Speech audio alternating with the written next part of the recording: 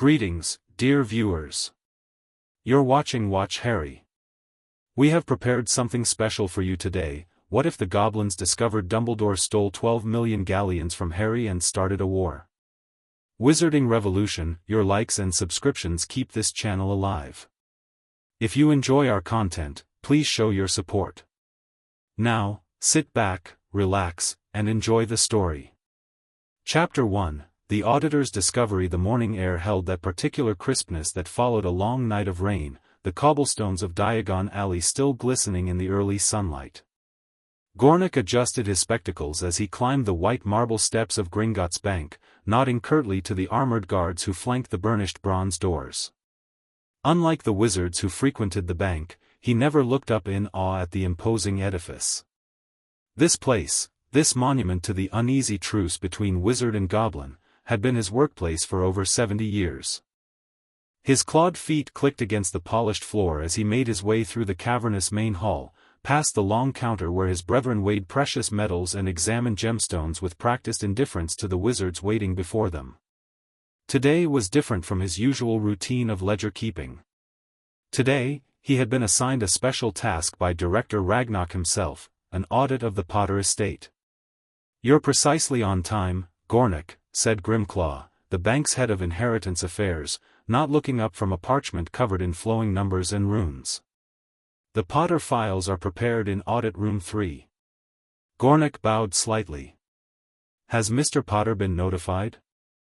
"Not yet. This audit was triggered by the standard 7-year review following an inheritance transfer to a minor coming of age. Standard procedure." Grimclaw's tone suggested it was anything but. The special interest in the Potter account wasn't spoken of openly, but everyone knew the boy who lived was no ordinary client. The audit room was small and windowless, lit by enchanted crystal globes that cast an unwavering light across the mountain of ledgers, scrolls, and files that documented the Potter family's financial history. Gornick settled into his chair, cracked his knuckles, and began his work. Hours passed as Gornick meticulously traced every transaction, investment, and withdrawal. The Potters had been wealthy for generations, old money, as wizards called it, but their estate had grown substantially during the 13 years it had been under management trust following James and Lily Potter's deaths. A management trust overseen by one Albus Percival Wulfric Brian Dumbledore. It was just after noon when Gornick's quill froze above the parchment. He frowned, pulled another ledger from the stack, and cross-referenced a series of numbers. His eyes narrowed as he pulled out 3 more volumes, flipping through yellowed pages with increasing agitation. "It cannot be," he muttered, pulling out fresh parchment and beginning a new column of calculations. By the 4th revision, Gornick was no longer muttering but cursing in gobbledygook, his voice growing louder with each discrepancy he uncovered. The pattern was sophisticated, nearly imperceptible: small withdrawals disguised as management fees, investment funds redirected through a labyrinth of secondary accounts, apparent losses on investments that had actually yielded substantial returns. Each transaction alone would have been dismissed as routine. Together, they painted a damning picture. When Gornick finally burst into Director Ragnarok's office 3 hours later, his usually immaculate appearance was disheveled, his tie askew and a wild look in his dark eyes. "Director," he panted, clutching a stack of parchments. "I've found something you must see immediately." Ragnarok looked up from his desk, irritation flashing across his features before he registered Gornick's uncharacteristic state. "What is it?" "Theft," Gornick said, his voice dropping to a harsh whisper despite the privacy ward surrounding the director's office. "Systematic theft from the Potter vaults. Spanning years." Ragnarok's expression darkened. "By whom?" "Albus Dumbledore." The director's eyes widened momentarily before narrowing to dangerous slits. "Show me." Gornick spread the parchments across Ragnarok's obsidian desk. For the next hour, he walked his superior through the evidence, line by line, transaction by transaction. The conclusions were inescapable. 12 million galleons, Ragnarok finally said, his voice dangerously soft. Over 17 years. "Yes, Director." From a child whose parents were murdered. Yes. From the child who defeated the Dark Lord. Yes. Ragnock sat back in his chair, steepling his long fingers. His face was a mask of calm, but Gornak could see the fury burning in his eyes, a fury that resonated with something ancient and terrible in their shared history. Verify this, Ragnock ordered. Triple-check every number. I want absolute certainty. I already have, sir. 3 times. Do it again, Ragnock snapped. And speak of this to no one. Harry Potter stared at the pile of correspondence on his kitchen table with the wariness of someone facing a particularly unpredictable magical creature. 2 years after Voldemort's defeat, his mail still arrived in staggering quantities. Much of it was from strangers, thank you notes, requests for appearances or endorsements, occasional marriage proposals, but today's stack included several official-looking envelopes that couldn't be ignored. He sighed, pushing his glasses up to rub the bridge of his nose.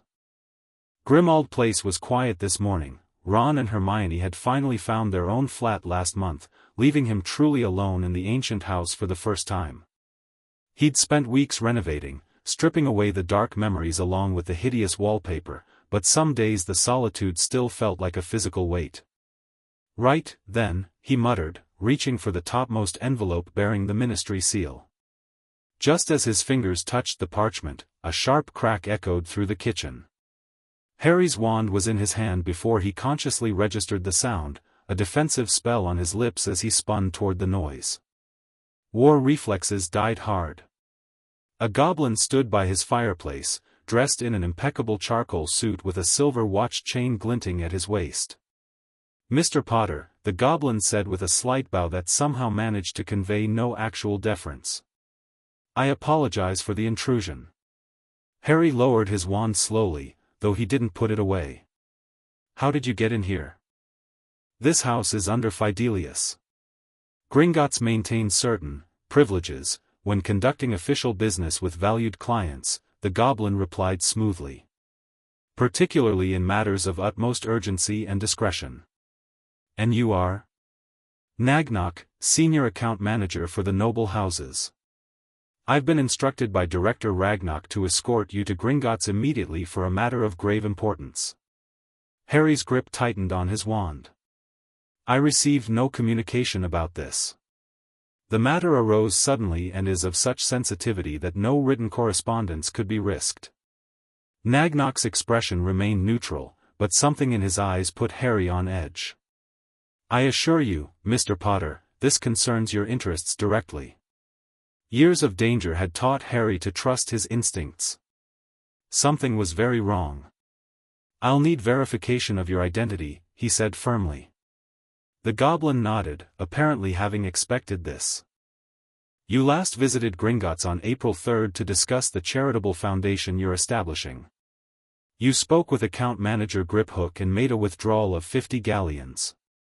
You were wearing a blue jumper with a hole in the left sleeve that you attempted to conceal.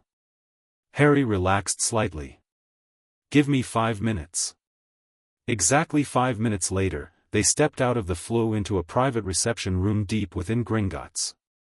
Unlike the grand marble hall where wizards conducted their daily business, this chamber was unmistakably goblin in design, all sharp angles and burnished metal, lit by enchanted fire that cast no shadows. Director Ragnock waited for them, flanked by 2 goblins Harry didn't recognize and one he did, Bill Weasley, looking unusually grave in his formal Cursebreaker robes. Bill? Harry asked, tension creeping back into his shoulders.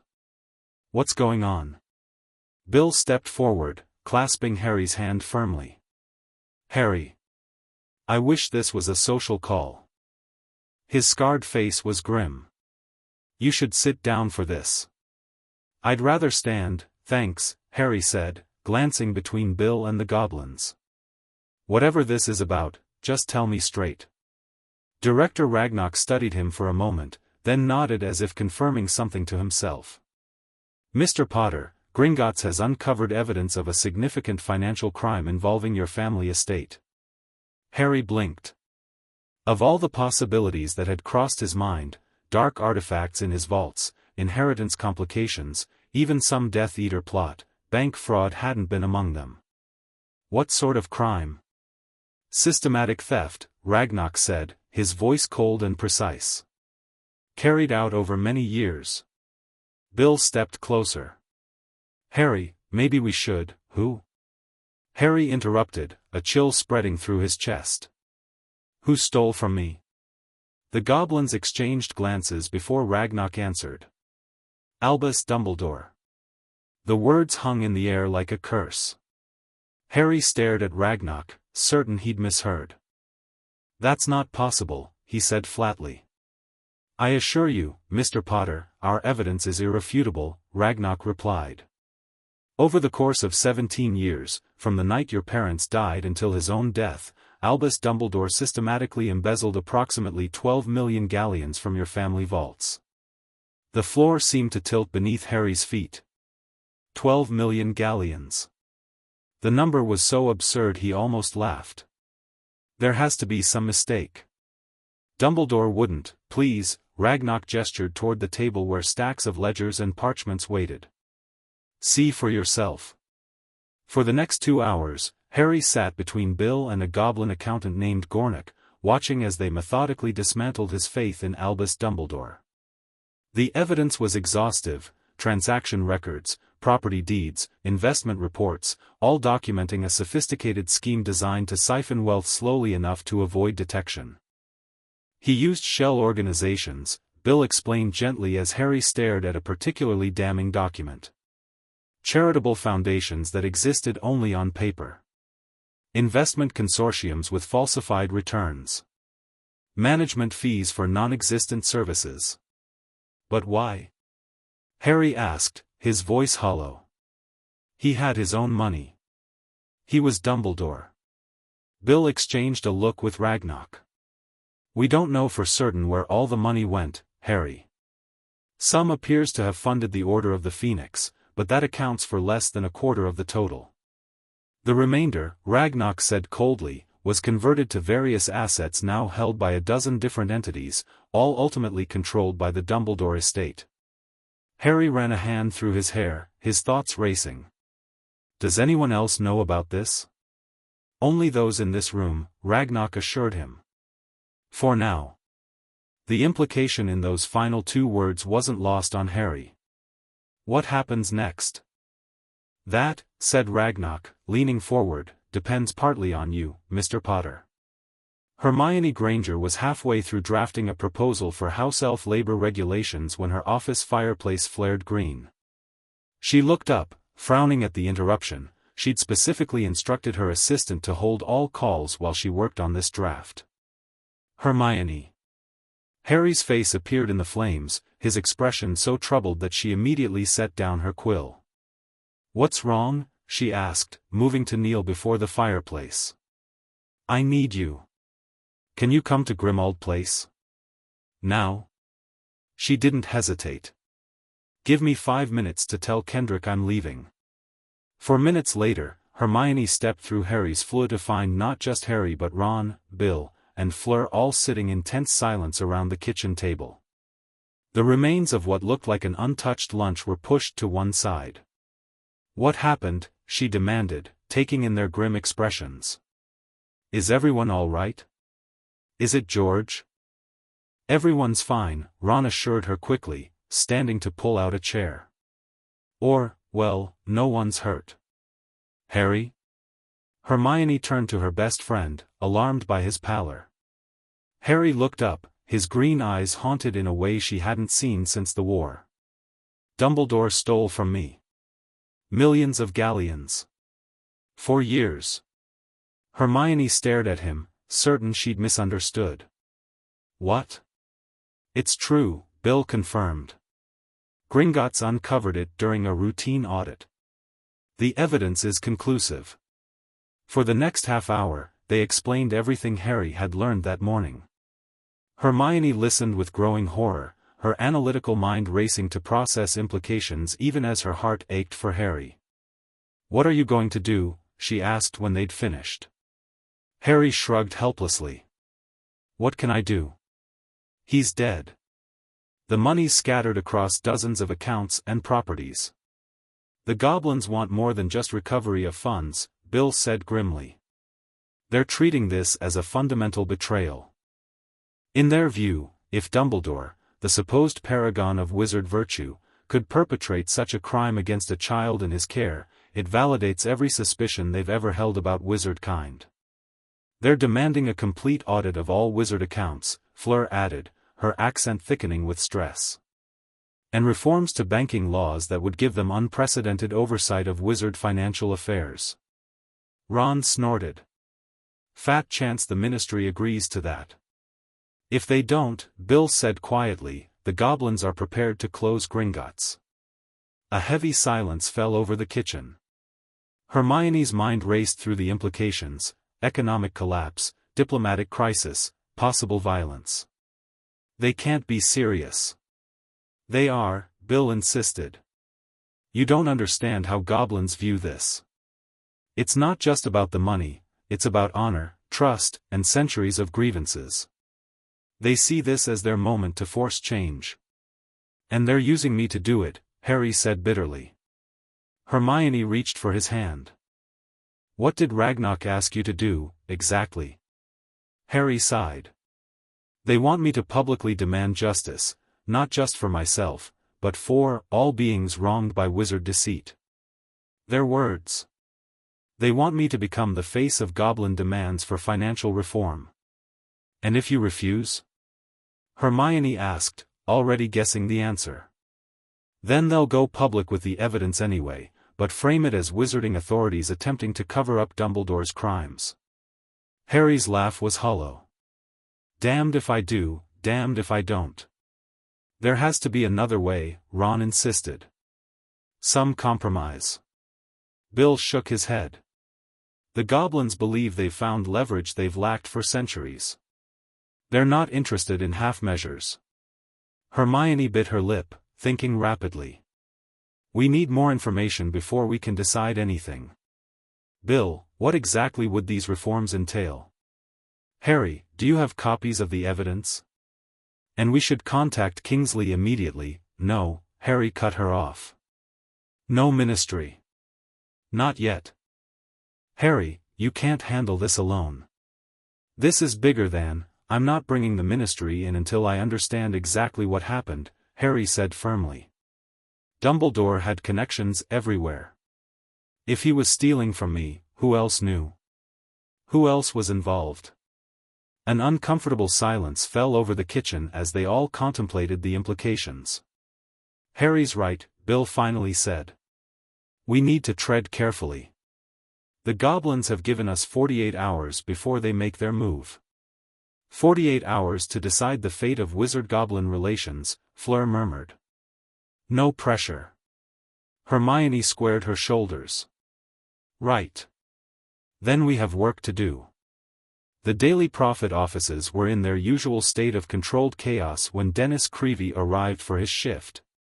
2 years out of Hogwarts and still at the bottom of the journalistic food chain, Dennis spent most of his days fetching coffee, transcribing interviews, and dreaming of the day he'd have his own byline.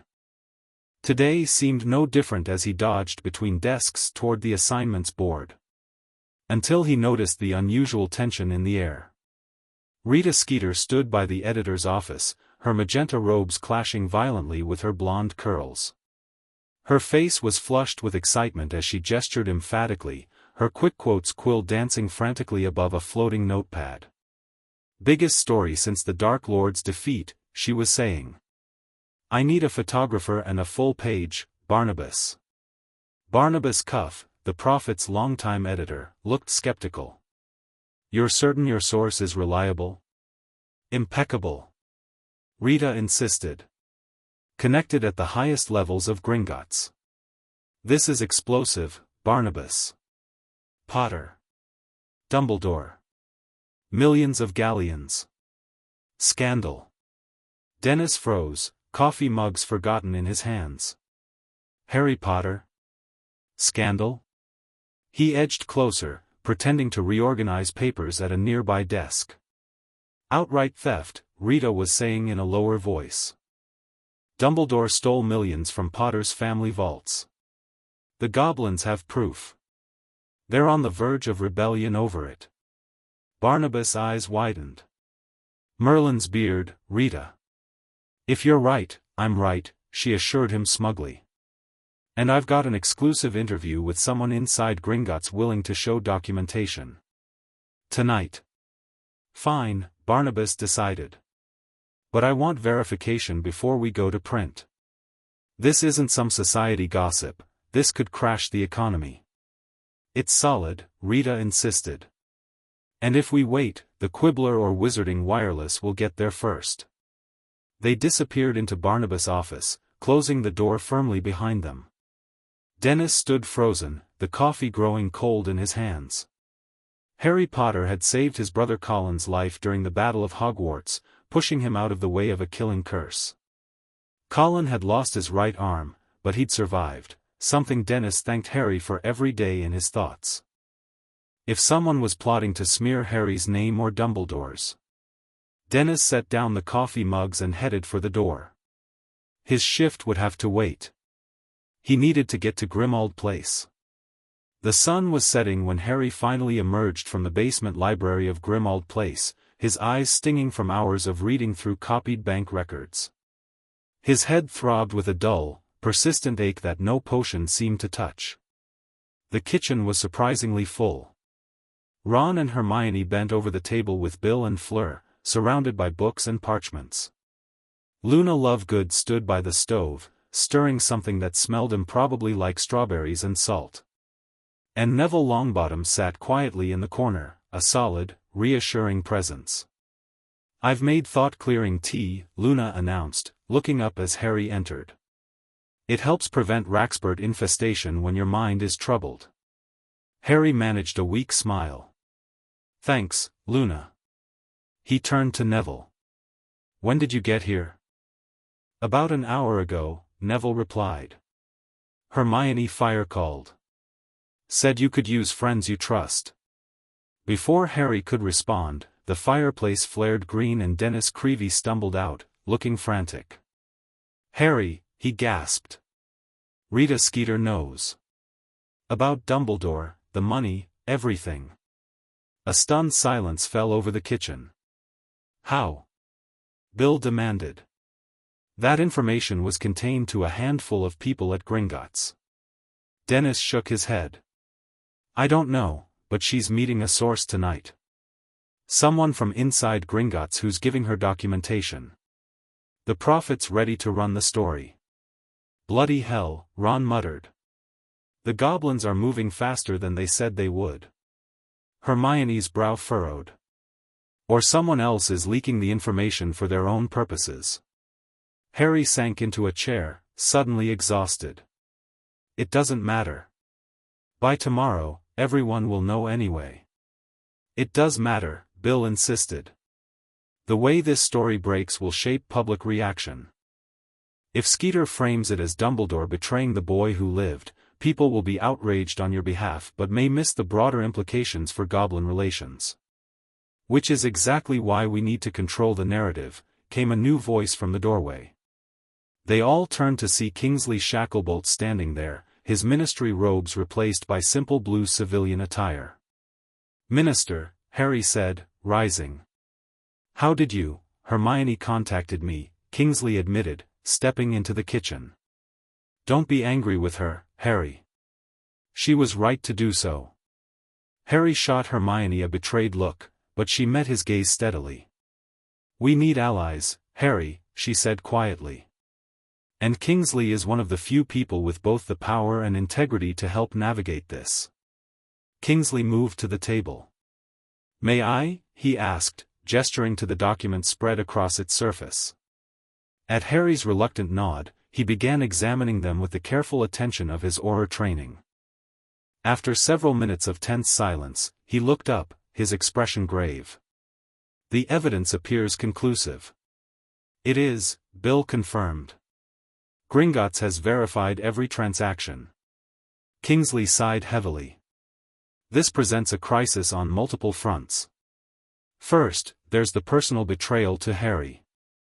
Then the potential damage to Dumbledore's legacy and all it represents in our post-war healing. And finally, the goblin situation, which could trigger an economic collapse if mishandled. The goblins gave Harry an ultimatum, Ron explained. Either publicly back their demands for financial oversight of wizard accounts, or they go public with the evidence and claim wizard corruption. Except someone's already going public, Dennis added. Tomorrow's prophet will break the story regardless. Kingsley rubbed his temple. Then we have until morning to develop a strategy. Harry, what do you want to do? All eyes turned to Harry. The weight of their expectations pressed on him like a physical force, the same suffocating pressure he'd felt throughout the war, throughout his life really. Everyone waiting for the boy who lived to decide, to act, to save them. I don't know, he admitted quietly. Part of me wants to tell the goblins to go to hell. This feels like blackmail. But another part. He trailed off, then continued more firmly. Another part thinks they might be right. If Dumbledore could do this to me, what else have wizards been doing to magical beings for centuries? Luna nodded serenely. The foundations of oppression are often invisible until someone digs beneath the surface. The goblin demands are excessive, Bill cautioned. Some of what they want would fundamentally alter the balance of power in magical Britain.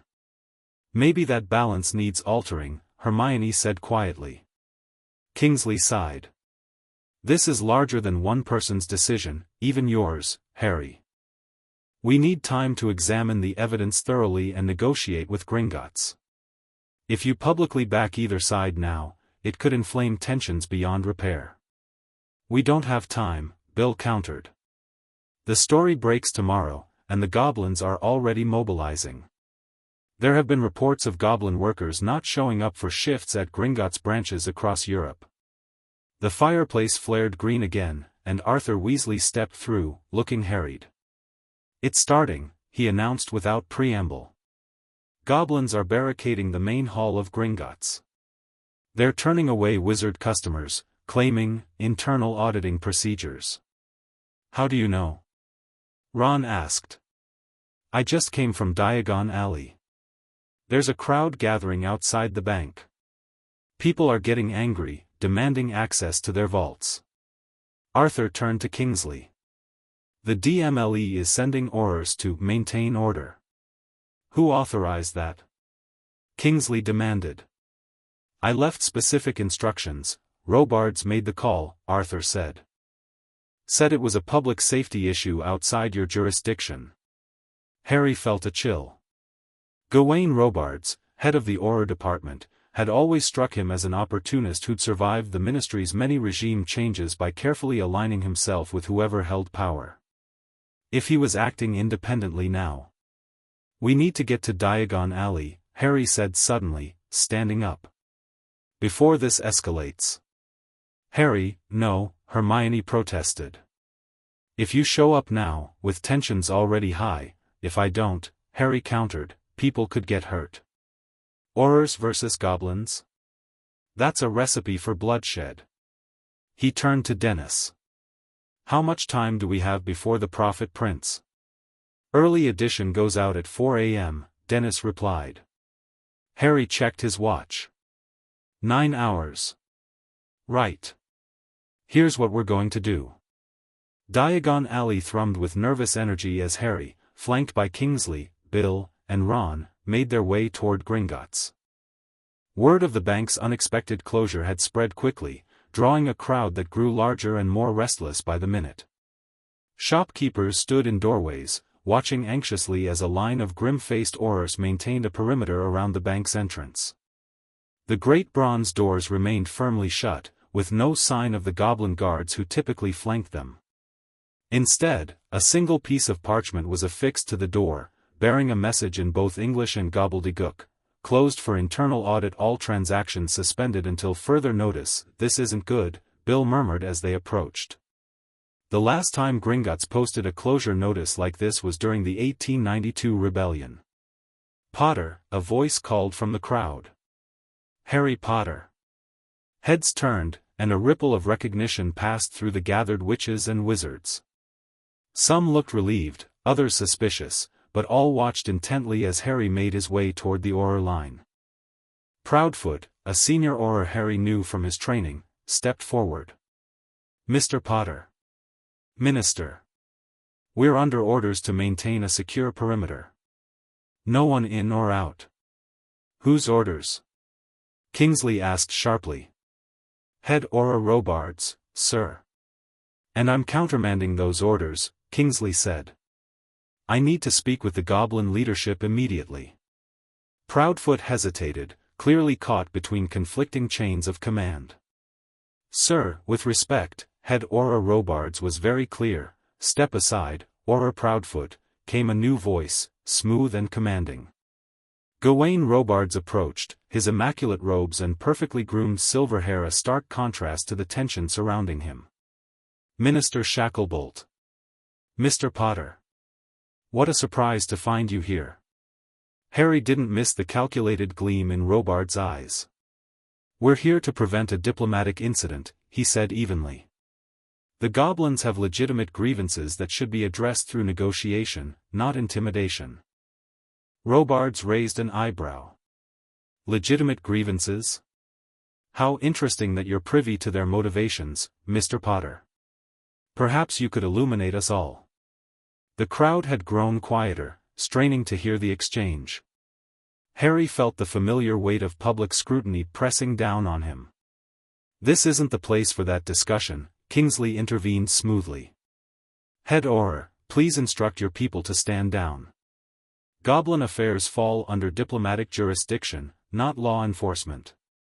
With respect, Minister, when the nation's financial institution barricades itself without warning, it becomes a matter of public security."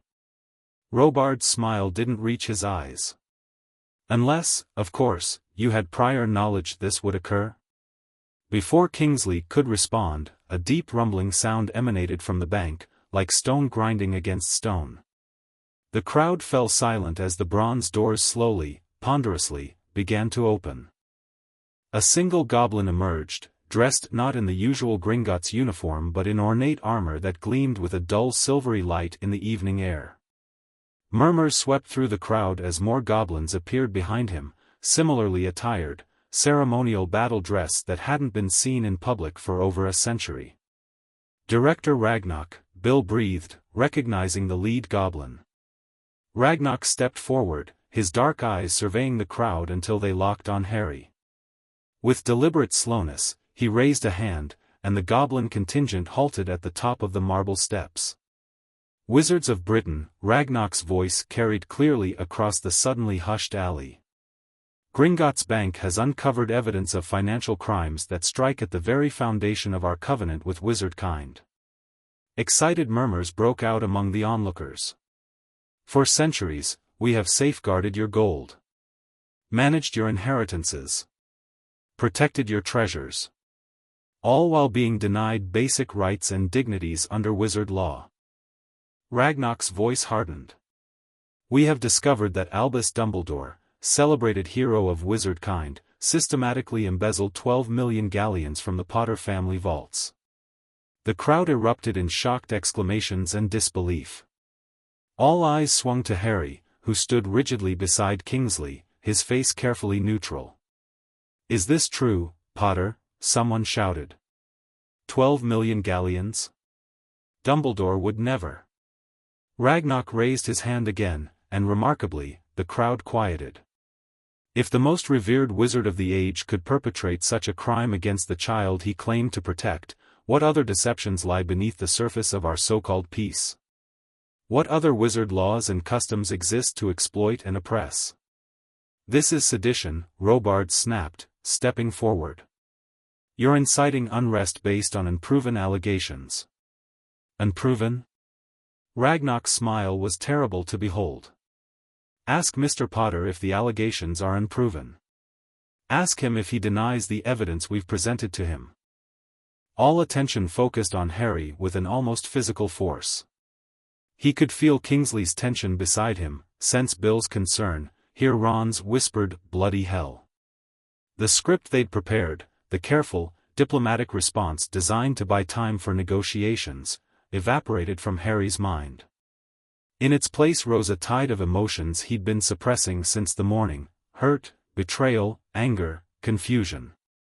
"The evidence is real," he said, his voice carrying clearly in the hushed alley. The crowd exploded again, but Harry raised his hand in unconscious mimicry of Ragnarok's earlier gesture. Surprisingly, people fell silent. "Director Ragnarok is correct about the theft," Harry continued. "Gringotts has provided me with extensive documentation showing that Albus Dumbledore systematically diverted funds from my family vaults over a period of 17 years. Gasps and cries of dismay rippled through the crowd. Robards' face darkened. However, Harry continued firmly, "This is a matter that requires careful investigation and thoughtful response. It does not justify unilateral action that threatens the economic stability of magical Britain." Ragnarok's expression hardened. "Pretty words, Mr. Potter. But will they translate to meaningful change? Or is this another stalling tactic while wizard authorities close ranks to protect their own?" "I don't know," Harry admitted with a frankness that seemed to surprise both the Goblin director and the watching crowd. "I don't know if justice is possible for crimes committed by a dead man.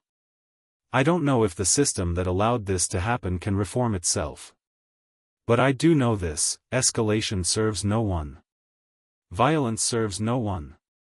"Sometimes," Ragnarok said softly, though his voice carried clearly, "violence is the only language wizards understand." A chill ran through the gathering.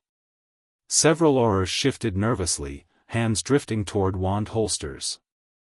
"That's enough," Robards declared, drawing his wand. "In the name of the Ministry of Magic, I order you to stand down and reopen the bank for normal operations." Kingsley stepped forward. "Head Auror, you are overstepping your authority." "Am I?" Robards challenged. "These creatures are threatening the economic stability of our society, spreading libelous claims about Albus Dumbledore, and now openly threatening violence. My duty is clear." The tension in the air was palpable. Harry could see aurors tensing, goblins shifting into defensive positions. The crowd sensed the impending clash, some drawing back while others pressed forward, eager witnesses to history. "Enough!" Harry roared, his voice magically amplified without conscious thought. The cobblestones beneath his feet trembled slightly, a physical manifestation of his surging magic. Everyone froze.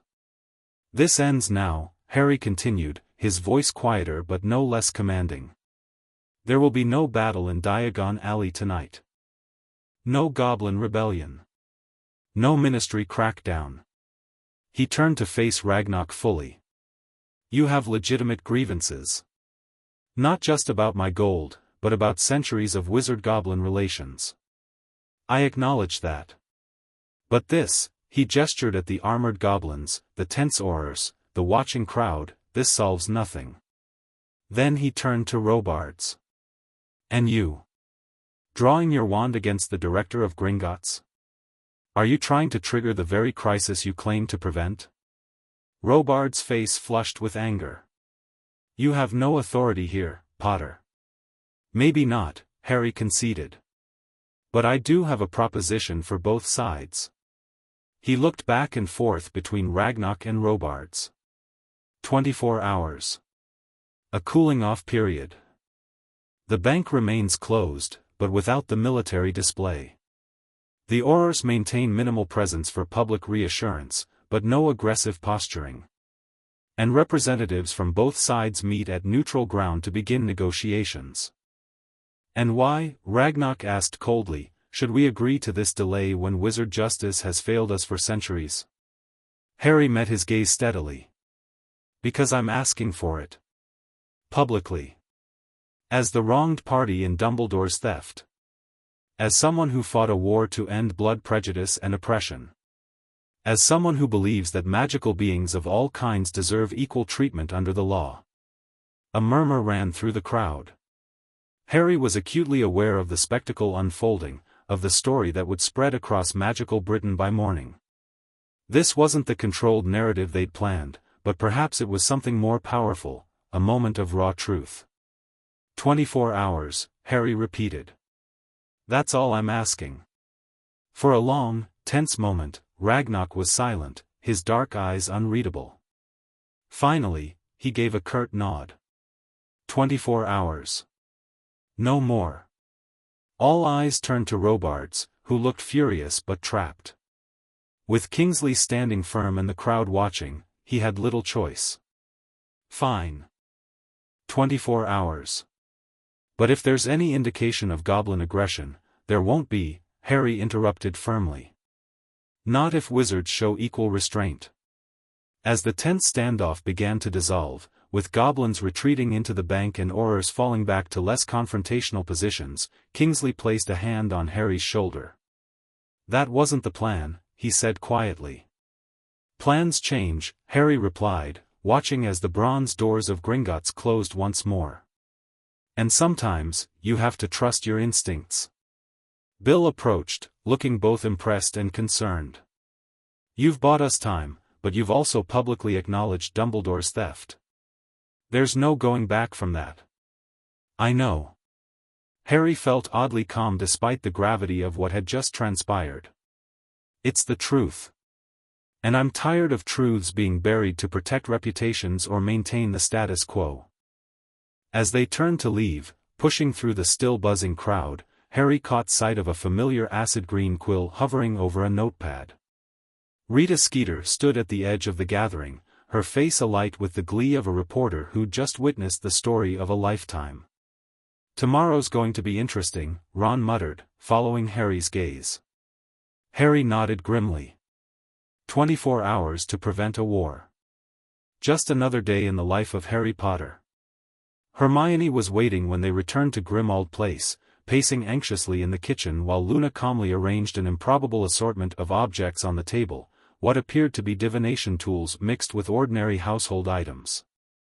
I saw everything, Hermione said as they entered. It's all over Wizarding Wireless Network. What happened to the plan? The plan met reality, Ron answered, collapsing into a chair. And reality won. Harry accepted a cup of tea from Luna, who seemed completely unfazed by the evening's events. The goblins forced our hand. They were ready for a confrontation.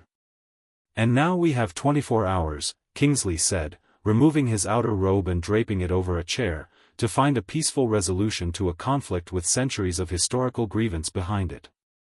Not to mention dealing with the public fallout of revealing Dumbledore's actions, Bill added. Hermione sat down, her analytical mind already working. We need to understand the full scope of what happened. Not just the mechanics of the theft, but where the money went, who might have known, who might have benefited. I've been reviewing the documents, Harry said. About a quarter of the money went to Order of the Phoenix operations, safe houses, supplies, bribes for information. That at least had a legitimate purpose, Ron pointed out. The rest, Harry continued, was distributed across various investments, properties, and accounts. Some in Dumbledore's name, some in the names of apparent shell organizations. Foundations that don't exist, Bill clarified. Charities with no actual charitable activities. Hermione frowned. That doesn't sound like Dumbledore. He was many things, but I never thought he was motivated by personal gain. Maybe he wasn't, Luna suggested, arranging small stones in a pattern only she understood. Money is just energy. The question is what energy he was trying to direct, and why he felt he needed to hide it. They all stared at her. Luna might be onto something, Harry said slowly. What if Dumbledore was funding something he couldn't openly support? Something he needed to keep secret even from the Order? Like what? Ron asked. I don't know. But Dumbledore always played a long game. He had plans within plans. Whatever his motives, Kingsley said firmly, the theft was wrong. And we need to address the broader implications for goblin relations. The problem, Bill explained, is that the goblins see this as vindication of their long-held belief that wizards cannot be trusted. They want systemic changes to prevent future abuses. What kind of changes? Hermione asked. Goblin oversight of all magical banking. Representation on the Wiesengemot. Amendment of wand-carrying prohibitions. Recognition of goblin ownership claims to goblin-made artifacts. Ron whistled. They're not asking for much, are they? Just the complete restructuring of wizard-goblin relations. Some of those demands have merit, Hermione pointed out. The wand prohibition has always been discriminatory, and their claim to crafted artifacts follows their own cultural traditions of ownership. The Wiesengemot will never agree to all of it, Kingsley said. Especially not under threat of economic collapse. Then we need to prioritize, Harry decided. Figure out what changes are most essential for the goblins, what concessions wizards can actually make, and find a middle ground. And we need to do it before the prophet hits the stands tomorrow morning, Bill added grimly. Once public opinion crystallizes, both sides will be under pressure not to compromise. Harry nodded, feeling the weight of responsibility settling over him once more. Right. Let's get to work. The night passed in a blur of strategy sessions, document reviews, and tense fire calls with various stakeholders. By dawn, Harry's kitchen table was buried under parchments, and everyone looked exhausted but determined. It's time, Dennis announced, entering from the flue. He carried a copy of the Daily Prophet, fresh off the presses, its headline visible even from across the room, Dumbledore's Betrayal. War hero stole millions from boy who lived. Goblins threaten rebellion over wizard corruption. Let me see, Harry said, reaching for the paper. The front page featured a dramatic photograph from Diagon Alley the previous evening, Harry standing between the goblin contingent and the Aurors, his expression resolute. The article beneath, predictably bearing Rita Skeeter's byline, was a masterpiece of sensationalism, innuendo, and just enough verifiable facts to make the whole thing dangerously credible.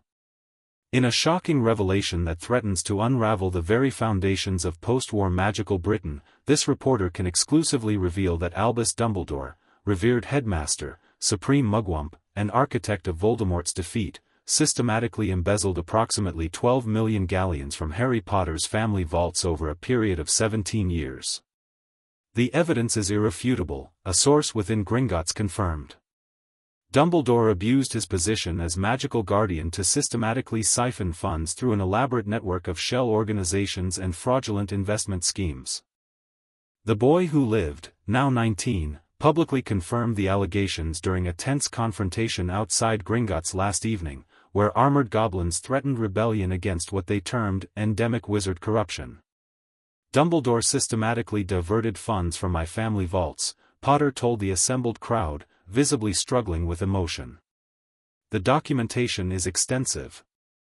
This bombshell raises disturbing questions about the man widely regarded as the greatest wizard of the modern era. If Dumbledore could betray the orphan child he claimed to protect, what other deceptions might lie beneath his carefully cultivated image? More troublingly, sources close to the ministry suggest that other high-ranking officials may have been aware of or complicit in Dumbledore's financial machinations. This wasn't a solo operation, our source revealed. The complexity and duration of the scheme suggests a network of facilitators within wizard institutions. As magical Britain reels from this revelation, Gringotts remains closed for what goblins term an internal audit, with Director Ragnarok demanding sweeping reforms to wizard-goblin relations. If the most revered wizard of the age could perpetrate such a crime against the child he claimed to protect, what other deceptions lie beneath the surface of our so-called peace? Ragnarok asked during yesterday's confrontation. The ministry has called for calm as negotiations commence, but inside sources report growing panic as the prospect of a goblin rebellion threatens economic catastrophe. The article continued for 2 full pages, weaving together factual reporting of the previous day's events with speculation about Dumbledore's motives, the potential involvement of others, and the historical context of wizard-goblin conflicts. It's actually not as bad as it could be, Hermione said, reading over Harry's shoulder. She's sensationalized everything, of course, but the basic facts are accurate. Except for this bit about other ministry officials being complicit, Kingsley pointed out grimly. That's pure speculation designed to sow distrust. Is it, though? Harry asked quietly. Dumbledore operated this scheme for 17 years. Are we certain no one else knew? An uncomfortable silence fell over the kitchen. That's a question for another day, Bill finally said. Right now, we need to focus on the immediate crisis. The Goblin delegation will be arriving at the neutral site in 3 hours. Harry nodded, setting aside the newspaper. Right. Is everything prepared at Shell Cottage? Fleur's handling the final arrangements now, Bill confirmed. Neutral ground, warded for privacy, with protective enchantments agreed upon by both sides. And the proposal? Harry asked, turning to Hermione. She held up a bound sheaf of parchment. Completed an hour ago. 3 tiers of reforms: immediate actions, medium-term changes, and long-term commitments. Each with specific implementation timelines and accountability measures. It's a good framework, Kingsley said. But whether the Goblins, or the Wizengamot, will accept it remains to be seen. Harry ran a hand through his hair, fighting exhaustion. 24 hours to prevent a war. The clock was ticking. Then let's make them see reason, he said with more confidence than he felt. Both sides have too much to lose in a conflict. As they prepared to depart for Shell Cottage, Harry caught a glimpse of his reflection in the kitchen window, tired eyes in a too young face, carrying the weight of responsibilities no one his age should bear. For a moment, resentment flared within him. Why was it always him standing at the fulcrum of magical history? Why was it his inheritance, his betrayal, his response that might determine the course of wizard-goblin relations for generations? Because Dumbledore had made it so, he realized with sudden clarity. Whether through calculation or genuine belief in prophecy, Dumbledore had positioned Harry at the center of events since infancy, not just in the fight against Voldemort, but in the broader reshaping of magical society that followed. Had the theft been part of that grand design? Another move in Dumbledore's long game? Or had it been something more mundane, the human failing of a man whose moral compass had been distorted by decades of power and secrets? Harry didn't know. Might never know. But as he gathered his resolve for the negotiations ahead, he made a silent promise to himself: whatever happened next would be shaped by his own choices, not by the manipulations of a dead man or the expectations of a society that had always asked too much of him. Harry? Hermione's voice broke through his thoughts. Are you ready? He nodded, squaring his shoulders. Let's go prevent a war. Shell Cottage stood serene against the backdrop of a steel-gray sea, its whitewashed walls gleaming in the morning light. Under different circumstances, the setting might have been peaceful, even idyllic. Today, it hummed with tension. A delegation of 7 goblins, led by Director Ragnarok, had already arrived, standing in rigid formation on the beach. Facing them across 20 feet of neutral ground was the wizard contingent, Minister Shacklebolt, 2 senior ministry officials, Arthur Weasley representing the progressive faction of the Wizengamot, and somewhat surprisingly, Augusta Longbottom representing the traditionalists. Harry, Hermione, and Bill approached from the cottage, completing the wizard side. Ron had stayed behind to coordinate with the rest of their friends, maintaining a communication channel through enchanted parchment in case things went sideways. Mr. Potter, Ragnarok acknowledged with a slight inclination of his head. I see you've brought the full weight of wizard authority with you. I've brought people committed to finding a peaceful resolution, Harry corrected. As requested, neutral ground, equal numbers, and transparency in our discussions. Fleur emerged from the cottage, levitating a round table that settled gently on the sand between the 2 delegations.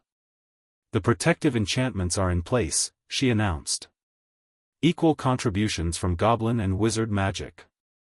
No one can enter the perimeter, no communications can leave, and no magic can be used against any participant. Acceptable, Ragnarok declared after a brief consultation with a goblin Harry recognized as a skilled warder. Shall we begin? The negotiations that followed were unlike anything Harry had experienced before. For the first hour, it seemed that every word was a potential landmine, every proposal met with suspicion and counter-proposals that veered wildly from the original intent. "You ask us to trust wizard justice," Ragnarok said acidly after Kingsley proposed a joint investigative committee to examine the full extent of Dumbledore's actions. The same justice system that has consistently ruled against goblin interests for centuries. "Which is why we're proposing goblin representation on the committee," Hermione countered. "Equal numbers, equal authority." Words on parchment, another goblin, Nagrod, the chief solicitor, dismissed. "Easily ignored once the immediate crisis passes." "Then what would you consider a meaningful guarantee?" Harry asked directly. Ragnarok leaned forward. "The return of artifacts." Augusta Longbottom bristled visibly. "Absolutely not. Goblin-made heirlooms have been legitimately purchased by wizard families for generations." "Purchased under your definition of ownership," Ragnarok retorted. "Not ours. This is non-negotiable," Nagrod added. "The recognition of goblin craftsmanship rights is fundamental to any lasting peace." The argument spiraled, with both sides becoming increasingly entrenched. Harry watched with growing frustration as the hope for resolution seemed to slip further away with each exchange. "Enough," he finally said, his quiet voice somehow cutting through the heated debate. "We're talking in circles." All eyes turned to him. "Director Ragnarok, what's really at stake here isn't just gold or artifacts or legal technicalities. It's dignity. Recognition. Respect." Harry held the goblin's gaze steadily. For centuries, goblins have been treated as second-class beings in a world dominated by wizards. Dumbledore's theft from me is just one symptom of a deeper problem. Several of the wizards shifted uncomfortably, but Harry continued. "At the same time, Madame Longbottom and others have legitimate concerns about appending centuries of tradition overnight. Real families with real histories are involved. Cultural values on both sides need to be respected." He turned to Hermione, who handed him the proposal they'd worked on through the night. "This document isn't perfect. It won't solve every grievance or address every injustice. But it's a start." Harry placed it on the table. 3 tiers of reforms. Immediate actions we can take now. Medium-term changes to be implemented over the next 3 years. And long-term commitments that will reshape wizard-goblin relations over a generation. Ragnarok reached for the document, his long fingers carefully turning the pages. His expression revealed nothing as he read. "Wand rights," he noted. "Representation on the Wisengamot. A phased approach to artifact recognition with compensation for wizard families. And immediate accountability for Dumbledore's actions," Hermione added. "Full disclosure of where the money went, recovery of misappropriated funds where possible, and a joint historical commission to document the truth without political influence." Augusta Longbottom frowned. "The Wisengamot has not authorized such sweeping concessions." "No," Kingsley agreed. "But I'm prepared to support them. With Harry's backing and the current crisis, we have a unique opportunity to enact changes that would be politically impossible under normal circumstances." "And you believe wizard society will simply accept this restructuring of power?"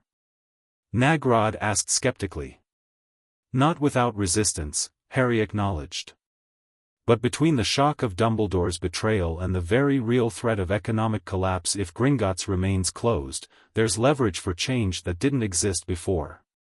Ragnarok studied Harry thoughtfully. "And what do you personally gain from this arrangement, Mr. Potter?" The question caught Harry off guard. "Gain? Nothing. I just want to prevent a war." "And your stolen inheritance?" Harry shrugged. "I have enough gold.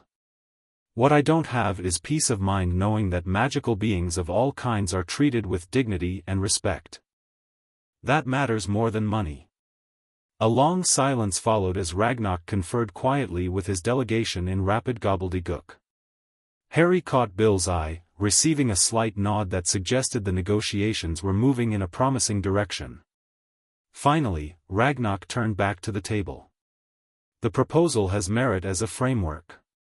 But we require specific additions and guarantees.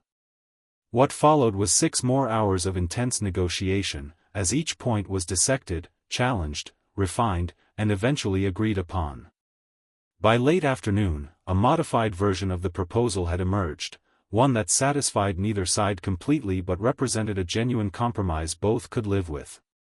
"Then we are agreed," Kingsley said finally, looking around the table. "Gringotts will reopen tomorrow with normal operations resumed. A joint statement will be issued acknowledging Dumbledore's misdeeds but emphasizing the constructive response by both communities. And implementation of the first-tier reforms will begin immediately." With the understanding, Ragnock added firmly, that failure to follow through on the medium and long-term commitments will be considered a breach of the entire agreement. "Understood," Kingsley confirmed. As quills were produced and the final document signed by all parties, Harry felt a weight lifting from his shoulders. Not completely, there was still much work to be done, many potential pitfalls ahead, but the immediate crisis had been averted. Or so he thought until a Patronus burst through the protective enchantment surrounding their meeting, shattering the carefully constructed neutrality of the space. The Silver Lynx, Kingsley's own Patronus, sent by his second-in-command at the Ministry, spoke with urgent clarity. "Minister, situation deteriorating in Diagon Alley. Crowd gathered outside Gringotts has grown violent. Robards has authorized forcible entry to the bank. Aurors preparing breach operation. Immediate intervention required.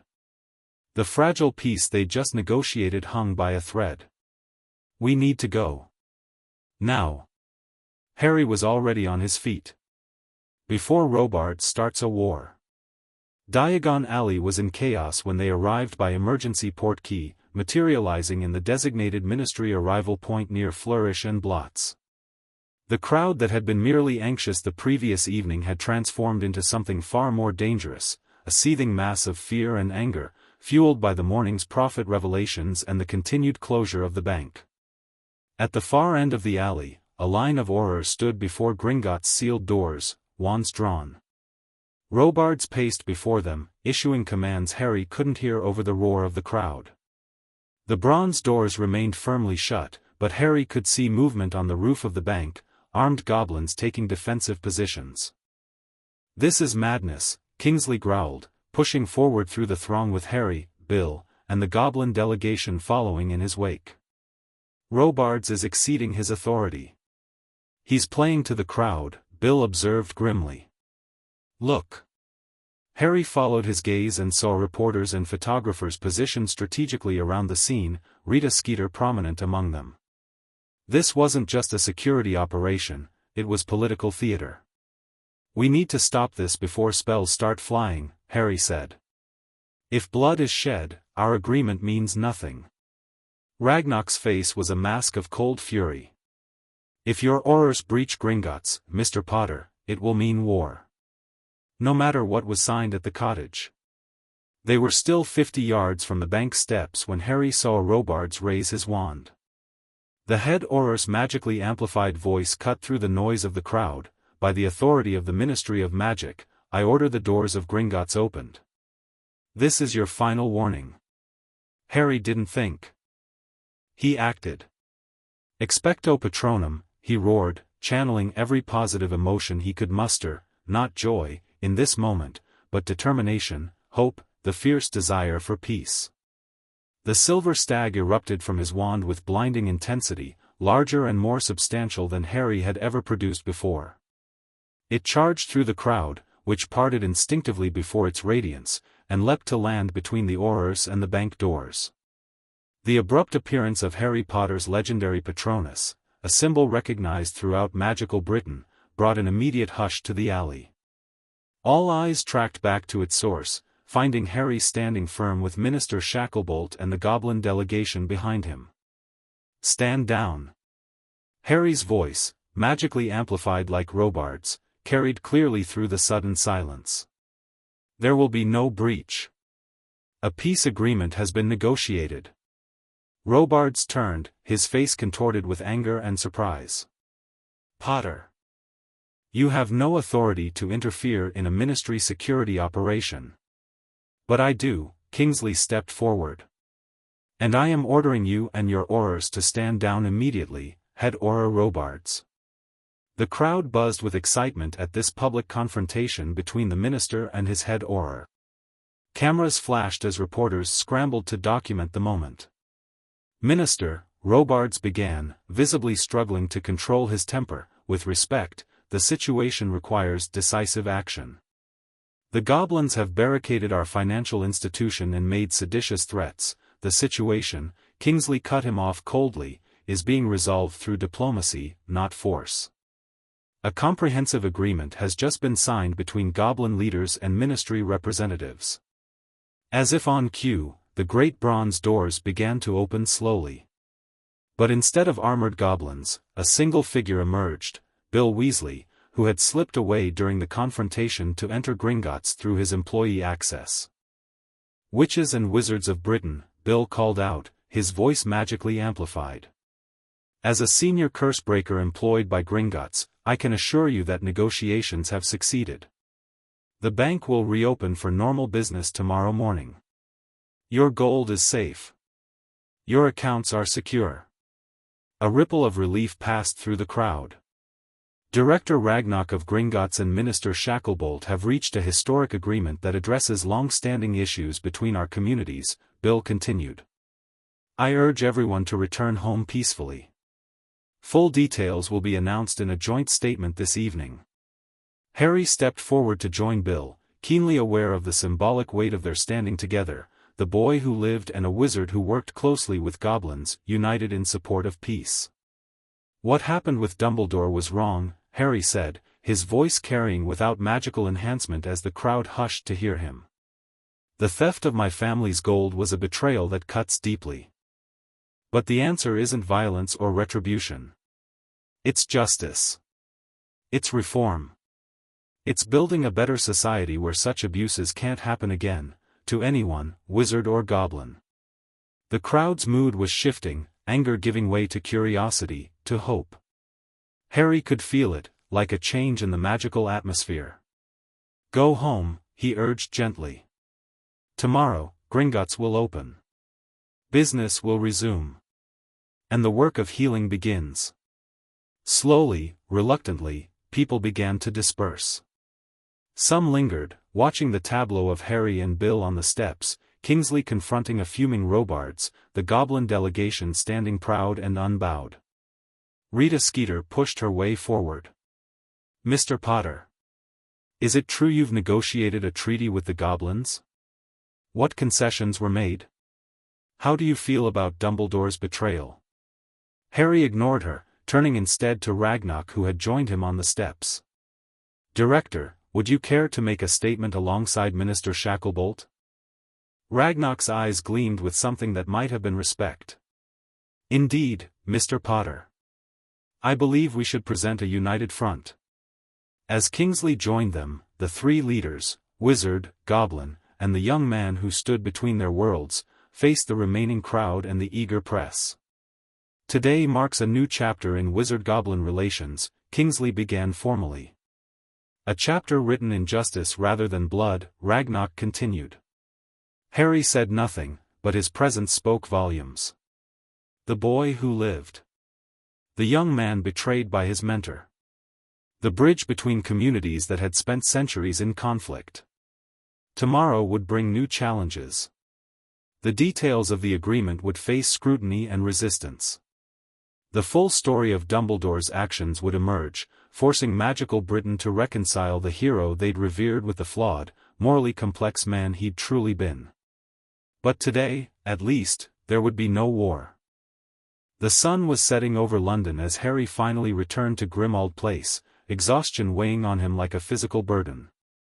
The house was quiet, his friends had respected his need for solitude after the day's events, leaving only notes of support and promises to check in tomorrow. He made his way to the kitchen, absently preparing tea by hand rather than magic, finding comfort in the simple, mundane motions. The evening edition of the Prophet lay on the table, its headline markedly different from the morning's sensationalism. Historic accord, Potter brokers peace between Ministry and Gringotts Bank to reopen tomorrow as reforms begin. Harry didn't bother reading the article. He'd lived it.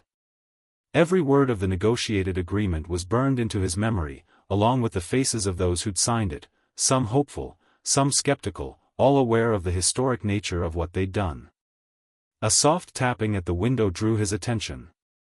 A tawny owl waited patiently, a small package attached to its leg. Harry let it in, offering a treat before untying the delivery.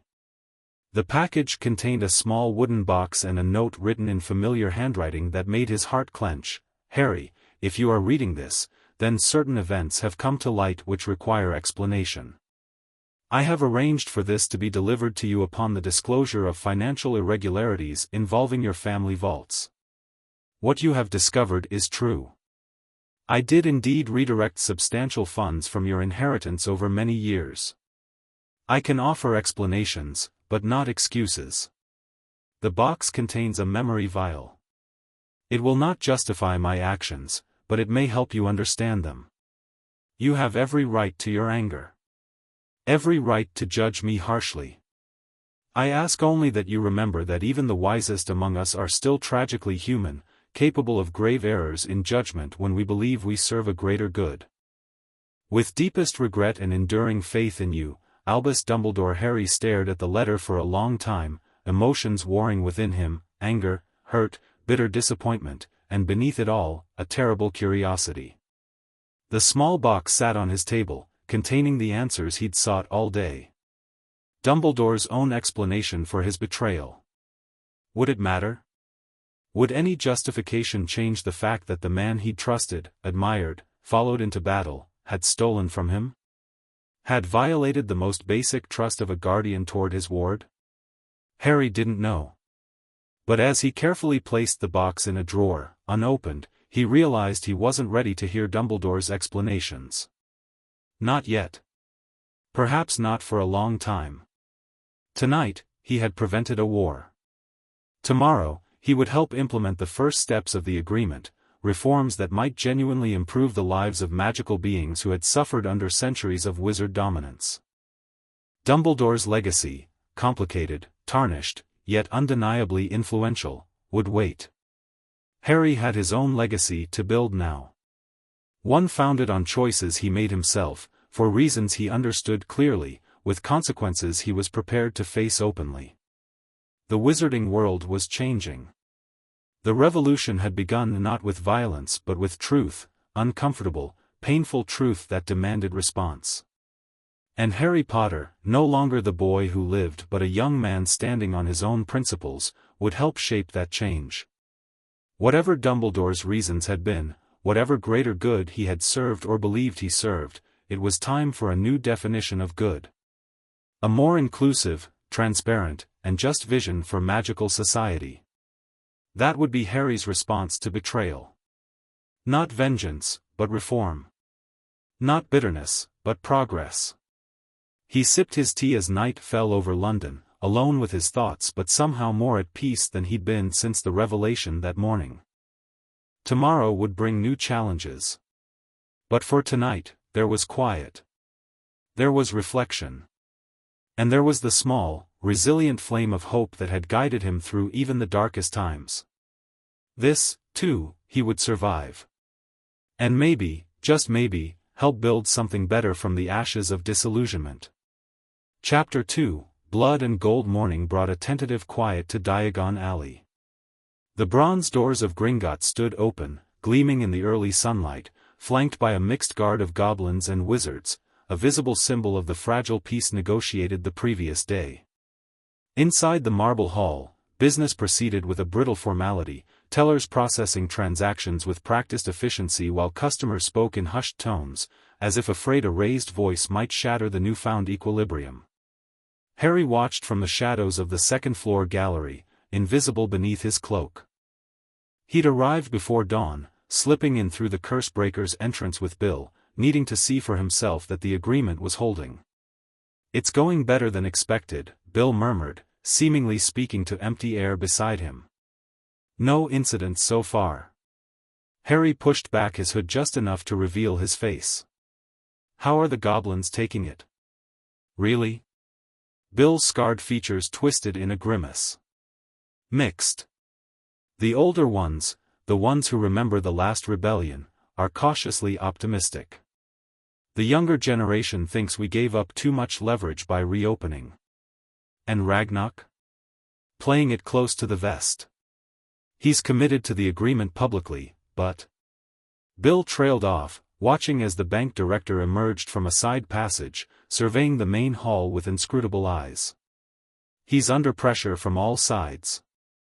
Harry nodded, understanding all too well what that felt like. His own appearance in public today would undoubtedly trigger a media frenzy, which was precisely why he'd chosen to observe invisibly. What about the first reforms? The artifact registration? Started at dawn, Bill confirmed. Teams of goblin crafters and ministry authenticators are cataloging every goblin-made item declared by wizard families. Once registered, owners can keep the items for their lifetime, but upon death, they'll be returned to goblin custody with fair compensation to the heirs. It was one of the key compromises in their agreement, acknowledging goblin craftsmanship rights without immediately stripping wizard families of treasured heirlooms. Augusta Longbottom had fought hard for the compensation clause, ensuring the Wisengamot's wealthiest families wouldn't unite in opposition. And the Dumbledore investigation? Harry asked, the question catching in his throat despite his best efforts. Bill's expression softened with sympathy. Joint team formed this morning. 2 Aurors, 2 goblin investigators, supervised by an international neutral from the ICW. They're starting with the documentation recovered from his personal vaults. Harry nodded, not trusting himself to speak. He still hadn't opened the memory vial Dumbledore had left for him. Part of him wanted to smash it against the wall, to deny Dumbledore the final word, the posthumous chance to justify his betrayal.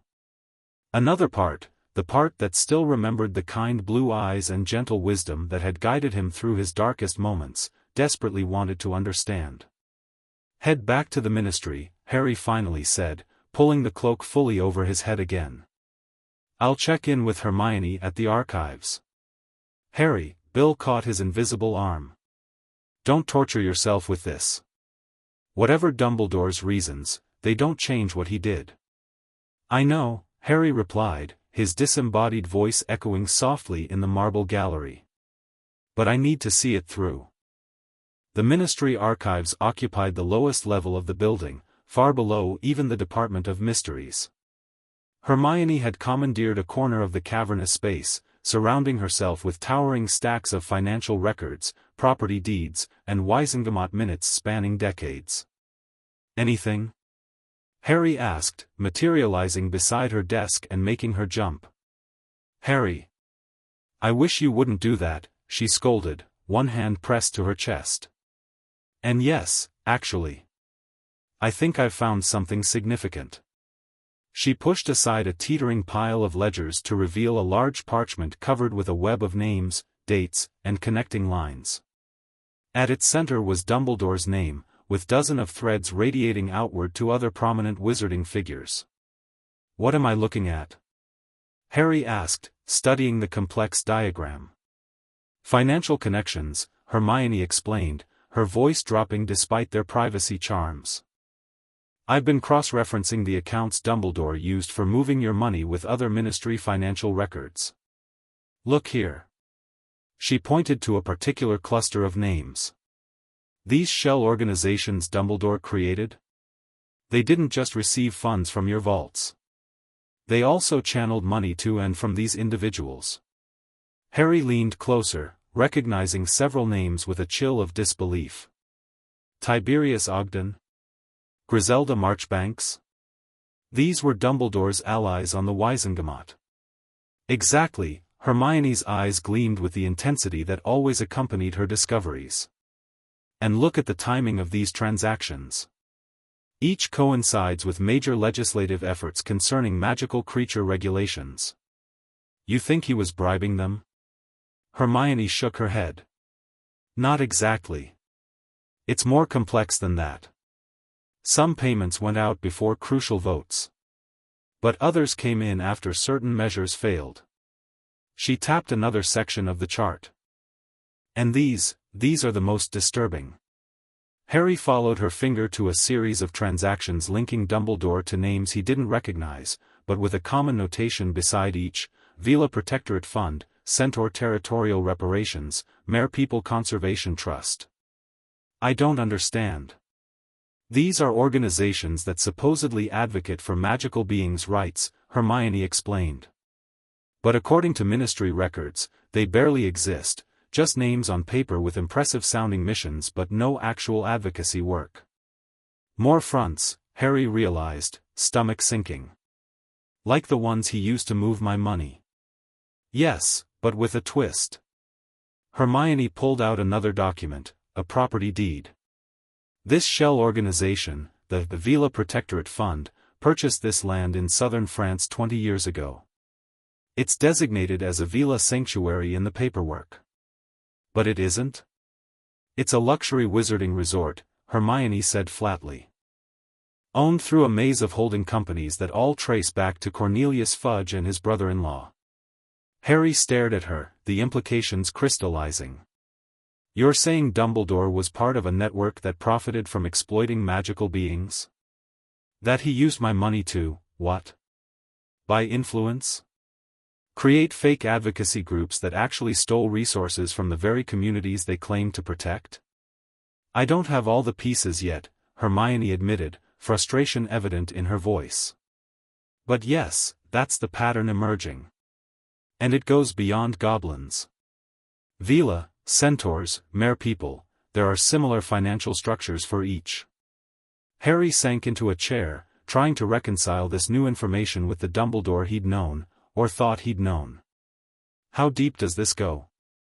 I've identified 15 Wizengamot members so far with direct financial connections, Hermione said grimly.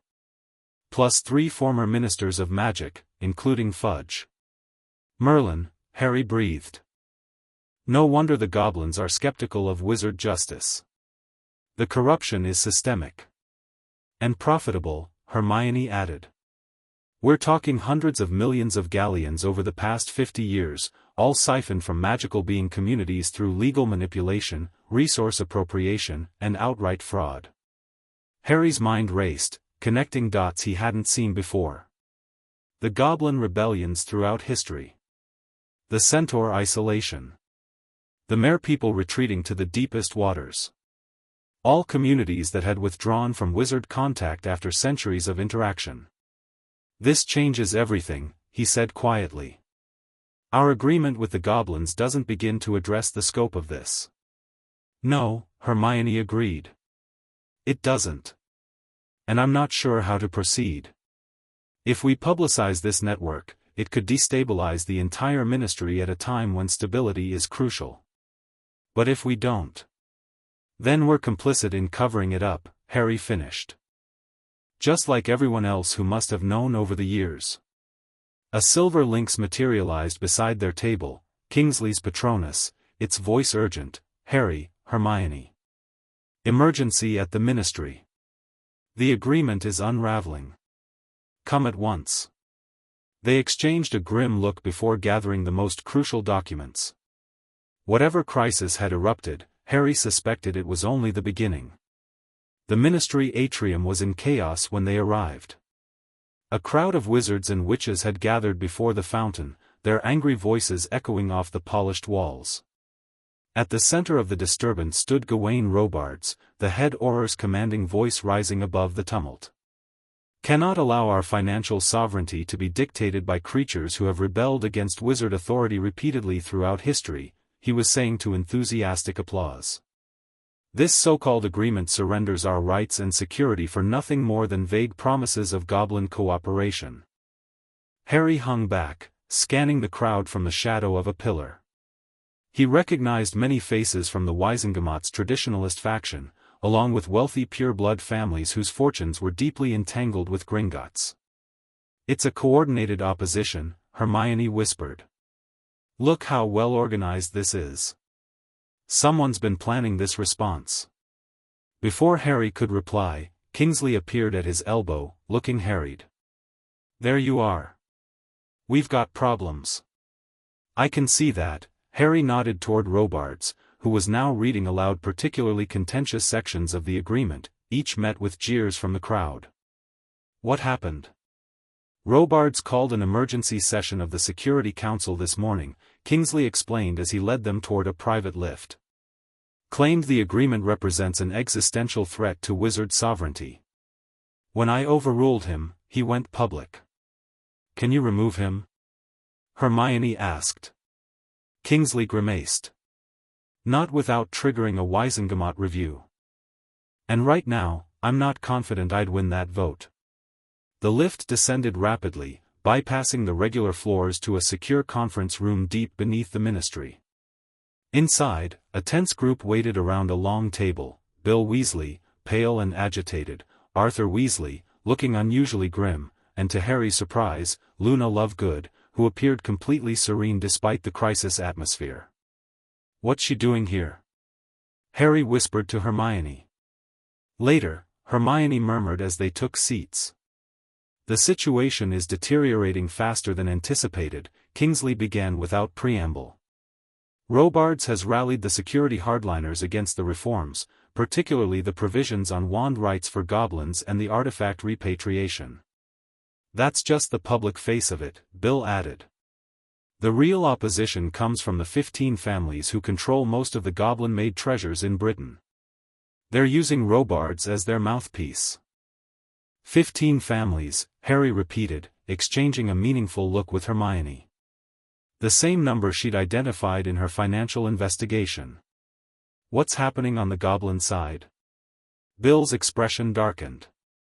"Ragnarok is trying to maintain unity, but a faction led by Garnock, the weapons master, is pushing for immediate action. They're calling the protests evidence that wizards never intended to honor the agreement." "They're right," Luna said softly, her dreamy voice nonetheless carrying clearly.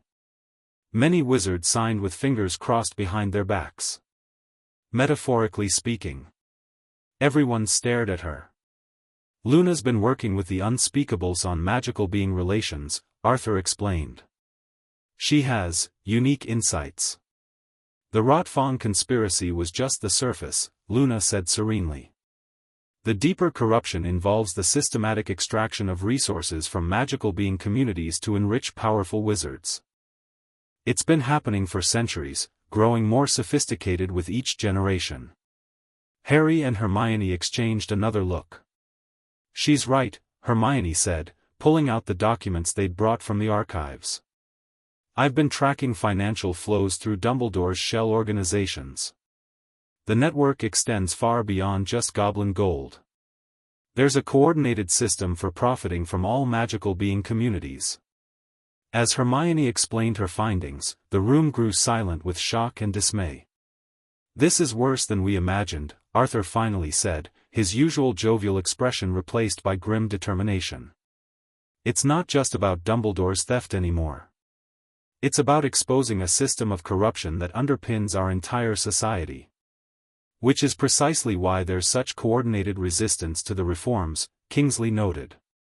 "They're not just fighting goblin rights, they're protecting their illicit financial interests." A knock at the door interrupted them. Percy Weasley entered, his usual pompous demeanor subdued by obvious distress. "Minister, there's been an incident at the Hogsmeade branch of Gringotts," he reported. "A group of wizards tried to force their way into the vault levels. The goblins responded with force. There are casualties on both sides." Bill swore under his breath. "Which wizards?" Kingsley demanded.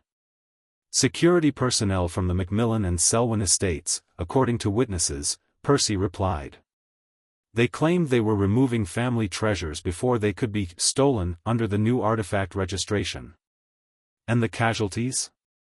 "2 wizards dead, 1 goblin," Percy said grimly. "And the Hogsmeade branch is now barricaded, with armed goblins visible on the roof." Harry closed his eyes briefly, feeling the fragile peace they'd negotiated crumbling like sand between his fingers. This is exactly what Robards wanted.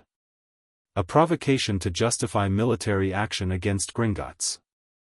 We need to get ahead of this, Kingsley decided. Percy, prepare an official statement emphasizing that the attack on Gringotts was unsanctioned and that the perpetrators will face justice. Bill, can you contact Ragnarok directly? We need to coordinate our response. I'll try, Bill said, though he looked doubtful. But if Garnock's faction is ascendant, Ragnarok may not have the authority he did yesterday. The revolution is fracturing before it's properly begun, Luna observed. Like most revolutions do. Harry stood abruptly. I need to speak with the goblins directly. Not through official channels. That's too dangerous, Hermione protested. If radical factions are gaining influence, then I'm the only one who might get through to them, Harry insisted. I'm the symbol of Dumbledore's betrayal. The wronged wizard who chose justice over vengeance. They'll at least hear me out. Not alone, Bill said firmly. I'm coming with you. So am I, Luna added serenely. The nargles surrounding the ministry suggest treachery from within. You'll need uncontaminated perspectives. Harry didn't argue. Luna's unusual perceptions had saved them before. Fine. But we move fast and quiet. No official sanction. He turned to Kingsley. Can you buy us time? Keep Robards from launching a full assault? The minister nodded grimly. A few hours at most. After that, events may move beyond any of our control. They approached Gringotts through the Cursebreaker's tunnels, a labyrinthine network that connected the bank's inner workings to various secure locations throughout London. Bill led the way, his wand illuminating the rough-hewn passages as they descended deep beneath the city. These tunnels date back to the Goblin Rebellion of 1612, he explained in hushed tones. The bank was briefly occupied by Ministry forces, but the Goblins had prepared escape routes that allowed them to retake control from within. The Ministry never found all the tunnels, Luna added, trailing her fingers along the stone walls as if reading their history through touch. Goblins understand that control of access means control of power. Harry nodded, his mind racing ahead to their uncertain reception. How will we contact Ragnarok without alerting the radicals? There's a communication hub in the lower treasury, Bill replied. If we can reach it undetected, I can send a secure message through the vault network. And if we are detected? Hermione asked. Bill's scarred face was grim in the wand light. Then we'll discover exactly how committed the goblins are to peace. The passage narrowed as they descended, the air growing cooler and heavy with the scent of metal and stone. Harry felt the magic in the walls, ancient protective enchantments layered over centuries, some wizard-made, others distinctly goblin in their sharp, precise resonance. Stop, Bill whispered suddenly, throwing out an arm. Something's wrong. They froze, straining to hear whatever had alerted him. At first, Harry detected nothing beyond their own breathing and the distant drip of water. Then, faintly, he caught it, rhythmic tapping, like metal on stone, coming from somewhere ahead. What is that? Hermione whispered. War drums, Luna replied softly. The goblins are preparing for battle. Bill nodded grimly. She's right. That's the muster call for the Gringotts Guard. They're mobilizing. We're too late, Harry realized, heart sinking. The radicals have taken control. Not necessarily, Bill countered. This could be a defensive posture after the Hogsmeade attack. Either way, we need to find Ragnarok. They proceeded more cautiously, the drumming growing louder as they approached a junction where their tunnel intersected with a wider passage. Bill peered around the corner, then quickly pulled back. Patrols, he whispered. Heavily armed. We can't go that way. Options? Harry asked. Bill hesitated, clearly weighing risks. There's another route through the dragon pens, but it's dangerous. The dragons will be agitated by the war drums. We've handled dragons before, Harry said, thinking of the Gringotts dragon they'd ridden during their break-in years earlier.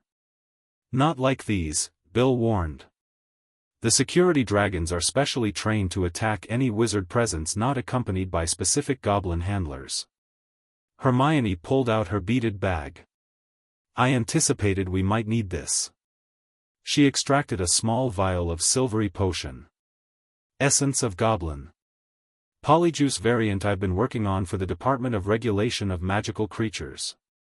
That's highly illegal, Bill noted, though he sounded impressed rather than disapproving. So is starting a war, Hermione retorted. This won't transform us completely, but it might mask our wizard signatures enough to confuse the dragons.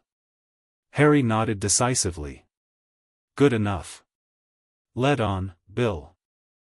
They took a narrower side passage that descended at a steeper angle, the air growing warmer as they proceeded. The drumming faded slightly, replaced by a different sound, a low, rumbling growl that Harry felt in his bones more than heard with his ears. The dragon pens, Bill whispered as they approached a heavy iron door set into the tunnel wall.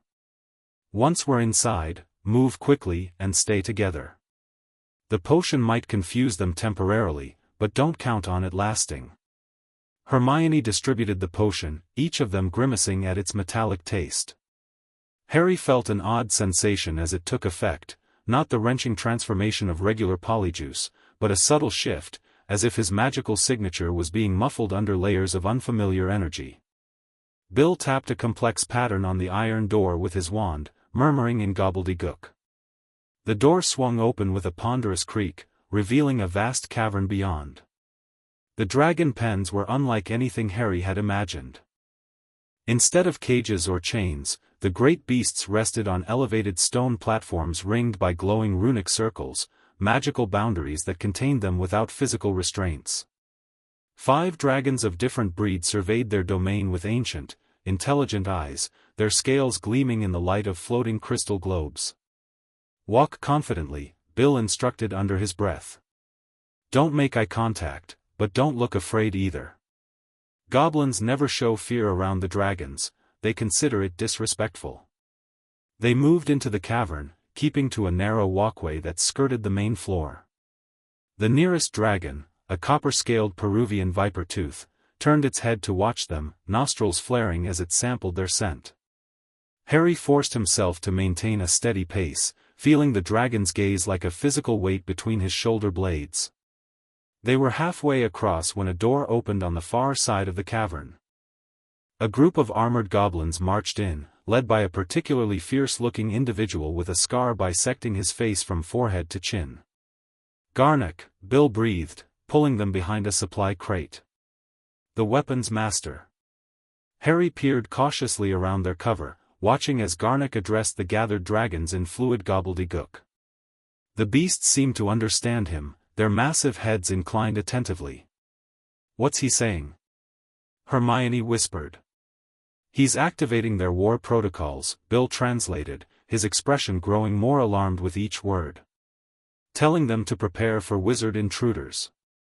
That the ancient enemy has betrayed them again. We need to move, Harry decided.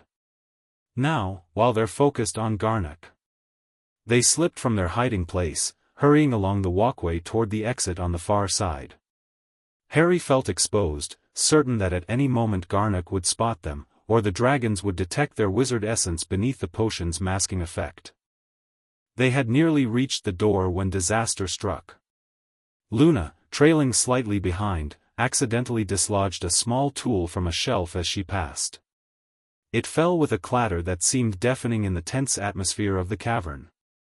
Every head turned toward them, goblin and dragon alike. Wizards! Garnock roared, switching to English as he drew a wickedly curved blade.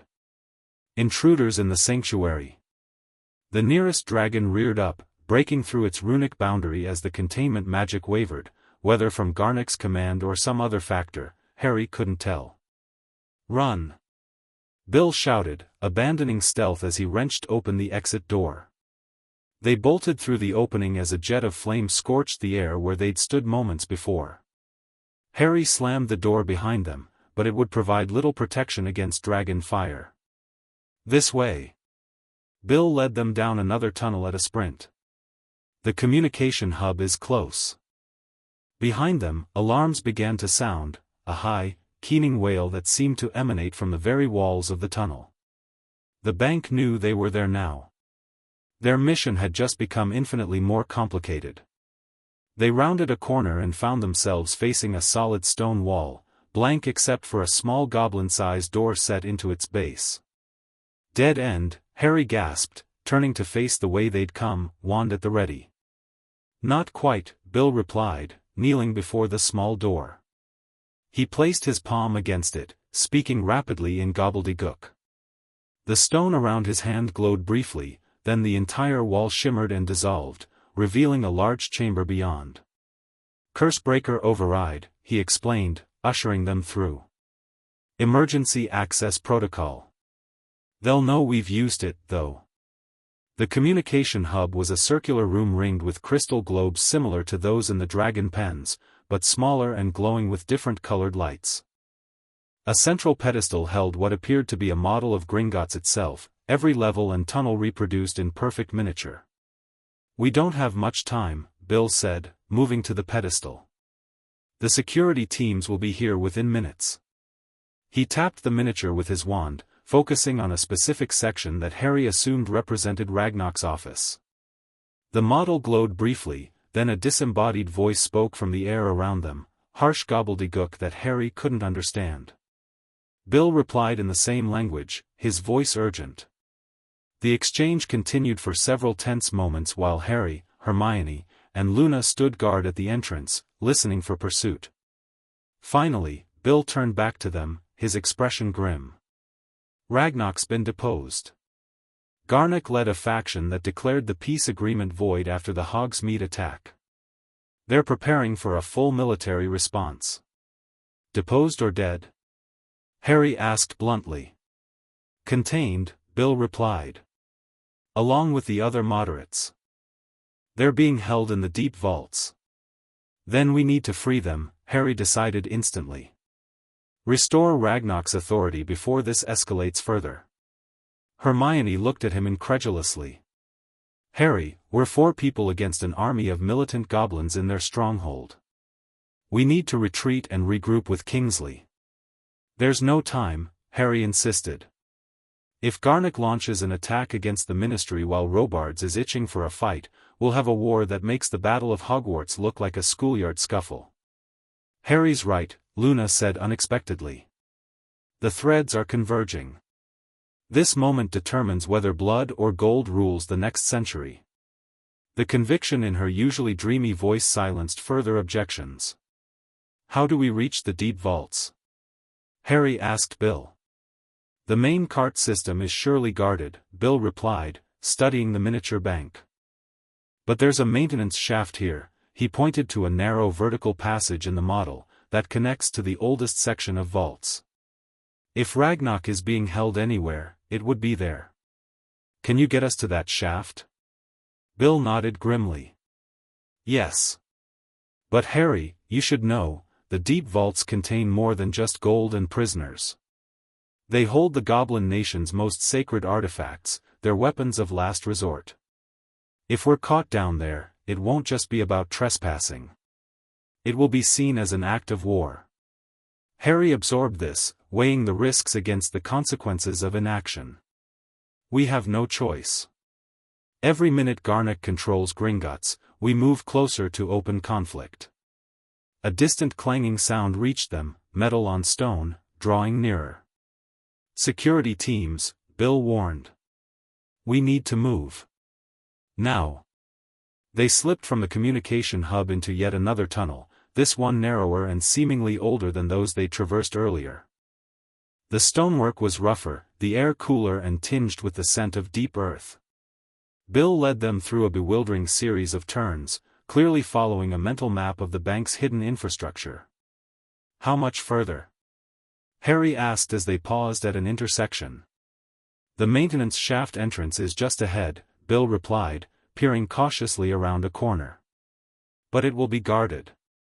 Leave that to me, Harry said, pulling his invisibility cloak from his pocket. I'll create a distraction. When the guards moved to investigate, get everyone into the shaft. Before anyone could object, Harry slipped under the cloak and moved silently ahead. The tunnel opened into a small antechamber where two armored goblins stood before a circular metal hatch set into the floor. Both looked alert and on edge, their ornate halberds held at the ready. Harry considered his options. A direct magical attack would bring reinforcements running. He needed something subtle enough to draw the guards away without triggering a general alarm. His eyes fell on a rack of maintenance tools against the far wall. Smiling slightly under the cloak, Harry pointed his wand at the rack. Wingardium Leviosa, he whispered, focusing on a heavy wrench near the top. The tool rose slowly into the air. The guards hadn't noticed yet, their attention focused on the main entrance to the antechamber. Harry guided the wrench toward a distant corner, then released his spell. It fell with a resounding clang against the stone floor. Both guards spun toward the sound, weapons raised. They exchanged a quick glance before the larger one gestured for his companion to investigate while he remained at his post. One down, one to go. Harry waited until the first guard had moved well away from the hatch, then spotted a small pebble on the ground near his feet. Another careful levitation, another strategic drop, this time into the tunnel from which the first guard had yet to return. Gornak, the remaining guard called, taking a hesitant step away from his post. What was that? When no answer came, the guard moved further from the hatch, halberd extended cautiously before him. Harry didn't waste the opportunity. The moment the guard disappeared into the tunnel, he hurried back to his friends. Now, he hissed. Both guards are investigating noises. The hatch is clear. They sprinted to the antechamber, Bill immediately kneeling beside the hatch and tracing its circumference with his wand while murmuring under his breath. The metal glowed briefly, then the hatch swung upward, revealing a narrow vertical shaft with metal rungs embedded in its wall. "I'll go first," Bill said, already lowering himself onto the ladder. Hermione next, then Luna. "Harry, you cover our retreat."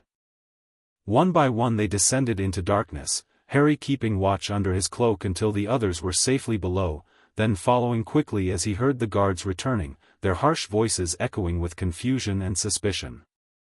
The shaft seemed endless, the air growing colder and danker as they climbed downward. Harry's arms ached with the effort, his hands numb on the frigid metal rungs. Finally, after what seemed like hours but was probably only minutes, Bill's voice floated up from below, "We're here." End of the line. Harry's feet touched solid ground at last. They stood in a rough-hewn chamber lit by the pale blue light of phosphorescent fungi growing along the walls. 3 tunnel openings led away from their position, each identical and forbidding. "The deep vaults," Bill whispered with something like reverence. "Few wizards have ever seen this level of Gringotts." "Which way to Ragnarok?"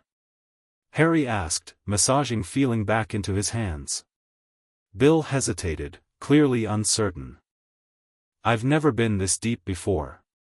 The maps don't extend to this level." "This way," Luna said confidently, pointing to the leftmost tunnel. "The air tastes of captivity and resistance."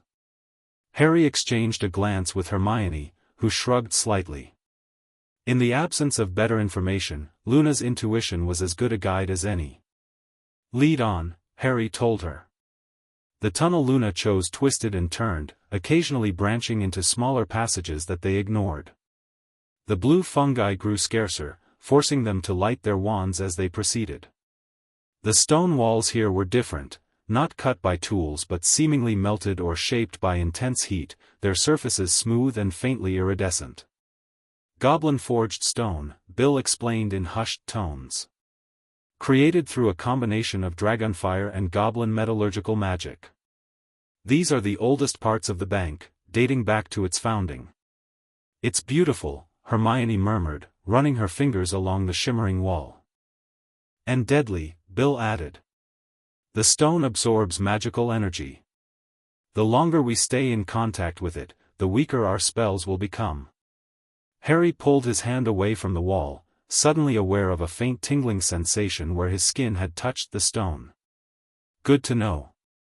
They continued in silence, the tunnel gradually widening until it opened into a vast chamber unlike anything Harry had ever seen. The ceiling soared hundreds of feet above them, supported by massive columns of the same goblin-forged stone.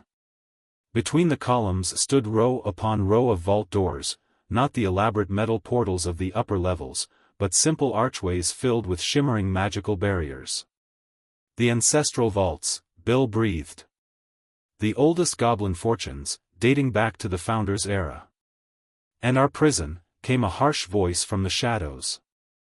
They spun, wands raised, as a figure emerged from behind the nearest column, a goblin, but unlike any Harry had seen before. Ancient beyond reckoning, his skin had the same iridescent quality as the walls, his eyes deep-set and gleaming like black opals. Master Firapoke, Bill said, lowering his wand slightly and inclining his head in respect. Chief Archivist of Gringotts. The ancient goblin studied them with those unsettling eyes. William Weasley. You bring wizards to the sacred vaults in our darkest hour. Explain yourself before I summon the guards. We seek Director Ragnarok, Harry said, stepping forward. To restore his authority and prevent war between our peoples. Firapoke turned his penetrating gaze on Harry. Harry Potter. The wizard who was robbed. The symbol Garnick uses to justify his revolution. There was no warmth in his voice, but neither was there immediate hostility. Why should I believe you wish to restore peace when your kind has once again betrayed our trust? The attack at Hogsmeade was unsanctioned, Harry replied firmly.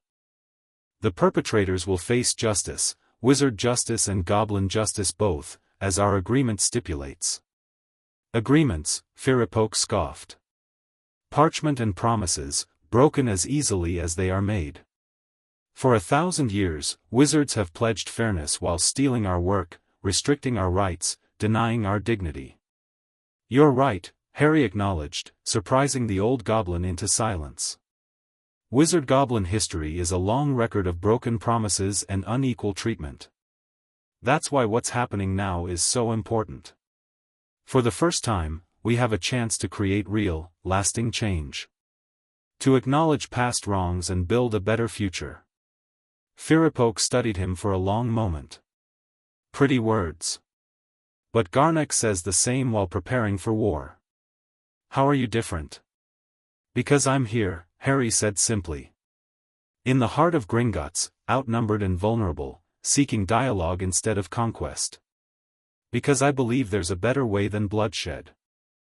The ancient goblin's expression remained inscrutable as he considered Harry's words. Finally, he gestured toward a distant corner of the chamber. Ragnarok and his loyalists are held there, in the Vault of Traitors. Garnick invoked ancient law to imprison them for negotiating with wizards without full council approval. Will you help us reach them? Hermione asked. Firapoke's lips twisted in what might have been a smile or a grimace. I am Chief Archivist. I record history, I do not make it. But neither will I prevent you from attempting your rescue. The path is clear for now, the guards have been called to the upper levels to prepare for Garnick's assault. What assault? Harry demanded, alarm rising. Even now, Garnick musters the Gringotts Guard and their dragon mounts, Firapoke replied. They will attack the Ministry at nightfall, seeking to seize the Department of Magical Being Regulation and destroy the records of Goblin restrictions. It is to be the opening move in what Garnick calls the final rebellion. Harry exchanged horrified glances with the others. We have to stop this. Then you must hurry, Firapoke said, already retreating into the shadows. I have told you where to find Ragnarok. What you do with that information is your choice. I will neither help nor hinder you further. With that, the ancient goblin seemed to melt into the darkness, leaving them alone amid the ancestral vaults.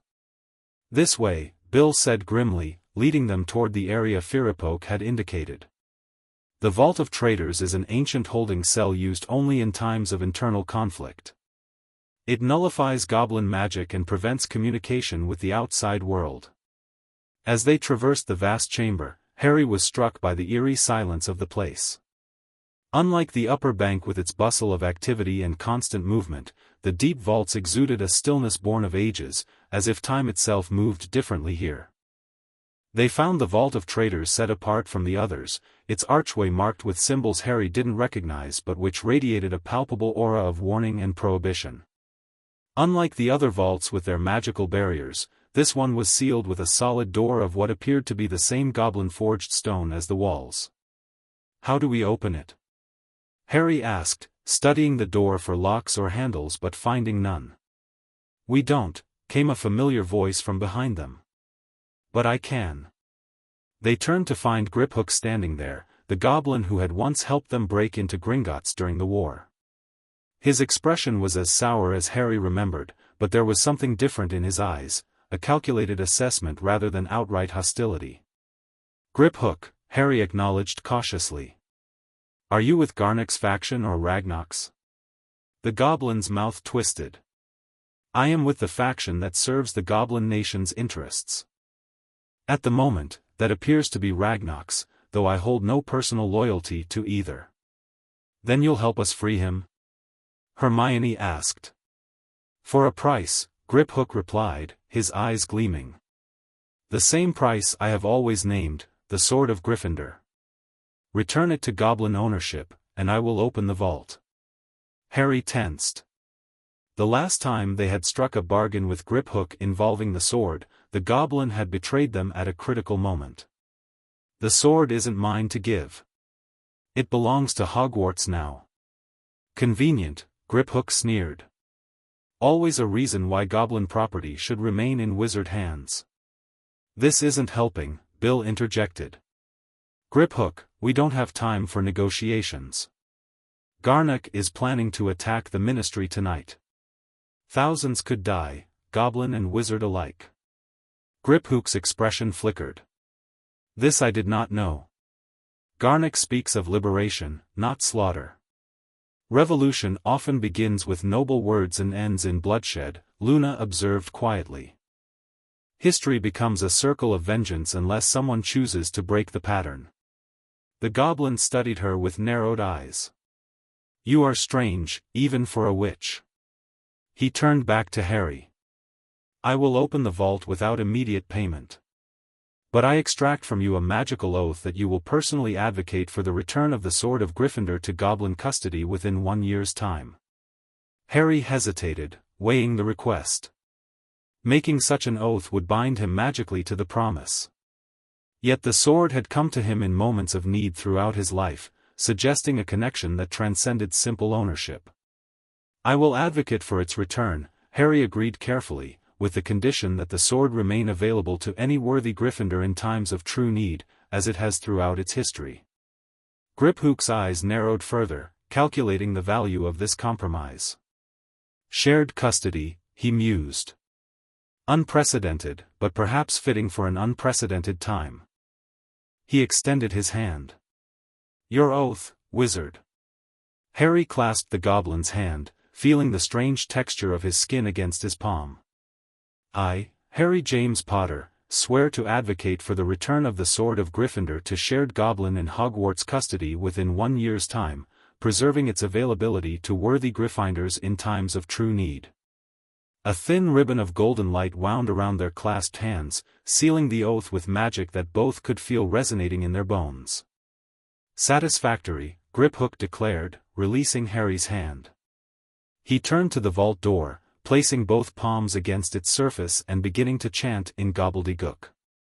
The stone beneath his hands glowed with increasing intensity until it was almost painful to look at directly.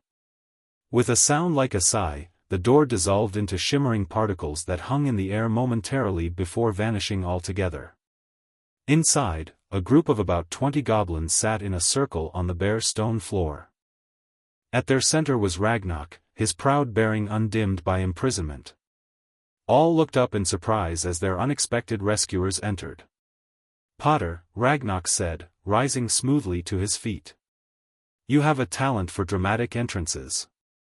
"And you have a talent for diplomatic crises," Harry replied with grim humor. Garnock has taken control of the bank and is planning to attack the ministry tonight. Ragnar's expression hardened. Fool. He will destroy everything we have built over centuries. Then help us stop him, Harry urged. The peace agreement can still hold if we act quickly. Ragnar exchanged glances with his fellow prisoners. My authority has been challenged and found wanting, Potter. By goblin law, I cannot simply reclaim leadership. Then challenge him back, Harry suggested. Call for what's your equivalent of a vote of no confidence? A trial of steel, one of the other goblins supplied. But it requires the presence of the chief archivist and a majority of vault keepers. Firipok is here, Hermione said. He's the one who told us where to find you. Ragnar's eyebrows rose slightly. That is significant. Firipok rarely involves himself in governance. If he directed you to us, he may be willing to oversee a trial. What about the vault keepers? Bill asked. Many are loyal to me still, Ragnar said, a new determination entering his voice. If we can secure the central hall and make the call, they will come. Then what are we waiting for? Harry asked. Ragnar studied him with those penetrating dark eyes. Why are you doing this, Potter? After all that wizards have gained from goblin exploitation, after what Dumbledore stole from you personally, why risk your life to prevent goblin liberation? Because this isn't liberation, Harry replied steadily. It's mutual destruction. Garnock's attack will trigger exactly the response Robards and his supporters want, justification for crushing goblin autonomy once and for all. The only ones who win in that scenario are the corrupt wizards who've been profiting from magical being oppression for centuries. Explain, Ragnar demanded, his attention fully focused now. Harry nodded to Hermione, who quickly outlined their discoveries about the financial network linking Dumbledore's theft to a wider system of exploitation affecting multiple magical being communities. We found evidence that at least 15 prominent wizarding families have been systematically profiting from legal manipulation and resource appropriation targeting goblins, Vila, centaurs, and mere people, she concluded. Dumbledore appears to have been a facilitator rather than the mastermind. This confirms suspicions we have held for generations, Ragnar said grimly. But to have proof. Proof that will be lost if Garnock attacks the ministry, Harry pointed out.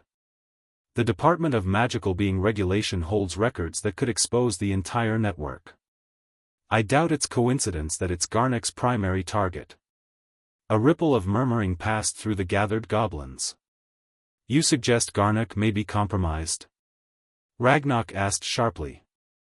I don't know, Harry admitted. But his actions would certainly benefit those who want to maintain the corrupt status quo while appearing to fight against it. Ragnar was silent for a long moment, weighing Harry's words. Finally, he nodded decisively.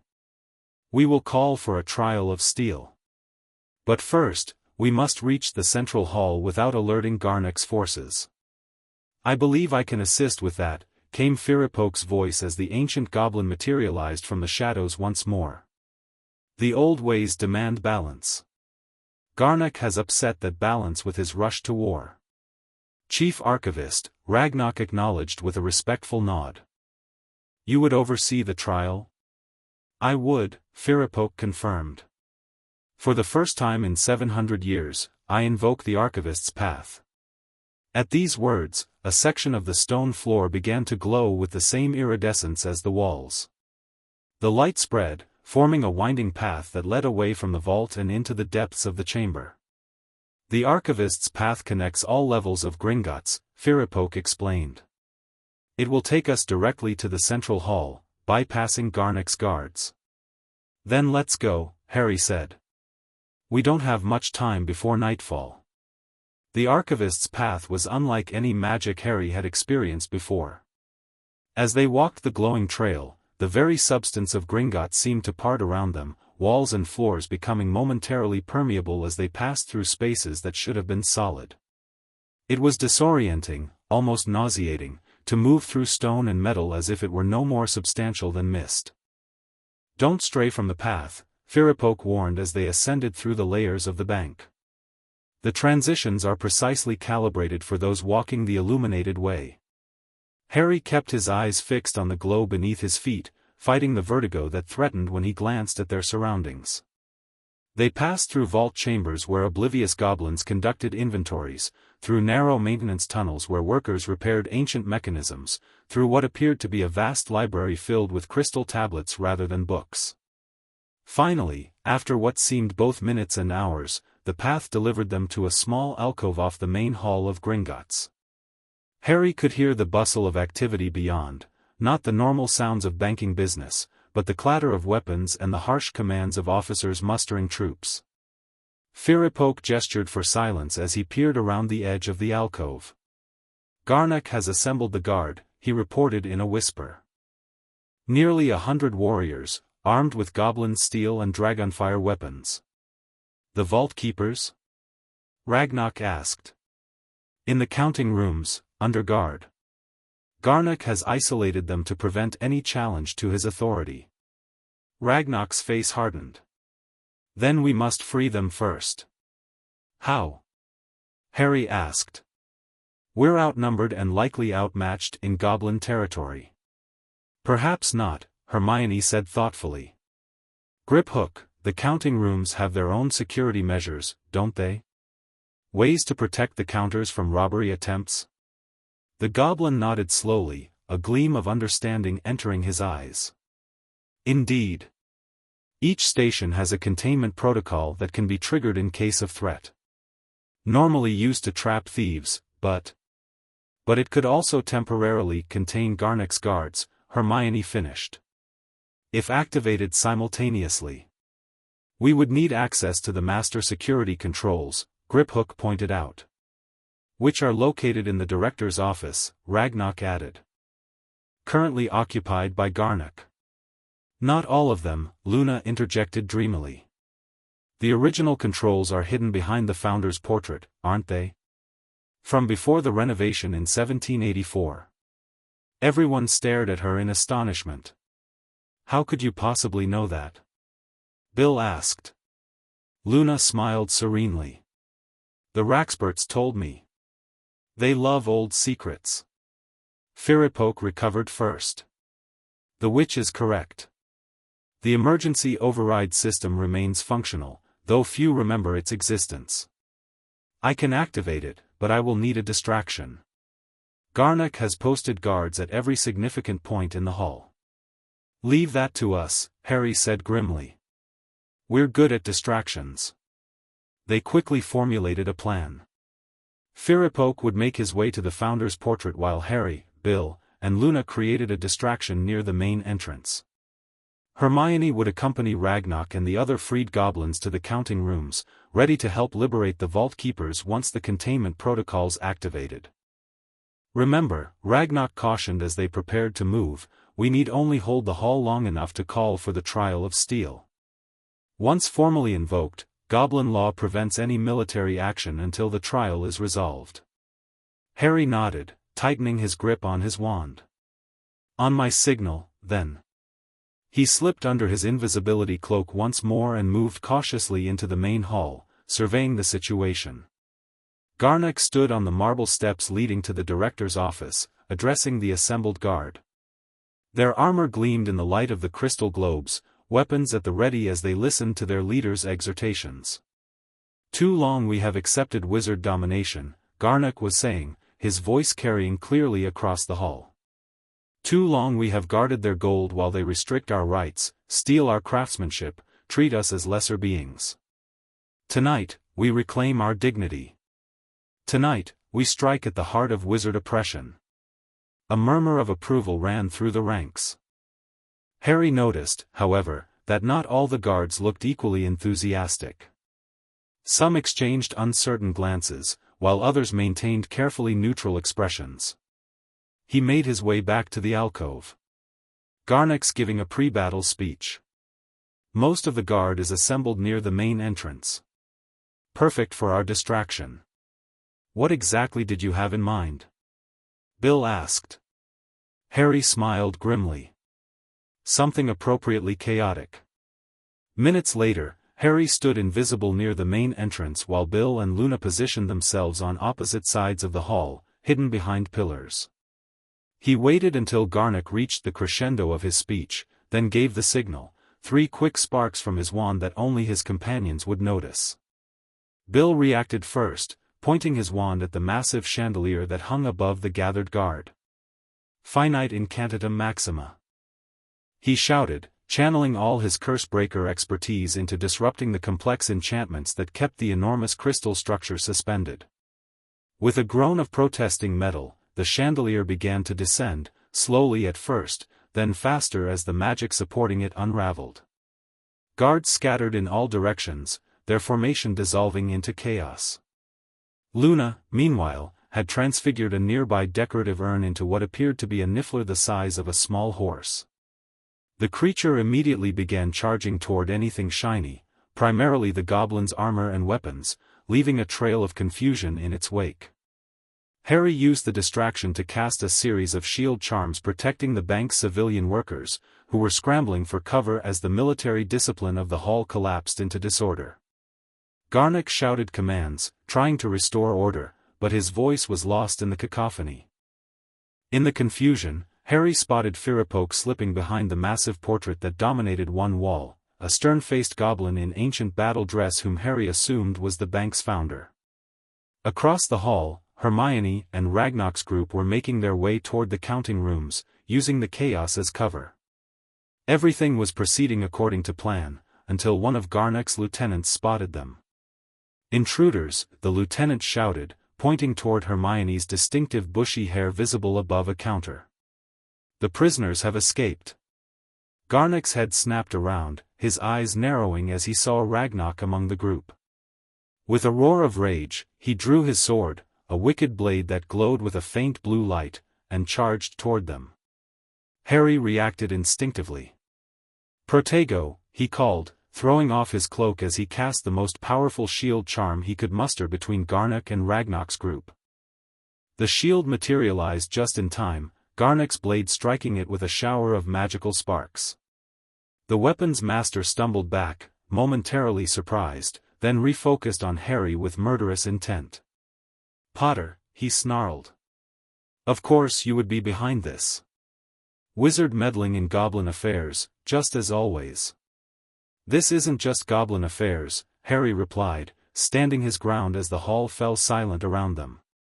"You're planning to attack the Ministry, to start a war that will cost thousands of lives on both sides." "A necessary price for freedom," Garnock retorted. "Something your kind has never been willing to grant us willingly." "Is it freedom you want?" Harry challenged. "Or revenge? Because from where I stand, your plan looks suspiciously beneficial to the same corrupt wizards who've been profiting from goblin oppression for centuries." Garnock faltered slightly. "What nonsense is this?" "The records you're targeting at the Ministry," Harry pressed, aware of the entire hall listening now. "They contain evidence of a conspiracy involving both wizard and goblin officials. A network that's been siphoning resources from magical being communities for decades." Murmurs spread through the crowd. Harry continued, addressing the assembled goblins rather than just Garnock. "We've uncovered financial trails linking Dumbledore's theft from my vaults to a much larger system of exploitation. 15 prominent wizarding families working with corrupt officials to maintain laws that disadvantage goblins, Vila, centaurs, and others, while secretly profiting from those same communities." Garnock scoffed. "Convenient accusations without proof." "We have proof," Hermione called, stepping forward with a sheath of documents.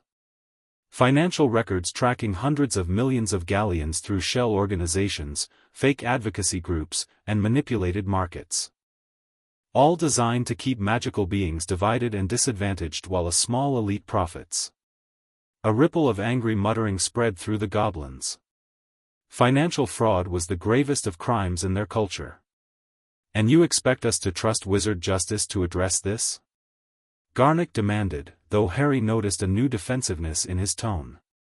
"The same justice system controlled by the very families you accuse?"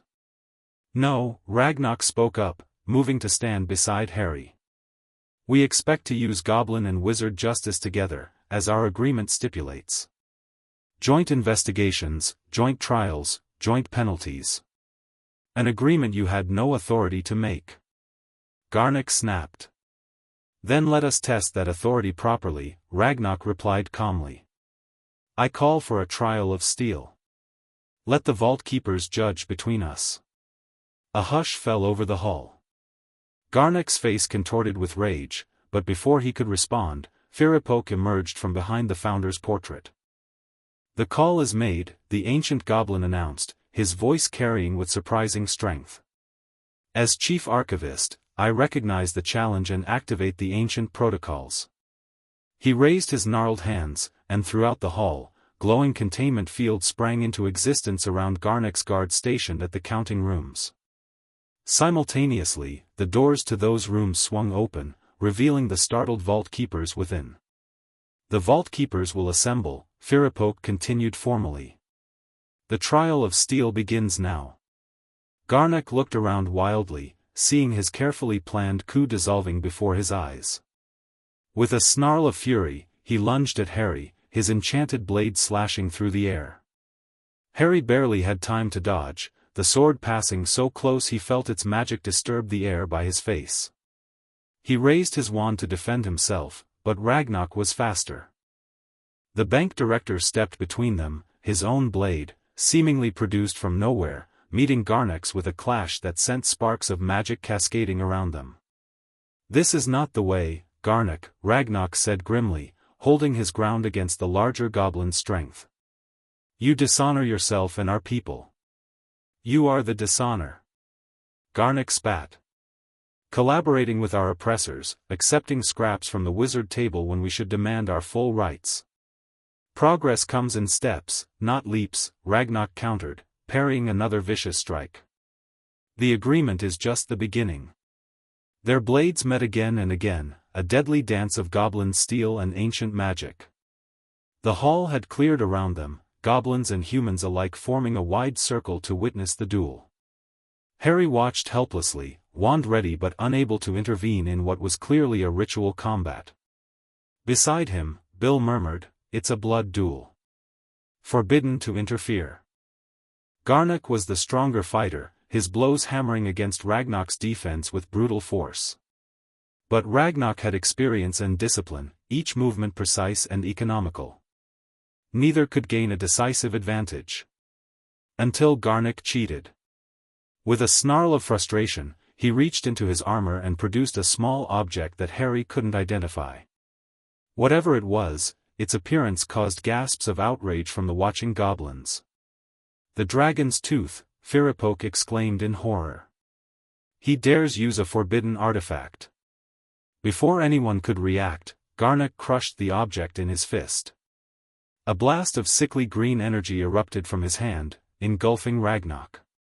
The bank director froze, his body rigid as the magic took hold. "Now you see the truth of power." Garnock crowed, raising his sword for a killing blow. "Expelliarmus!" Harry roared, his spell striking Garnock's hand with pinpoint accuracy. The sword flew from the weapon's master's grasp, clattering across the marble floor. Absolute silence fell over the hall.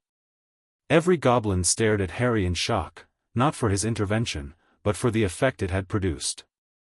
Garnock stood paralyzed, the same green energy that had trapped Ragnarok now enveloping him instead. "The dragon's tooth has turned on its wielder," Firipok explained in hushed tones. "Because a wizard's magic interfered with its working. Unprecedented." The green energy around both goblins faded gradually. Ragnarok recovered first, straightening with dignity despite the obvious pain the artifact had caused him. Garnock remained on his knees, trembling with the after-effects. "The trial is corrupted," Firipok announced gravely. "Garnock has employed forbidden means and been judged by the magic itself. By ancient law, his challenge is forfeit." Vault keepers had assembled around the hall during the confrontation. Now one stepped forward, an elderly female goblin with silver hair and shrewd eyes. "As first keeper, I confirm this judgment," she declared. Ragnarok remains director. Garnock is stripped of rank and position for his violation of sacred combat. Garnock's head bowed in defeat, but Harry noticed something odd about his posture, not the shame of a warrior humbled, but the calculating stillness of someone waiting for an opportunity. "There's something wrong," Harry murmured to Hermione. "This feels too easy." As if on cue, a tremendous roar echoed from below, shaking dust from the ceiling. The sound of massive wings and breaking stone reverberated through the bank. The dragons, Bill realized in horror. He must have set them loose before coming to address the guard. Garnock raised his head, a smile of grim triumph on his face despite his defeat. "The attack proceeds regardless," he announced. "My most loyal followers are already airborne, heading for the Ministry with dragonfire and goblin steel. You've won nothing here but an empty title, Ragnarok." Ragnarok paled. "How many?" 5 dragons. 20 riders. Enough to reduce the Department of Magical Being Regulation to ash, and with it, all evidence of your supposed conspiracy." Garnock laughed bitterly. "Try negotiating peace after goblin dragons rain fire on the Ministry of Magic." Harry exchanged horrified looks with his friends. If Garnock was telling the truth, they had minutes at most before the attack began, and with it, a war that would tear magical Britain apart. "We need to warn the Ministry," Hermione said urgently. "Get everyone out of the building. And stop those dragons," Harry added grimly. "Otherwise, Robards and his faction will have all the justification they need to crush the goblins completely." Bill shook his head. "How? We can't apparate from here, and by the time we get outside, there is a way," Firipoke interrupted, his ancient eyes fixed on Harry. "But it requires a price few wizards would be willing to pay." "Name it," Harry said without hesitation. "The dragons can be called back, but only by one they recognize as having dominion over them." The chief archivist studied Harry intently. "During your break-in years ago, you freed our eldest dragon and rode it to freedom. That created a magical bond, one that could be invoked to command the attack dragons, if strengthened properly." "Strengthened how?" Harry asked warily. "Blood and gold, Mr. Potter. Your blood freely given to the goblin nation. Your gold committed to our cause without reservation." Firipoke's gaze was unwavering. "A binding magical oath that ties your fate to ours." Hermione stepped forward in alarm. "Harry, no. That's practically indentured servitude in magical terms." "Not servitude," Firipoke corrected. "Partnership. Mr. Potter would not serve the goblin nation, he would become part of it. The first wizard in 1,000 years to hold dual citizenship, with all the rights and responsibilities thereof." "Why me?" Harry demanded. "Why not ask Bill or any other wizard who works with goblins?" "Because you are the symbol," Ragnarok said quietly. "The wizard betrayed by his mentor. The one who sought justice rather than vengeance. Your choice now will echo through history, either as the moment wizard and goblin began a new chapter, or as the last missed opportunity before war." Harry felt the weight of decision pressing down on him. Everything in his life had led to moments like this, impossible choices with the fate of others hanging in the balance. "If I do this," he said slowly, "what guarantee do I have that Goblin Society will honor the peace agreement? That we'll work together to expose the corruption network and create real change?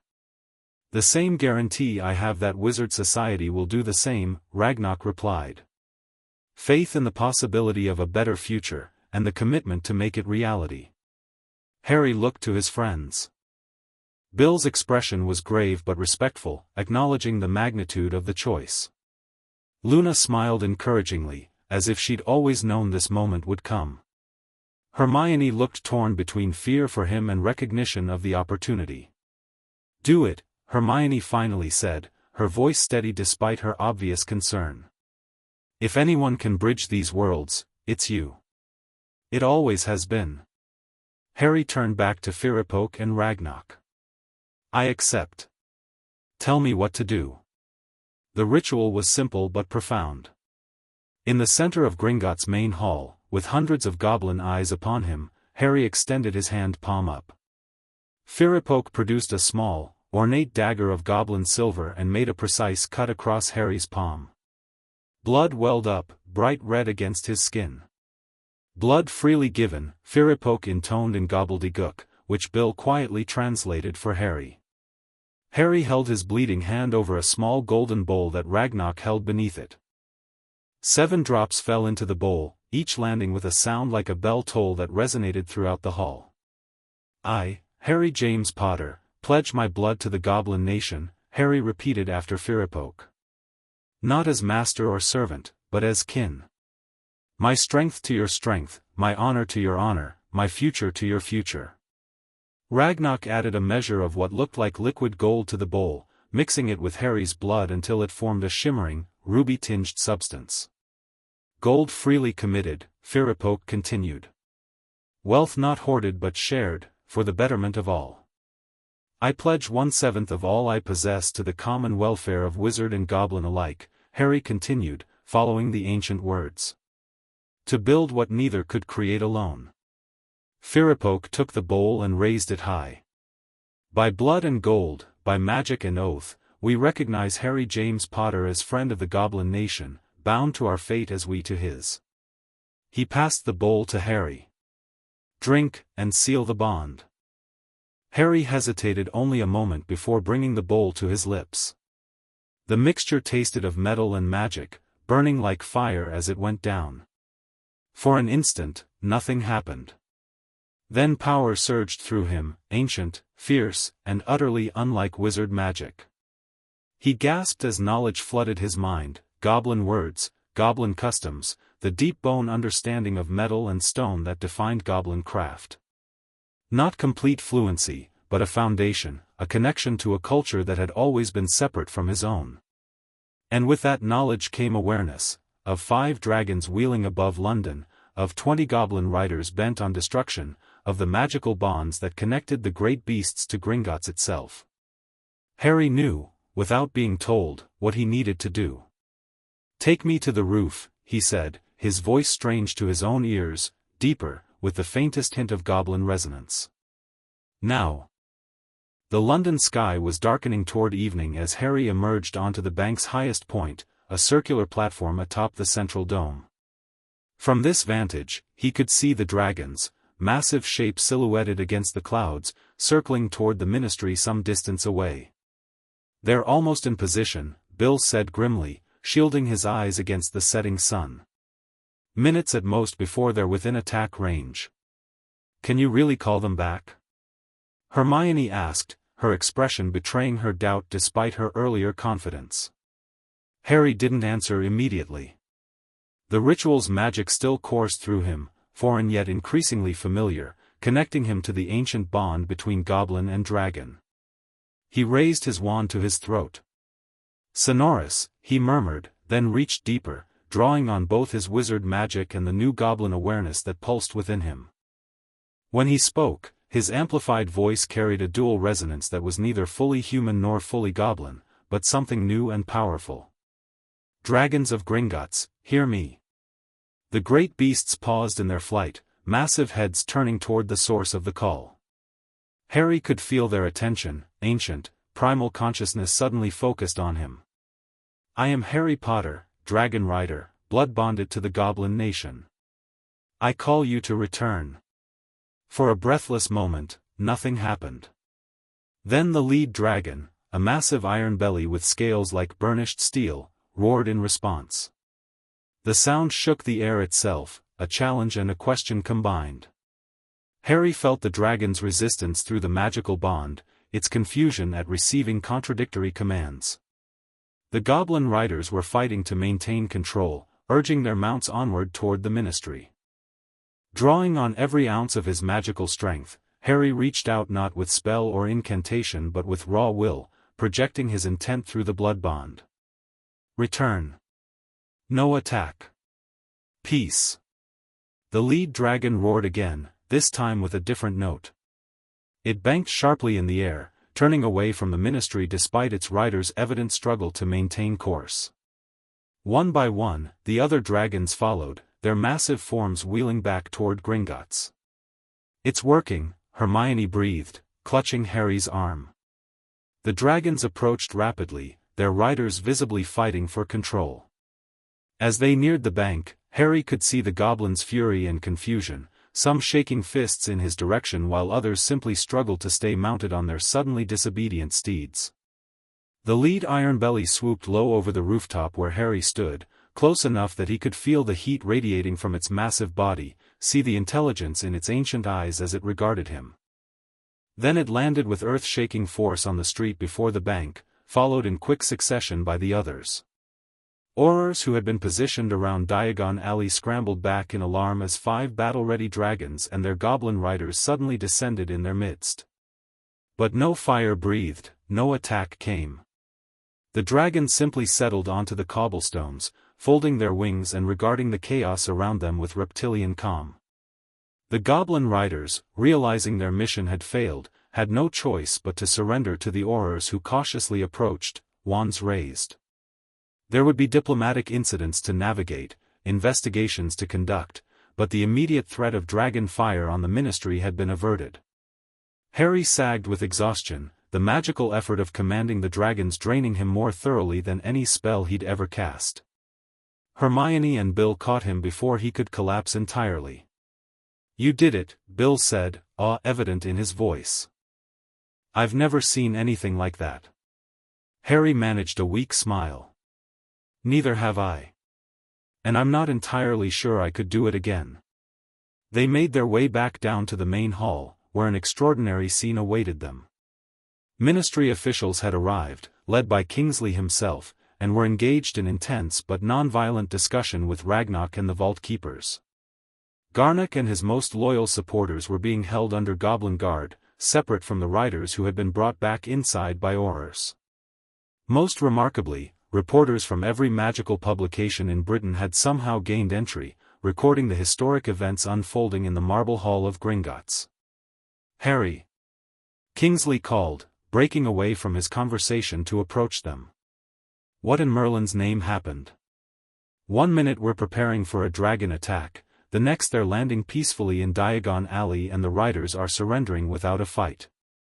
"It's a long story," Harry replied tiredly. "But the short version is, we stopped a war today. And discovered a conspiracy that makes the Death Eaters look like amateurs," Hermione added, producing the documents they'd gathered. "Minister, you need to see these immediately. They implicate dozens of prominent wizards in a systematic exploitation of magical beings going back decades." Kingsley's expression grew grave as he skimmed the parchments. "This explains the coordinated opposition to the reforms. They weren't just protecting tradition, they were protecting their illicit profits." "Precisely," Harry confirmed. "And Dumbledore was involved, using my money to fund parts of it. Though I'm still not clear on whether he was a willing participant or being manipulated himself." The memory vial weighed heavily in Harry's pocket.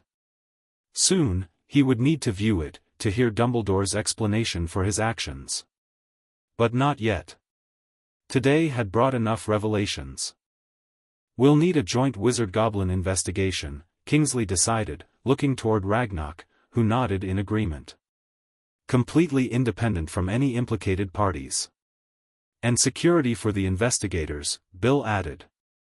"Whoever's behind this network won't surrender their power without a fight." Harry noticed Rita Skeeter hovering nearby, her quick quotes quill dancing frantically as it recorded every word. For once, he didn't mind her presence. This was a story that needed to be told, fully and accurately. "Mr. Potter," Rita called, seizing her opportunity. "Is it true you've undergone a goblin blood ritual? Are you now legally considered part goblin? How will this affect your status in wizard society?" Before Harry could respond, Luna stepped forward. "Harry Potter has become a bridge between worlds," she said with unusual clarity and directness. "The first of many, we hope. Because magical beings are stronger together than divided." Rita blinked in surprise at this unexpected spokeswoman but quickly recovered. And the rumors of a massive financial conspiracy involving Dumbledore and other prominent wizards? Can you confirm those? Not just rumors, Harry said, finding his voice. We have evidence of systematic exploitation of magical beings for profit. Evidence that will be investigated fully and transparently by a joint Wizard-Goblin commission. The hall had fallen silent, everyone listening as Harry continued. What began with the discovery of Dumbledore's theft has revealed something far larger, a system designed to keep magical communities divided and disadvantaged while a corrupt few profit from our divisions. That ends today. He looked around at the extraordinary gathering, goblins and wizards, journalists and officials, all witnessing a moment that would change magical Britain forever. For too long, we've accepted the myth that different magical beings must be natural enemies, that our differences are more important than what we share. But our true enemies are those who profit from that belief, who use prejudice and fear to maintain their power and wealth. Harry stepped forward, standing symbolically between Kingsley and Ragnarok. Today marks the beginning of real change.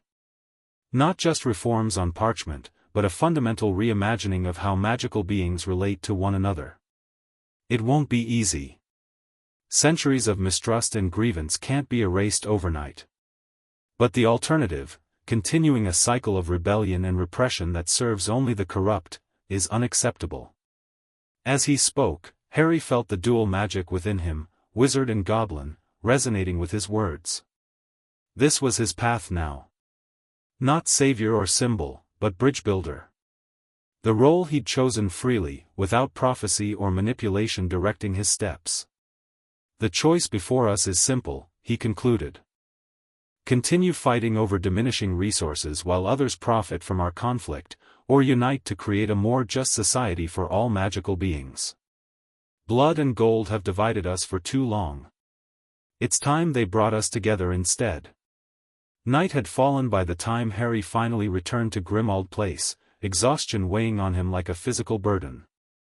The events of the day, the ritual, commanding the dragons, the revelations and confrontations, had drained him completely.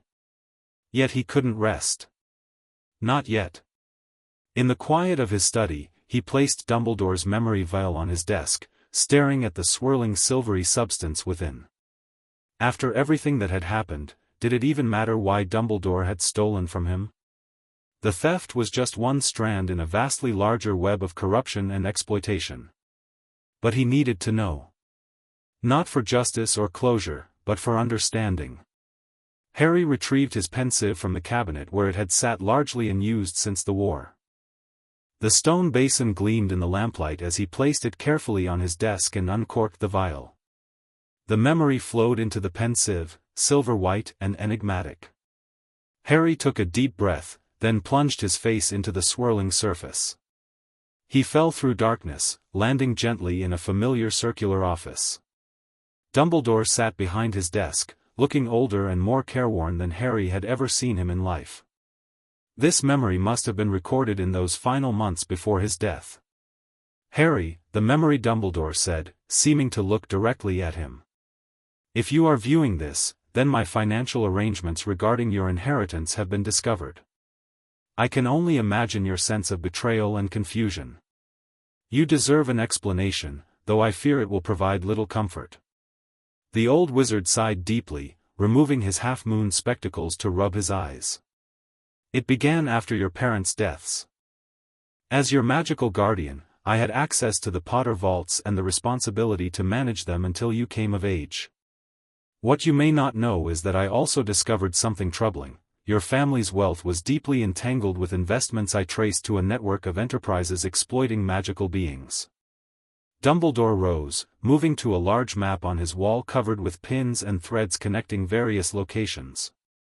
The Potter fortune, like most old wizard wealth, was partially built on systems designed to extract resources from magical being communities, goblin mining operations conducted under unfair treaties, villa sanctuaries that were actually little more than magical tourist attractions, mere people waters polluted by wizard enterprises that your family unknowingly invested in.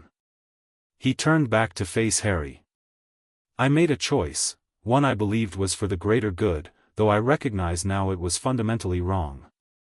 Rather than simply informing you when you were older, I decided to systematically disentangle your inheritance from these exploitative investments. This required significant capital to buy out contracts, establish alternative revenue streams, and in some cases, provide reparations. The memory shifted, showing various documents and financial records that Harry now recognized as part of the network Hermione had uncovered. I created shell organizations to obscure these transactions, fearing that direct action would alert the powerful interests benefiting from the status quo. Some of your money went to legitimate efforts, funding the Order, supporting creature rights initiatives, establishing sanctuaries that actually protected magical beings. Dumbledore's expression grew troubled. But I failed to anticipate how deeply corrupted the system was. Many of my supposed allies were themselves compromised. Organizations I funded to help magical beings were secretly controlled by those exploiting them. I found myself drawn ever deeper into a labyrinth of financial and political manipulation. He returned to his desk, sitting heavily. As the years passed, I realized my approach was fundamentally flawed. I was fighting corruption with deception, fighting exploitation with what amounted to theft. Even worse, I began to rationalize my actions, to see myself as the necessary architect of a better world, the only one who could see the full picture. Dumbledore looked directly at Harry again, his blue eyes filled with genuine remorse. This is the danger of believing oneself infallible, Harry.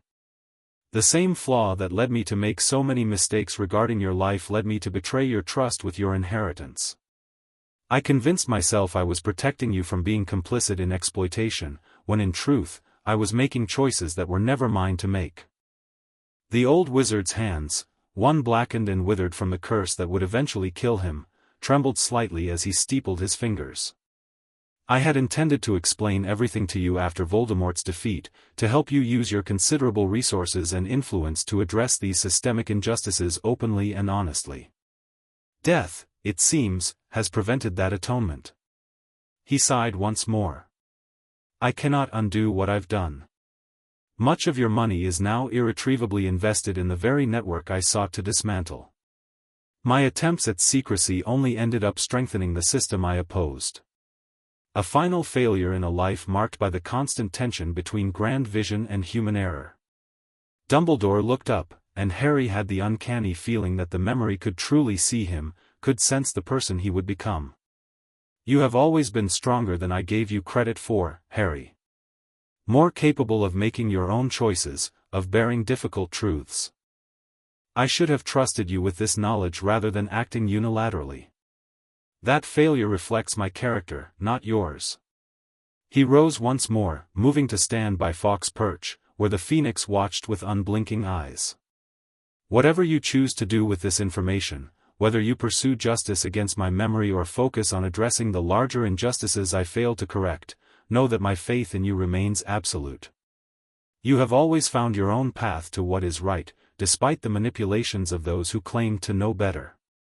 The memory began to fade, Dumbledore's final words echoing as darkness claimed the scene, I am sorry, Harry.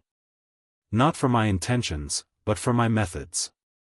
Not for seeking justice, but for betraying trust to achieve it. The road to redemption is never through deception, a lesson I learned too late. Harry emerged from the pensive, tears streaming silently down his face. Not tears of anger or even forgiveness, but of recognition. Dumbledore, brilliant, flawed, manipulative, well-intentioned Dumbledore, had fallen victim to his own worst tendencies. The belief that he alone understood what needed to be done. The conviction that the ends justified the means. The parallels to Harry's own situation were impossible to ignore. Today, he had made choices that would affect countless lives across magical communities. He had bound himself to the Goblin nation through blood and magic, positioning himself as a bridge between worlds. Power and responsibility beyond anything he'd sought. But unlike Dumbledore, Harry wouldn't carry this burden alone. Wouldn't make decisions in isolation, convincing himself that secrecy and control were necessary for the greater good. A soft knock at his study door interrupted his thoughts. Hermione stood there, concern evident in her expression. "I thought you might need company," she said quietly. "It's been quite a day." Harry managed a wan smile. That might be the understatement of the century. She entered, noticing the pensive immediately. "You watched it?" "Yes." "And?" Harry sighed, trying to organize his thoughts. He thought he was doing the right thing. Trying to disentangle my inheritance from exploitative investments. But he got caught in the same web he was fighting, ended up strengthening the very system he opposed. Hermione nodded slowly. "The road to hell is paved with good intentions," Harry finished. "Exactly." They sat in companionable silence for a moment, both contemplating the complexities of Dumbledore's legacy and the challenges that lay ahead.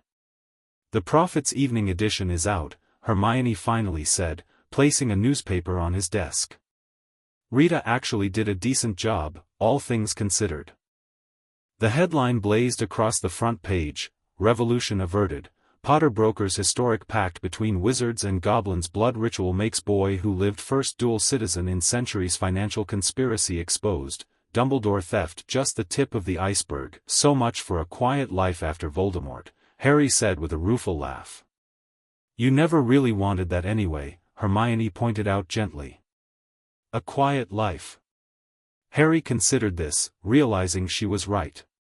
He'd craved normality during his years fighting Voldemort, but peace had brought its own restlessness. The sense that there was still work to be done, wounds to heal, injustices to address. "No," he agreed. "I suppose I didn't." He touched the newspaper, thinking about the extraordinary events it documented and the even more challenging path ahead. Exposing the corruption network. Implementing meaningful reforms.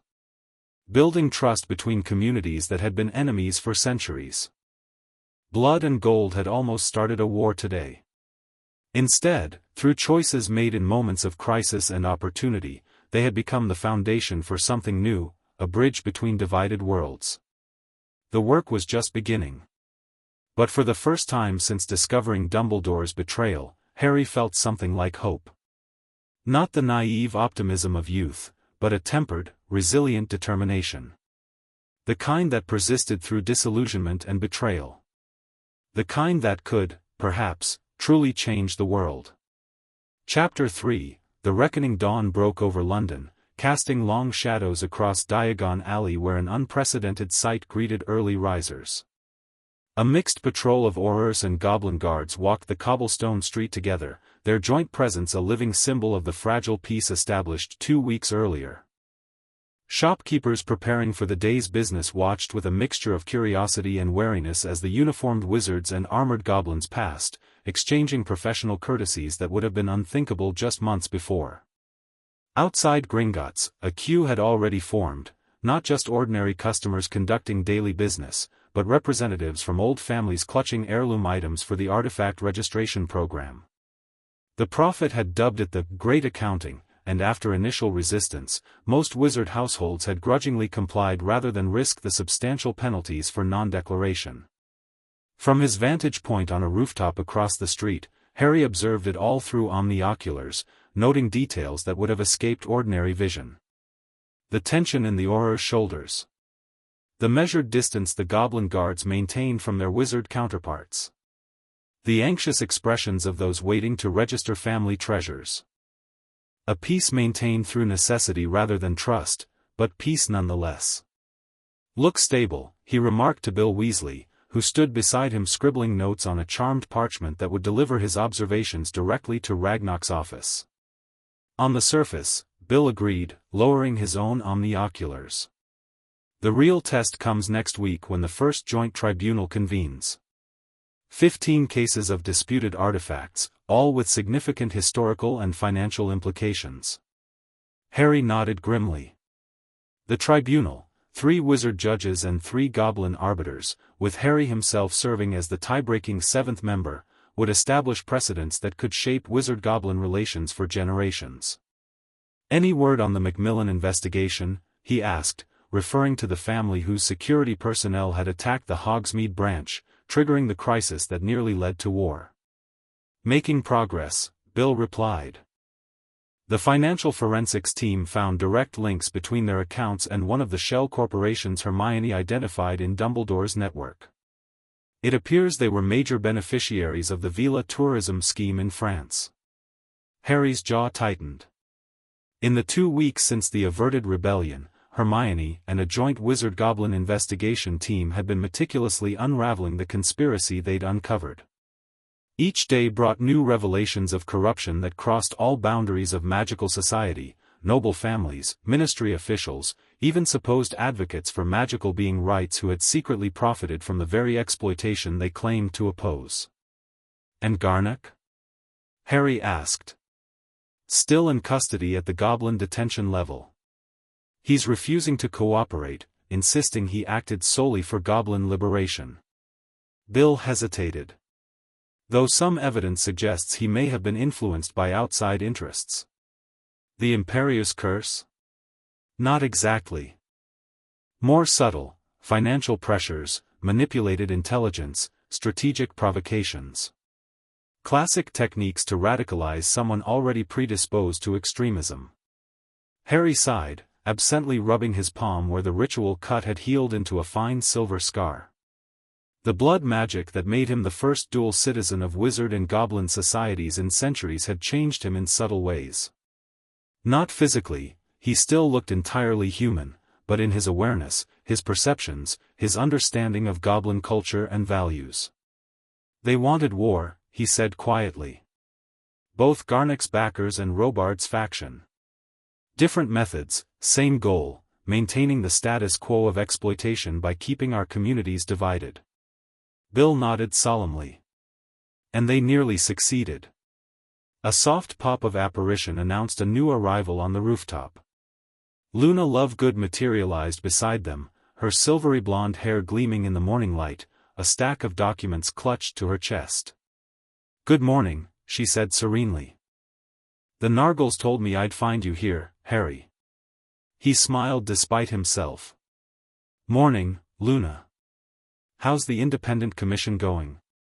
After the crisis, Luna had been appointed special liaison to the International Confederation of Wizards' newly formed Commission on Magical Being Relations. Her unique perspective and surprising diplomatic skill had proven invaluable in explaining the complex situation to foreign representatives. "Oh, quite well," she replied, setting down her documents and producing 3 steaming cups of tea from a hidden pocket in her robes. "Though the Swedish delegation is still struggling with the concept of shared artifact ownership. They have a rather rigid view of property." She handed them each a cup. Harry accepted gratefully, the tea warming his hands against the morning chill. "I've brought the preliminary findings from the financial investigation," Luna continued, her dreamy demeanor belying the seriousness of her words. "Hermione asked me to deliver them personally rather than by owl. She says the network has eyes everywhere." Harry and Bill exchanged concerned glances. Hermione's caution was justified. Already there had been 2 suspicious incidents, a break-in at her ministry office and wards triggered at her parents' home, suggesting that those implicated in the conspiracy were growing desperate as the investigation closed in. "What did they find?" Harry asked, accepting the top folder from Luna's stack. "Confirmation of what we suspected. The exploitation network extends beyond Britain to at least 7 countries. Approximately 400 million galleons in misappropriated assets over the past 50 years. And most significantly," Luna tapped the folder he held, "definitive proof that Dumbledore was initially an unwitting participant who later tried to dismantle the system from within." Harry's breath caught. He'd avoided diving deeper into Dumbledore's role since viewing the memory vial, focusing instead on the immediate crisis and its aftermath. Part of him had feared what further investigation might reveal about his former mentor. He failed, Bill noted, reading over Harry's shoulder. His attempts to redirect funds through shell organizations were detected and co-opted by the network's controllers. Who turned his methods against him, Luna added. Using his secretive approach as a blueprint for their own more extensive operations. Quite ironic, really. His greatest strength, working behind the scenes for the greater good, became his greatest vulnerability. Harry's eyes were drawn to a particular name that appeared repeatedly in the document summary. Tiberius Ogden, he murmured. Wizengamot Elder. Dumbledore's ally for decades. He was one of the masterminds? Luna nodded, her usual dreaminess replaced by uncharacteristic solemnity. The patriarch of what Hermione calls the Central Seven families who together controlled the majority of the network. The Ogdens, Macmillans, Selwyns, Follies, Burkes, Rowells, and Traverses. Old money, Bill observed. Not necessarily all dark aligned during the wars, but all deeply invested in maintaining certain traditions. Traditions that kept them wealthy and powerful at the expense of magical beings, Harry said grimly, continuing to scan the document. His eyes widened as he turned a page. Merlin's beard, is this accurate? Cornelius Fudge received over 2 million galleons in consulting fees after leaving office? For his role in preventing goblin banking reforms during his administration, Luna confirmed. The same pattern appears with 3 other former ministers and dozens of department heads over the years. The network was quite methodical in rewarding those who protected their interests. Harry closed the folder, feeling suddenly weary despite the early hour. The depth and breadth of corruption they were uncovering made Voldemort's reign of terror seem almost straightforward by comparison.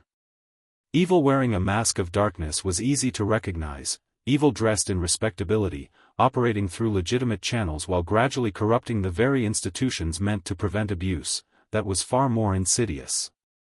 We need to move carefully with this information, he said finally. If we expose everything at once, we risk destabilizing the entire ministry while tensions are still high. Hermione suggested a phased approach, Luna replied, extracting another document from her stack.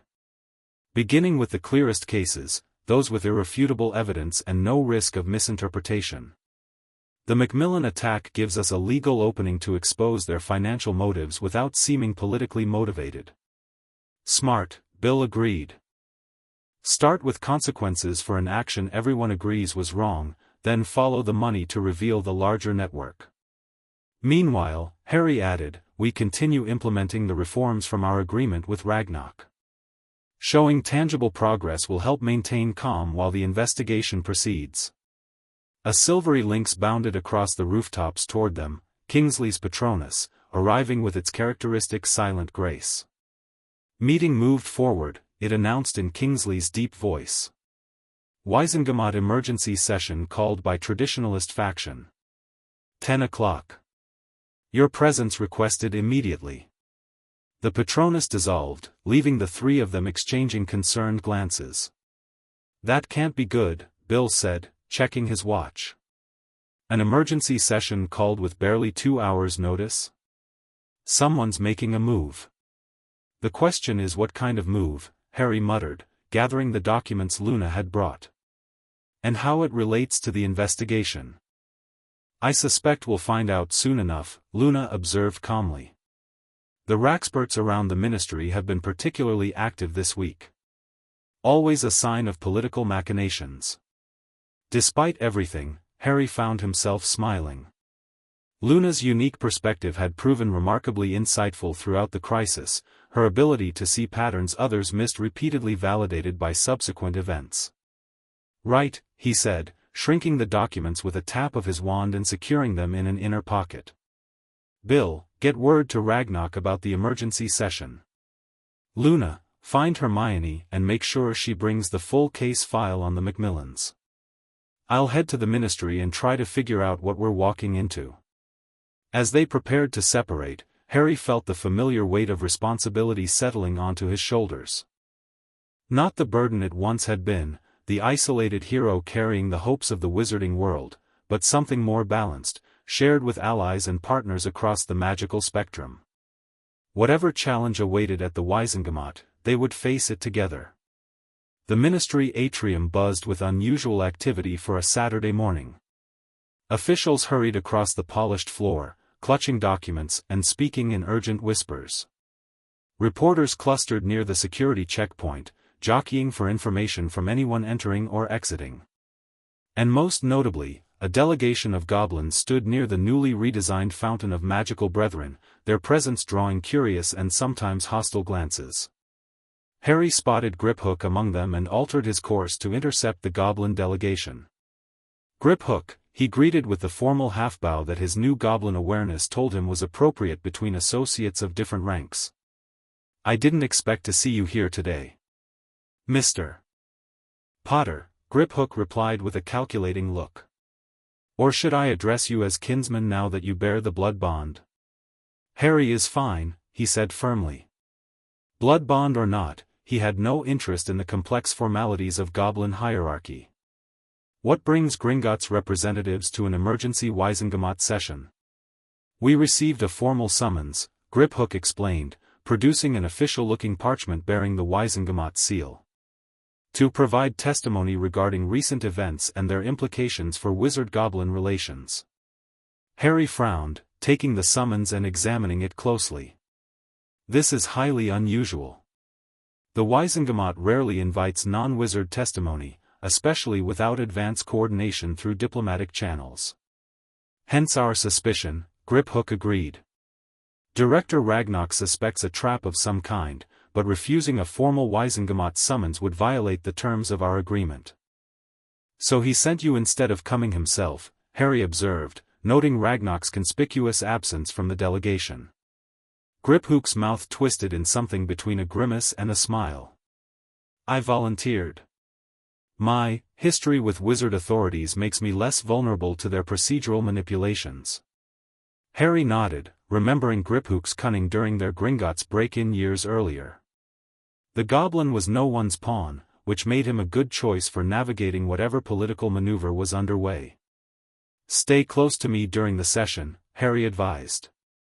"Whatever they're planning, we'll handle it better together." A flash of surprise crossed Griphook's features before his usual calculating expression returned. "As you wish, kinsman." Harry moved on, making his way toward the elevators. He was nearly there when a familiar voice called his name. "Harry! Wait up!" Ron Weasley hurried toward him, resplendent in formal aura robes, his red hair neatly trimmed in a way that still looked strange to Harry after years of Ron's signature shaggy style. "What are you doing here?" Harry asked as his friend reached him. "I thought you were on assignment in Scotland this week." Ron confirmed, lowering his voice as they entered an elevator together. "Got pulled back last night. Special security detail for today's session. Whole department's on high alert." "Why? What's happening?" Ron glanced around the crowded elevator before casting a quick muffliato. "Not sure exactly. Robards is playing it close to the chest. But there's rumors he's made some kind of deal with the traditionalist faction. Something big enough to challenge Kingsley's reforms directly." Harry's concerns deepened. Gawain Robards had maintained a low profile since the averted crisis, neither openly opposing the peace agreement nor actively supporting it. If he was making a public move now, it suggested he believed he had the advantage. "Is he calling for a no-confidence vote against Kingsley?" Harry asked as they exited on the Wisengamot level. "Don't think so," Ron replied, guiding them toward a less trafficked corridor. "Word is he's focusing specifically on the Goblin Agreement. Arguing it overreaches ministry authority and threatens wizard security." "On what grounds?" "The agreement was properly ratified." "Technical grounds, mostly. Procedures that weren't followed exactly during the emergency negotiations. But the real strategy is fear. Robards has been quietly sharing intelligence reports, selectively edited ones, suggesting the goblins are using the reforms as cover to expand their influence beyond banking." Harry swore under his breath. It was a clever approach. Direct opposition to peace might make Robards appear warmongering, but positioning himself as the cautious protector of wizard interests against goblin encroachment could rally the Wisengamot's natural conservatism. "We need to get ahead of this," Harry decided. "Where's Hermione?" already inside, reviewing precedents with the Ministry legal team. She suspected something like this might happen. Ron checked his watch. Session starts in 20 minutes. I've got to report to the security office, but I'll see you inside. As Ron hurried away, Harry found himself alone in the corridor, the weight of the coming confrontation settling heavily upon him. He took a moment to center himself, breathing deeply as he'd learned during his Auror training. 2 weeks had passed since he'd bound himself to the Goblin Nation through blood and magic. 2 weeks of navigating his new dual identity while helping implement the fragile peace agreement. 2 weeks of uncovering corruption so extensive it made his head spin. And now, just as they were making real progress, forces within the Ministry were moving to undermine everything they'd built. With renewed determination, Harry straightened his formal robes, charcoal gray with subtle emerald accents that acknowledged both his wizard heritage and his new goblin connections, and headed toward the Wizengamot chamber. Whatever Robards had planned, Harry had faced worse odds before and prevailed. Today would be no different. The Wizengamot chamber hummed with tense anticipation as Harry entered. Renovated after the war, the circular room retained its imposing architecture but with modernized seating that replaced the old stadium-style benches with elegant curved desks arranged in 3 concentric rings. Members sat according to political alignment rather than family status, a small but significant reform Kingsley had implemented to diminish the influence of blood status in proceedings. Harry noted the unusual attendance as he made his way to his reserved seat in the visitors' gallery. Nearly every member was present, despite the short notice and weekend timing. The public galleries were filled as well, with reporters from every major magical publication in Britain and several international observers. Most tellingly, a contingent of prominent business leaders occupied the special witness section, representatives from industries that had historically profited from restrictive policies toward magical beings. "It's worse than we thought," Hermione murmured as Harry slipped into the seat beside her. Robards has assembled a coalition spanning faction lines. Traditional conservatives, business interests, security hardliners, even some progressives concerned about the speed of the reforms. How many votes can he command? Harry asked, scanning the chamber to count likely allies and opponents. Enough to force a review of the agreement, possibly enough to suspend implementation pending further study, which could effectively kill it through delays and committees. Hermione passed him a sheaf of parchment. "These are the legal counterarguments I've prepared. The agreement is binding under international magical law, regardless of procedural technicalities." Harry skimmed the document, impressed as always by Hermione's thoroughness. "Have you briefed Kingsley?" "Yes, though he's limited in how directly he can oppose this. As minister, he needs to appear impartial on procedural matters." She lowered her voice further. "The real problem is what Robards plans to present as evidence. We've received intelligence that he's going to introduce selectively edited memories from the Gringotts confrontation, manipulated to suggest goblin deception during the negotiations." Harry's blood ran cold. Memory evidence was powerful in Wizengamot proceedings, difficult to refute without calling the presenter's integrity into question directly, which could backfire politically.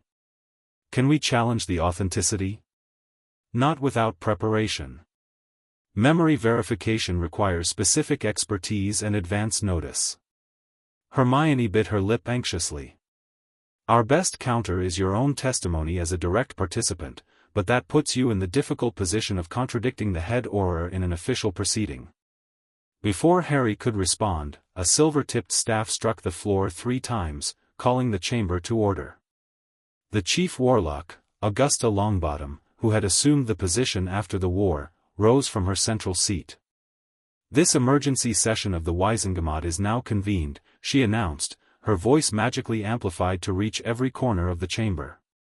"As chief warlock, I must note for the record my concern regarding the irregular calling of this session with minimal notice. However, as the requisite number of members have petitioned for urgent consideration, we shall proceed."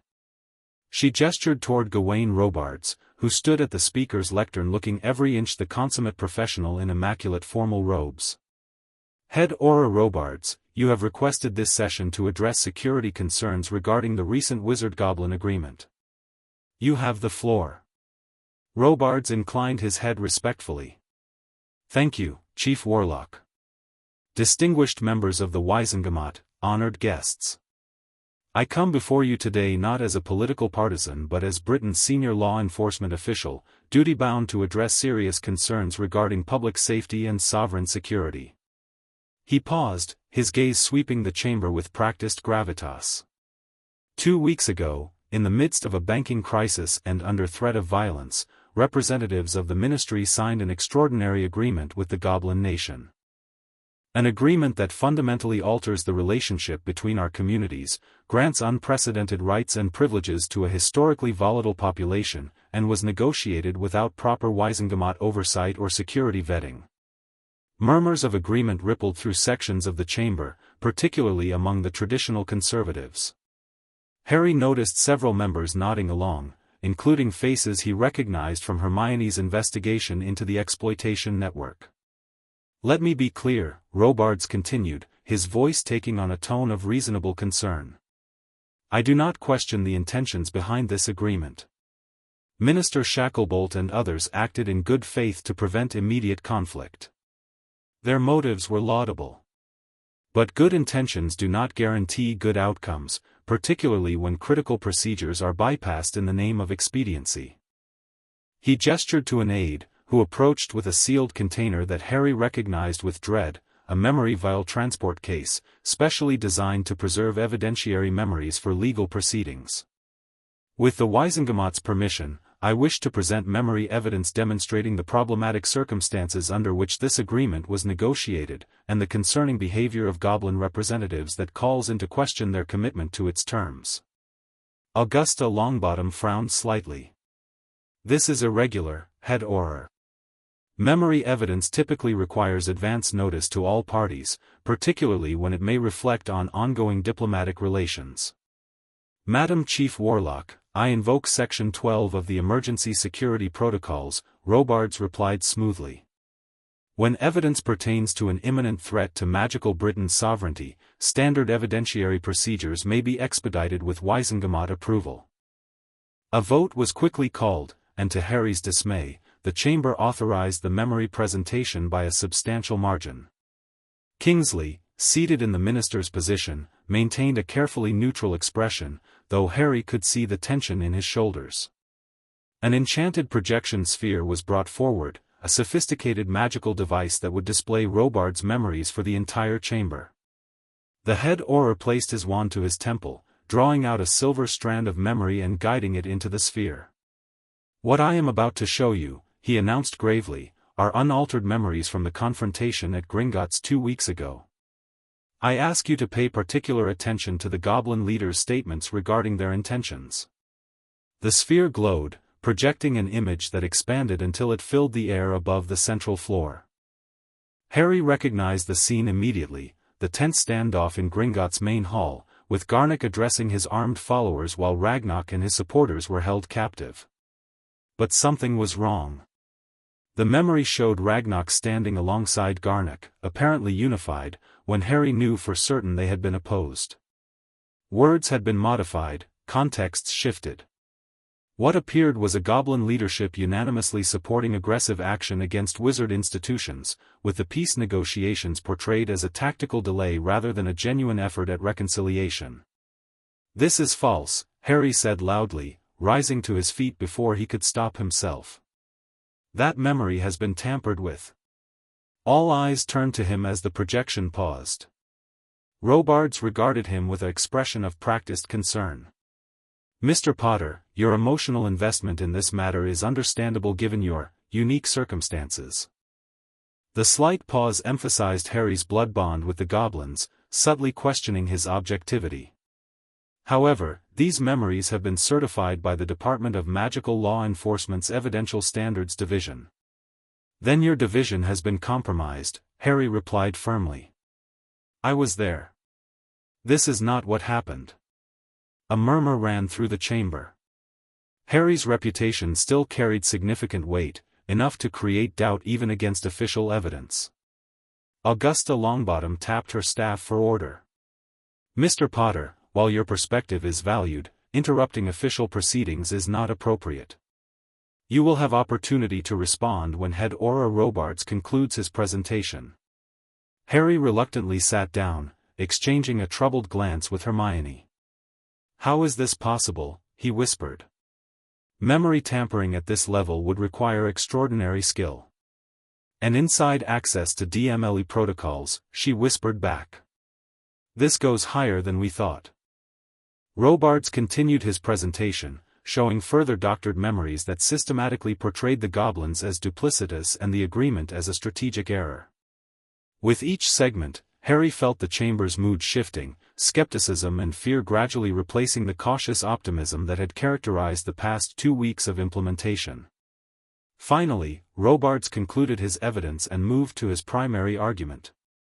"Based on these concerning revelations, I formally request that the Wizengamot invoke its oversight authority to suspend implementation of the Wizard-Goblin Agreement pending comprehensive security review and renegotiation of its most problematic provisions."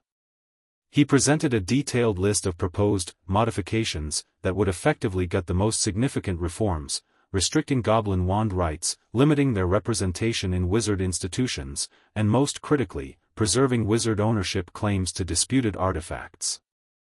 As Robards returned to his seat to substantial applause from his supporters, Harry realized with a sinking feeling that the head Auror had orchestrated his presentation masterfully. By focusing on security concerns rather than opposing peace outright, he'd positioned himself as the responsible adult in the room, merely insisting on proper caution in the face of potential goblin duplicity. "The chair recognizes Minister for Magic, Kingsley Shacklebolt," Augusta announced, turning to where Kingsley sat with characteristic composure despite the clear political attack on his administration. Kingsley rose, his deep voice filling the chamber without magical amplification. "Distinguished members of the Wizengamot, I appreciate Head Auror Robards' commitment to security. Indeed, vigilance is a virtue in governance. However, I must express grave concern about both the irregular procedures of this session and the troubling implications of the evidence presented." He moved to the central floor, commanding attention through presence alone. The Wizard-Goblin Agreement was negotiated during extraordinary circumstances to prevent imminent bloodshed. It was subsequently ratified through proper channels, including review by the International Confederation of Wizards, which certified its compliance with magical diplomatic standards. Kingsley paused, his gaze sweeping the chamber.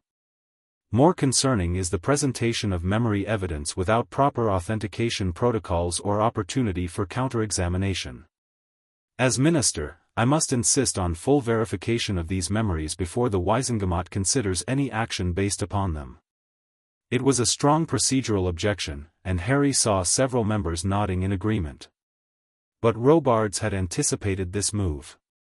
"Minister, with respect," the head Auror countered, rising again, "verification requires time we may not have.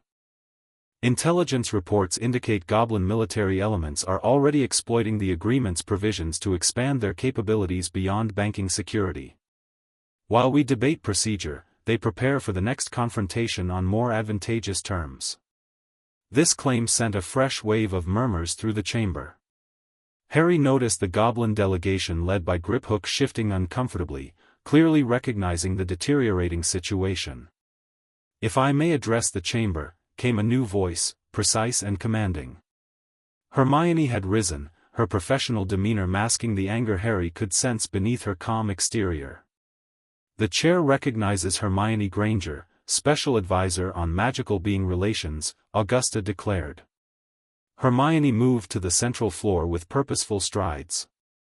"Distinguished members, I wish to introduce relevant evidence that directly pertains to Head Auror Robards' concerns, evidence that suggests a different motivation behind today's extraordinary session."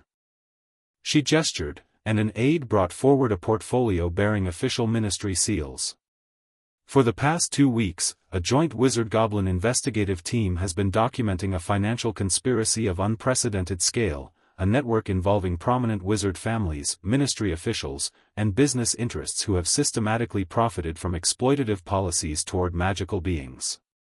The chamber erupted in exclamations of surprise and protest. Augusta struck her staff repeatedly for order. "Ms. Granger," she said severely once quiet had been restored, "this appears to be a significant divergence from the matter under discussion. What relevance does this investigation have to the security concerns raised by head Auror Robards?" "Direct relevance, Madam Chief Warlock," Hermione replied firmly. "Because among those implicated in this conspiracy are individuals who stand to lose considerable wealth and influence if the Wizard-Goblin agreement is fully implemented." She opened the portfolio, extracting several documents. "With the Wisengamot's permission, I present financial records documenting payments from entities controlled by the Macmillan, Selwyn, and Burke families to a special consultancy fund administered by the Department of Magical Law Enforcement, specifically, the Office of the Head Auror." The chamber went utterly silent as the implications registered. Robards' face had gone rigid, his earlier confidence replaced by a cold fury. "This is outrageous," he declared. "An obvious attempt to distract from legitimate security concerns with baseless accusations." "Not baseless," came another voice, Griphook, stepping forward from the Goblin delegation. "The financial records presented by Ms. Granger have been authenticated by Gringotts' Forensic Accounting Division. They show systematic transfers disguised as security consulting fees but corresponding precisely with departmental decisions favorable to specific business interests." Hermione nodded to Griphook before continuing. "Distinguished members, I submit that today's emergency session is not about security but about preserving a corrupt system that has enriched a powerful few at the expense of magical cooperation. The doctored memories presented are not evidence of goblin duplicity but of desperate manipulation by those who fear exposure." The chamber had erupted again, members turning to one another in heated discussion. Harry noticed several who had seemed supportive of Robards earlier now regarding the head Auror with new suspicion. Augusta Longbottom struck her staff with particular force. "Order! This session will have order." As the noise gradually subsided, she fixed both Robards and Hermione with a stern gaze. "These are extraordinary allegations from both sides. Before this body can consider action on either the security concerns or the corruption allegations, we require verification from independent sources." "If I may, Madam Chief Warlock," Harry said, rising from his seat. He had remained silent throughout the exchange, watching the political maneuvering with growing clarity about what needed to be done. Augusta nodded. "The chair recognizes Harry Potter." All eyes turned to him as he moved to the central floor, taking his place between where Robards and Hermione stood. He was acutely aware of the symbolism of his position, physically and metaphorically between opposing factions, belonging fully to neither. "Distinguished members of the Wisengamot," he began, his voice calm but carrying clearly throughout the chamber. "We face a critical moment that extends beyond procedural disputes or political positioning. The question before us is more fundamental: what kind of society do we wish to build from the ashes of war and the revelations of corruption?" He turned slowly, addressing all sections of the chamber equally. 2 weeks ago, I underwent a blood ritual binding me to the Goblin Nation, not out of idealism or naivety, but because I recognized that centuries of division have served only those who profit from conflict. My dual citizenship is not a divided loyalty but a bridge between communities that have more in common than they have differences. Harry gestured toward the doctored memories still hovering above the chamber floor. "What you see there is manipulation, not just of memories, but of fears. The same manipulation that has kept magical beings segregated and suspicious of one another while a corrupt few extract wealth from our divisions." He turned directly to Robards. "Head Auror, I do not question your dedication to security. But I must question whose security you're protecting. Is it the safety of all magical citizens, regardless of species? Or is it the security of a system that has enriched certain interests while perpetuating injustice?" Robards' expression hardened, but before he could respond, Harry continued, addressing the broader chamber again. "The Wizard-Goblin agreement is not perfect. No foundational change ever is. But it represents our best chance to break the cycle of rebellion and repression that has defined our history. More importantly, it creates a framework for addressing the systemic corruption that Ms. Granger's investigation has uncovered, corruption that extends far beyond a few families or officials to implicate our most fundamental institutions. He paused, letting his words settle across the chamber. I propose a third path between suspension and uncritical implementation. I call for an independent commission with representatives from all magical communities to oversee the agreement's execution, address legitimate security concerns through transparent processes, and most critically, continue the investigation into financial corruption without political interference. The proposal hung in the air as members considered its implications. Harry could sense the shifting mood, neither the full-throated rejection Robards had sought nor the unquestioning acceptance that would have ignored legitimate concerns. Augusta Longbottom was the first to speak after the prolonged silence. Mr. Potter's proposal has merit as a compromise position. However, the question of memory evidence remains troubling.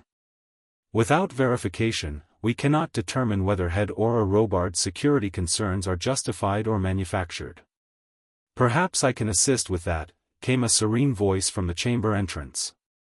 All heads turned to see Luna Lovegood gliding toward the central floor, accompanied by an ancient wizard Harry recognized with surprise as Elphias Doge, Dumbledore's old friend and colleague.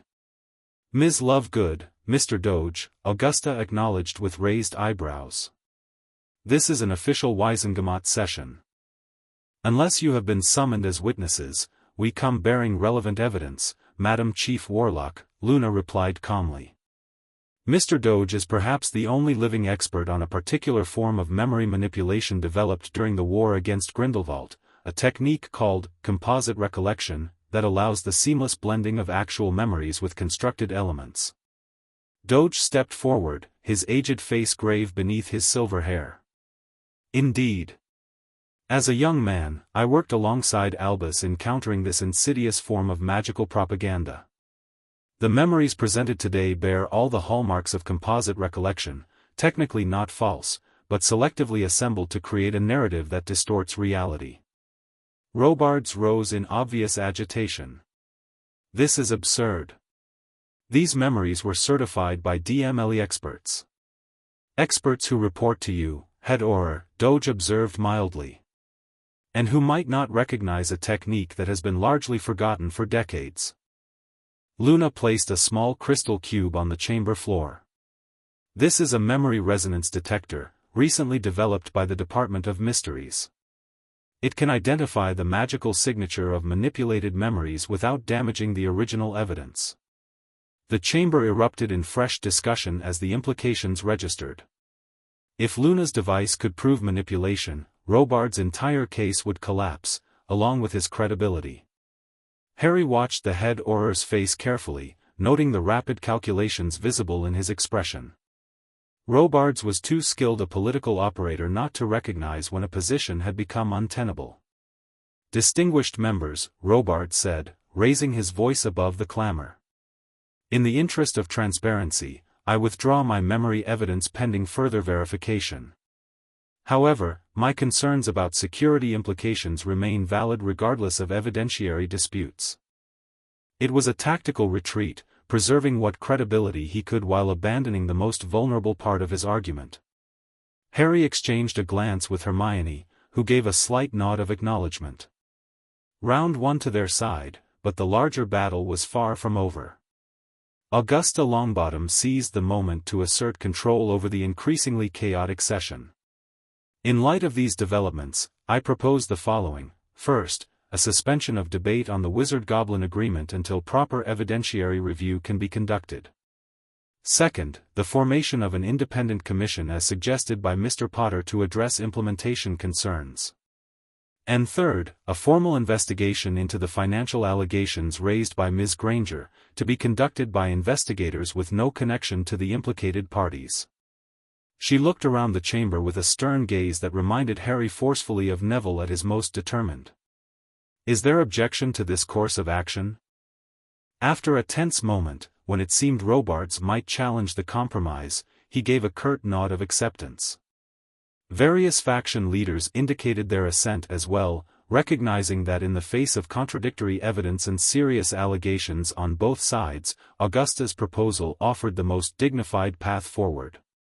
"Very well," the chief warlock declared, striking her staff once more. "This session is adjourned until proper evidentiary procedures can be established. The minister's office will coordinate with my staff regarding the formation of the independent commission. All parties are instructed to preserve relevant documents and memories for formal review." As the chamber began to empty, Harry found himself surrounded by a curious mixture of allies and observers: Hermione and Luna, Griphook and his goblin delegation, reporters straining to hear any additional comment, and ordinary citizens who had witnessed the extraordinary session from the public galleries. "That," Hermione said under her breath as they made their way toward the exit, "was entirely too close." "We haven't won yet," Harry reminded her quietly.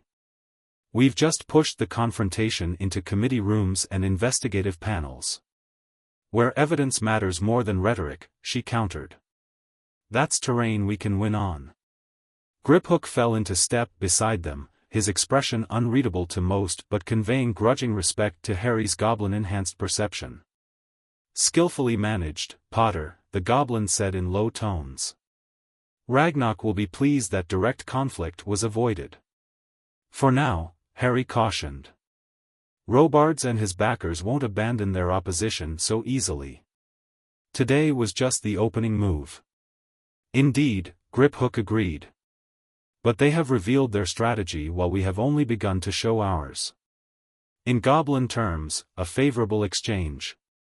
They had reached the atrium, where an impromptu press conference was forming around Kingsley and Augusta. Harry spotted Ron directing security personnel to maintain order while allowing appropriate access, a delicate balance that reflected the broader challenge they all faced.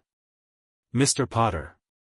Rita Skeeter's voice cut through the general clamor as the reporter materialized beside him, acid green quill hovering eagerly. "Care to comment on today's dramatic revelations? How does it feel to be at the center of another conspiracy? Is your goblin blood bond influencing your perspective on wizard security concerns?" Before Harry could respond, Luna stepped forward. "Harry is simultaneously the most qualified and most humble person to bridge the divisions in our society, Rita," she said dreamily but firmly. "The Nargles have completely abandoned him, which is the surest sign of clear thinking and pure intentions." Rita blinked in momentary confusion, her quick quotes quill faltering as it attempted to transcribe Luna's statement. In the brief pause, Hermione smoothly guided their group toward a ministry flow access point, away from the press scrum. "Head to Grimmauld Place," she murmured to Harry and the others. "We need to regroup and plan our next steps. This is far from over." As green flames prepared to whisk him away, Harry caught a final glimpse of the atrium: wizards and goblins, reporters and officials, security personnel and ordinary citizens, all swirling in patterns of alliance and opposition that would shape the future of magical Britain. The weight of responsibility pressed upon him, yet he felt oddly liberated by the clarity of purpose that had emerged from chaos. Whatever came next, they had prevented an immediate crisis and preserved the possibility of genuine change. For today, that would have to be enough. Grimmauld Place had never hosted such an eclectic gathering. The long kitchen table, expanded by magic to accommodate the unprecedented assembly, seated representatives from communities that had rarely if ever broken bread together: goblin financial experts beside wizard legal scholars, centaur observers next to ministry reformists, house elf advocates alongside vampire diplomats who sipped politely from crystal goblets of blood substitute. 3 days had passed since the Wizengamot confrontation, and Harry had transformed his ancestral home into neutral ground for the independent commission Augusta Longbottom had authorized.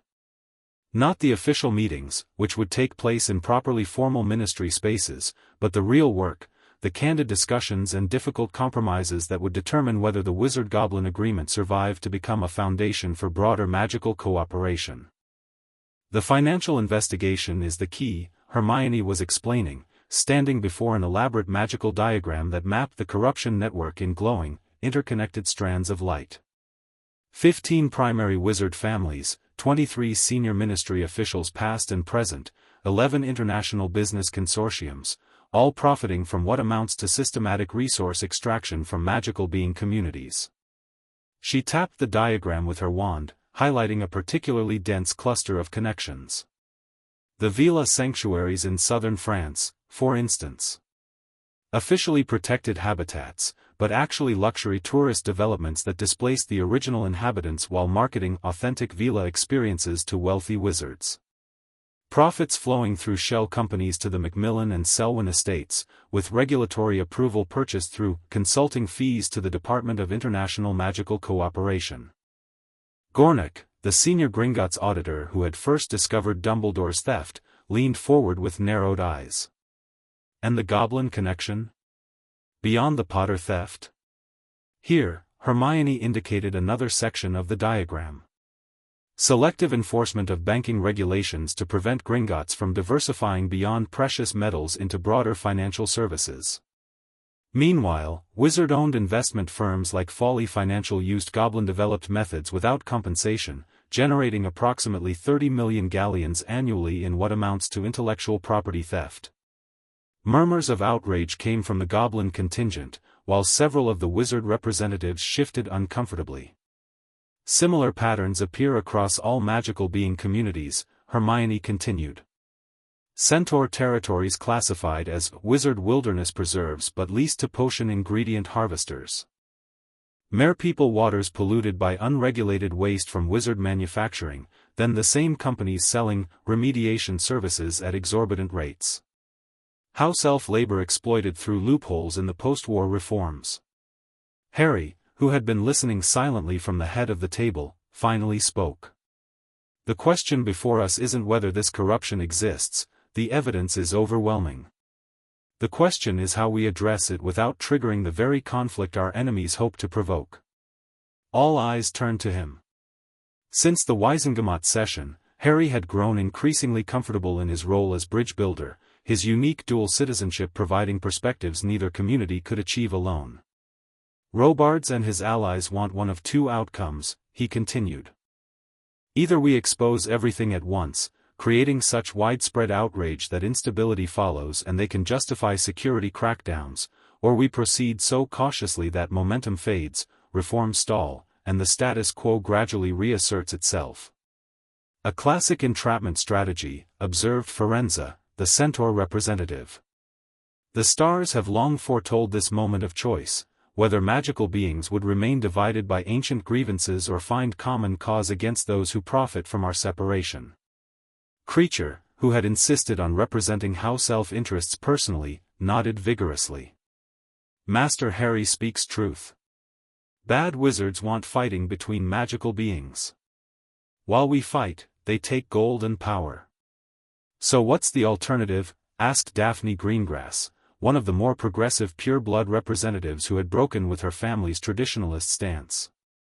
We can't ignore corruption of this magnitude, but a frontal assault on the most powerful families in wizard society seems equally problematic. We need a third path, Harry agreed. One that addresses the corruption decisively but strategically, in a way that builds cooperation rather than conflict. Bill Weasley, who had been examining Hermione's corruption diagram with his Cursebreaker's eye for patterns, looked up with sudden insight. We need to make it about the gold, not the species. All eyes turned to him. Think about it, Bill continued, warming to his idea. What unites everyone in this room despite our different backgrounds? We've all been cheated. Wizards, goblins, centaurs, vila, we've all had our resources or rights appropriated by the same network. If we frame this as magical beings versus wizards, we fall into Robart's trap. But if we frame it as honest citizens versus corruption, we create a different division, Hermione finished, eyes brightening with understanding. Not between species, but between those who profit from exploitation and those who suffer from it, regardless of who they are. A thoughtful silence fell over the table as the assembled representatives considered this approach. It has merit, Gornick acknowledged after a moment.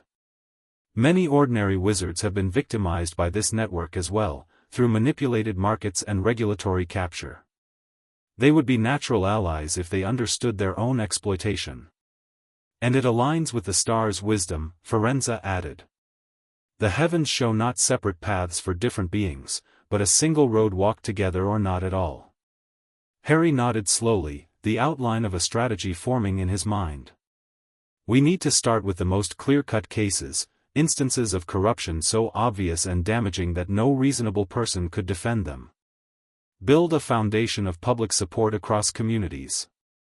Then gradually expand to address the more complex aspects of the network. The Macmillan case gives us our opening, Hermione suggested. Their attack on the Hogsmeade branch provides a direct link between violence and financial motives that even the Prophet can't spin away. And we have Garnock, Griphook added unexpectedly. He has begun to cooperate with investigators, claiming he was manipulated by wizard interests who provided misleading intelligence about ministry intentions. This was news to Harry. Genuine cooperation or a self-serving attempt to minimize his punishment? Both, likely, Griphook replied with typical goblin pragmatism. But his testimony corroborates financial connections between radical goblin factions and wizard interests that supposedly oppose them, suggesting coordination to manufacture the very crisis that nearly led to war. False flag operations, Ron observed grimly from his position near the door, where he'd been listening while technically on security duty. Classic tactic for justifying crackdowns. Create the problem you want to solve. The discussion continued for hours, strategizing how to sequence revelations, anticipate opposition, and maintain the fragile coalition they'd assembled. By evening, a clear approach had emerged, one that would require delicate handling but offered a path forward that avoided both impulsive exposure and excessive caution. As the meeting adjourned and representatives departed in groups carefully timed to avoid drawing attention, Harry found himself alone in the kitchen with Hermione, Ron, and Luna. His oldest friends, who had stood beside him through darkness and light. "Do you think it will work?" he asked quietly, finally giving voice to the doubts he couldn't express in front of the broader coalition. "It has to," Hermione replied simply. "The alternative is a return to the cycle of conflict and exploitation that's defined magical history for centuries. Not quite the retirement plan we imagined after defeating Voldemort, was it?" Ron said with a wry smile. "Thought we'd be done with world saving by 20. Harry laughed despite himself. "When have our lives ever gone according to plan? The path that appears most difficult often leads to the greatest transformation," Luna observed in her dreamy way. "The rackspurts that clouded wizard-goblin relations for centuries are dispersing. I can see it in the way the light moves between worlds now." Harry regarded her fondly, no longer dismissing her unusual perspectives as mere eccentricity. Throughout the crisis, Luna's insights had repeatedly proven valuable, her ability to perceive patterns others missed becoming an unexpected asset. "There's one thing we haven't discussed," he said, sobering. "Dumbledore's role in all this. The memory vial he left me explained his intentions, trying to disentangle my inheritance from exploitative investments, but it also revealed how deeply he was compromised without realizing it." Hermione nodded solemnly. "The investigation confirms his account. He started with genuinely reformist intentions but was gradually entangled in the very network he thought he was fighting. A cautionary tale about working within corrupt systems. He thought he could outsmart them at their own game," Harry mused. "Use their methods to undermine their goals. Instead, he became another instrument of the system, even if an unwilling one. That's the trap we need to avoid," Ron said with unexpected insight. "Fighting corruption by becoming a little bit corrupt ourselves. Justifying questionable means because the end seems worth it." Harry stared at his friend in mild surprise. "When did you get so philosophical?" Ron shrugged, ears reddening slightly. "Occupational hazard of dating Hermione for years. Some of it was bound to rub off eventually." They laughed together, the sound echoing in the old kitchen, a moment of normality amid extraordinary circumstances. Harry savored it, knowing such moments would be precious in the challenging days ahead. Whatever happens, he said finally, we do this right. Transparent.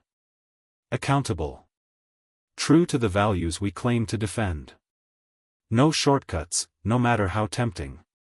No more Dumbledores, Hermione agreed quietly. However well-intentioned.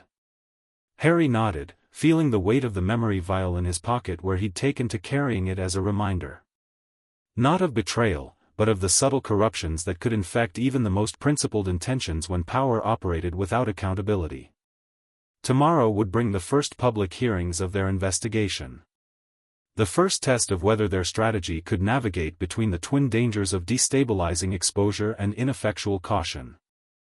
The first step toward a new relationship between magical communities that had spent centuries in conflict. Harry wasn't naive enough to believe it would be easy. But for the first time since discovering Dumbledore's theft, he felt something like genuine hope, not just for resolution of the immediate crisis, but for the possibility of meaningful, lasting change. The Great Hall of the Wizengamot had been transformed for the public hearings. Gone was the traditional arrangement that elevated members above witnesses. Instead, a circular configuration placed all participants on equal level, a symbolic gesture that had required considerable negotiation with traditionalists, but one Harry had insisted upon as essential to the proceedings' integrity. This isn't a trial in the conventional sense, he had argued to Augusta Longbottom. It's a truth-seeking process that transcends our usual adversarial system. The physical space should reflect that fundamental difference. Now, seated at the circular table in a position that identified him as neither holy wizard nor holy goblin but something new entirely, Harry watched as the hall filled with spectators, reporters, and dignitaries from across the magical spectrum.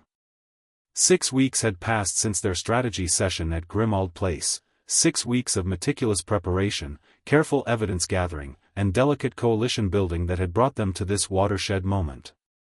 Nervous? Hermione asked quietly from her seat to his left, where she would serve as lead presenter for the investigation's findings. Focused, Harry replied, though in truth he felt both. Today's hearing would set the tone for everything that followed, revealing the first layer of corruption in a way that built broad-based support for continuing the investigation rather than triggering defensive resistance. The murmurs of the crowd died away as Augusta Longbottom entered, her formal robes of office replaced by simpler attire that nonetheless conveyed appropriate gravity. She took her place at the table directly opposite Harry. This public hearing of the Special Commission on Financial Integrity in Magical Relations is now convened, she announced, her voice carrying clearly without magical enhancement, a deliberate choice to distinguish these proceedings from ordinary Wizengamot sessions. I remind all present that while this commission possesses investigatory powers granted by ministerial authority, it is not a judicial body. Our purpose is to establish facts, identify systemic issues, and recommend appropriate reforms. She gestured toward Harry. Commissioner Potter will outline the Commission's mandate and approach. Harry rose, feeling hundreds of eyes upon him. The prepared statement they'd crafted over days of negotiation lay before him, but as he looked out at the assembled witnesses to history, he set it aside, choosing instead to speak directly. 6 weeks ago, I sat in this same building during an emergency Wizengamot session and proposed an independent commission to investigate allegations of financial corruption affecting relations between magical communities. Today, we begin the public phase of that investigation. He paused, making eye contact with different sections of the audience, wizard families in their formal robes, goblin representatives watching with guarded expressions, journalists poised to record every word.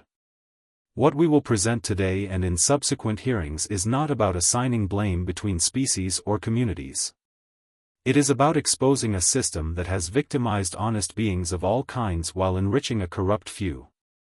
It is about bringing to light financial crimes that have undermined our institutions, distorted our policies, and repeatedly pushed us to the brink of conflict.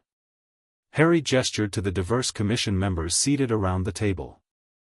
This commission represents the broadest coalition of magical beings ever assembled for a common purpose.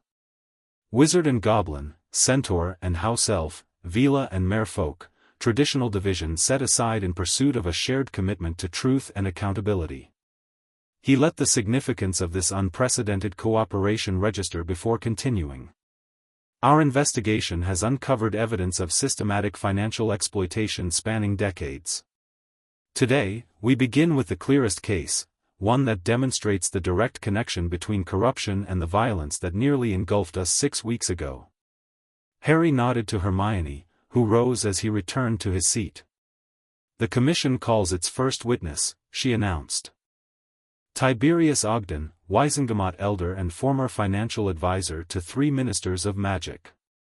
A murmur ran through the crowd as Ogden entered, a distinguished elderly wizard whose family had wielded influence in magical Britain for generations. His expression betrayed no concern as he took the witness chair, though Harry noted the slight tremor in his hands that suggested less composure than he projected. What followed was a masterclass in methodical evidence presentation.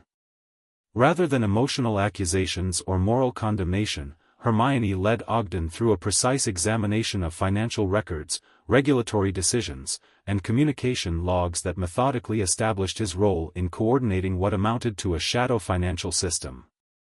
Mr.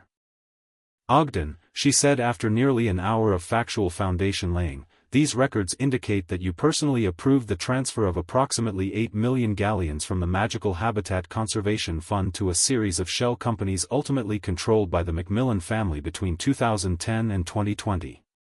Is that correct? Ogden shifted slightly. The transfers were properly documented administrative reallocations for specialized conservation services.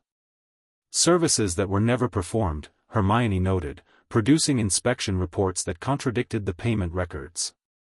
Meanwhile, these same funds were used to finance private security forces, including those that attacked the Hogsmeade branch of Gringotts 6 weeks ago, precipitating our recent crisis. The audience reaction was subdued but attentive, exactly as they'd hoped. Not sensationalized outrage, but serious citizens witnessing clear evidence of wrongdoing that directly connected to events they had experienced. Mr. Ogden, Hermione continued, did you authorize these transfers knowing they would be diverted from their stated conservation purpose? A tense silence fell as Ogden visibly calculated his options. The evidence against him was overwhelming, meticulously documented in ways that left little room for denial. Yet admitting knowledge would implicate him in serious financial crimes. I acted on instructions from senior ministry officials, he finally said, choosing a third path. The arrangements predated my involvement and were presented to me as necessary for national security purposes. Hermione nodded, having anticipated this deflection. Could you identify these officials who provided such instructions? Ogden hesitated again, caught between self-preservation and loyalty to co-conspirators. Various ministers and department heads over the years. The arrangements were institutional in nature. I see, Hermione said, her tone neutral but pointed. Then perhaps you could explain this communication. She produced a letter bearing Ogden's personal seal, in which you specifically direct the Macmillan Security Force to secure family interests at Gringotts before implementation of the new regulations. The letter was projected magically for all to see, its damning contents unmistakable despite careful wording. Ogden paled visibly, realizing the extent of the evidence against him. I may have been more directly involved than I recalled, he conceded, abandoning his previous position. However, these were complex financial arrangements serving multiple purposes. The security concerns were legitimate, even if certain procedural irregularities occurred in their implementation. Procedural irregularities, Hermione repeated with just enough emphasis to highlight the euphemism without seeming prosecutorial. Such as the diversion of 8 million galleons from conservation to private security? Or the coordination of an armed attack on Gringotts that nearly triggered a goblin rebellion? Before Ogden could respond, Augusta Longbottom intervened.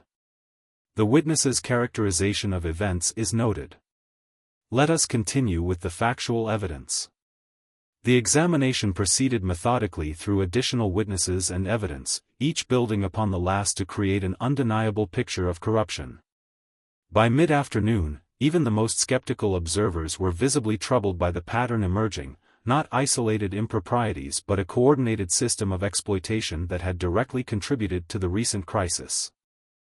Most powerful was the testimony of ordinary victims, the wizard conservationist whose genuine habitat protection work was defunded while money flowed to non-existent programs, the goblin financial expert who documented how banking regulations were selectively manipulated to prevent Gringotts from competing with wizard investment firms, the Vila representative who described her community's displacement from ancestral lands for tourism development.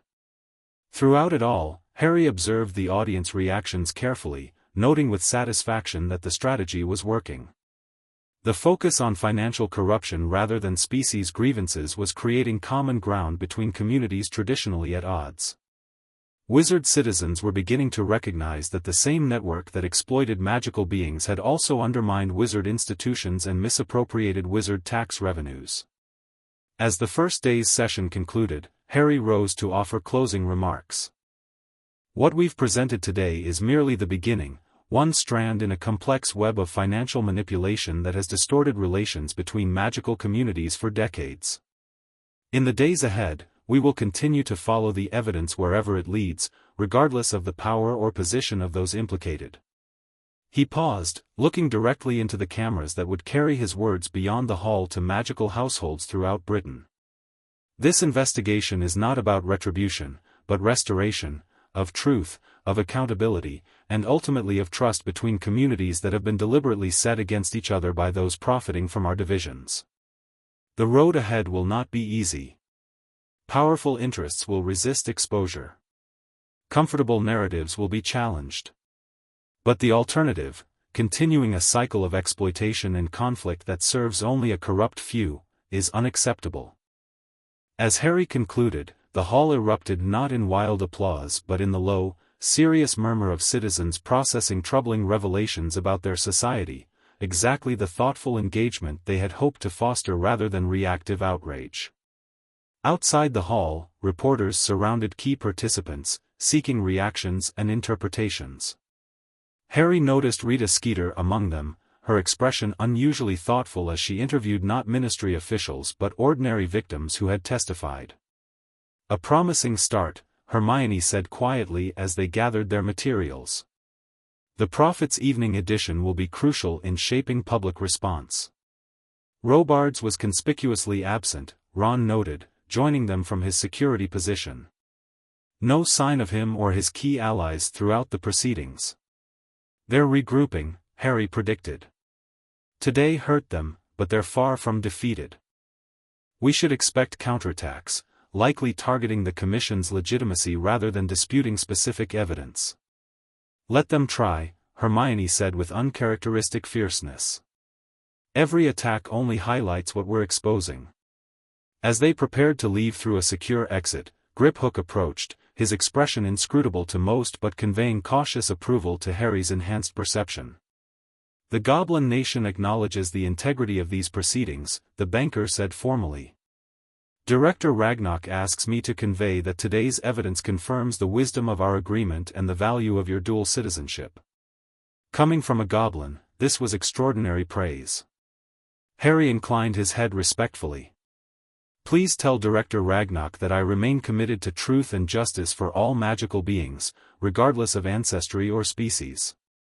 "I shall convey your words," Griphook replied.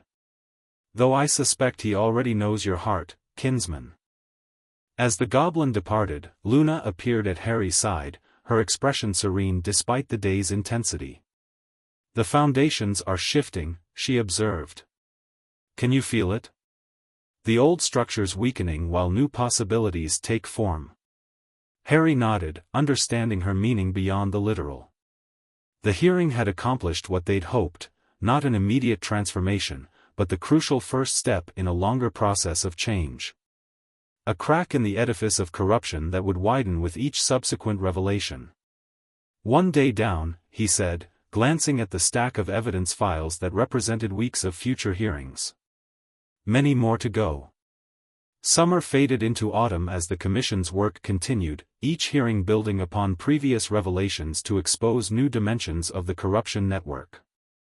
What had begun as an investigation into Dumbledore's theft had expanded into the most comprehensive examination of magical governance in centuries, touching every institution and challenging assumptions long taken for granted. The wizard public, initially skeptical or defensive, had gradually shifted toward outrage as the extent of their own victimization became clear. The realization that tax galleons meant for public services had been systematically diverted to private interests, often the same interests that had most vocally opposed reforms, proved particularly galvanizing. Most significantly, the strategy of framing corruption as a shared threat to all magical beings had worked beyond their hopes. Ancient animosities hadn't disappeared overnight, but they had been temporarily superseded by common cause against shared exploiters. On a crisp October morning, Harry stood before the memorial at Godric's Hollow, not his parents' grave, which he visited separately, but the statue commemorating their sacrifice. The bronze figures of James, Lily, and infant Harry had been recently cleaned, gleaming softly in the autumn sunlight. "Thought I might find you here," came Neville's voice behind him.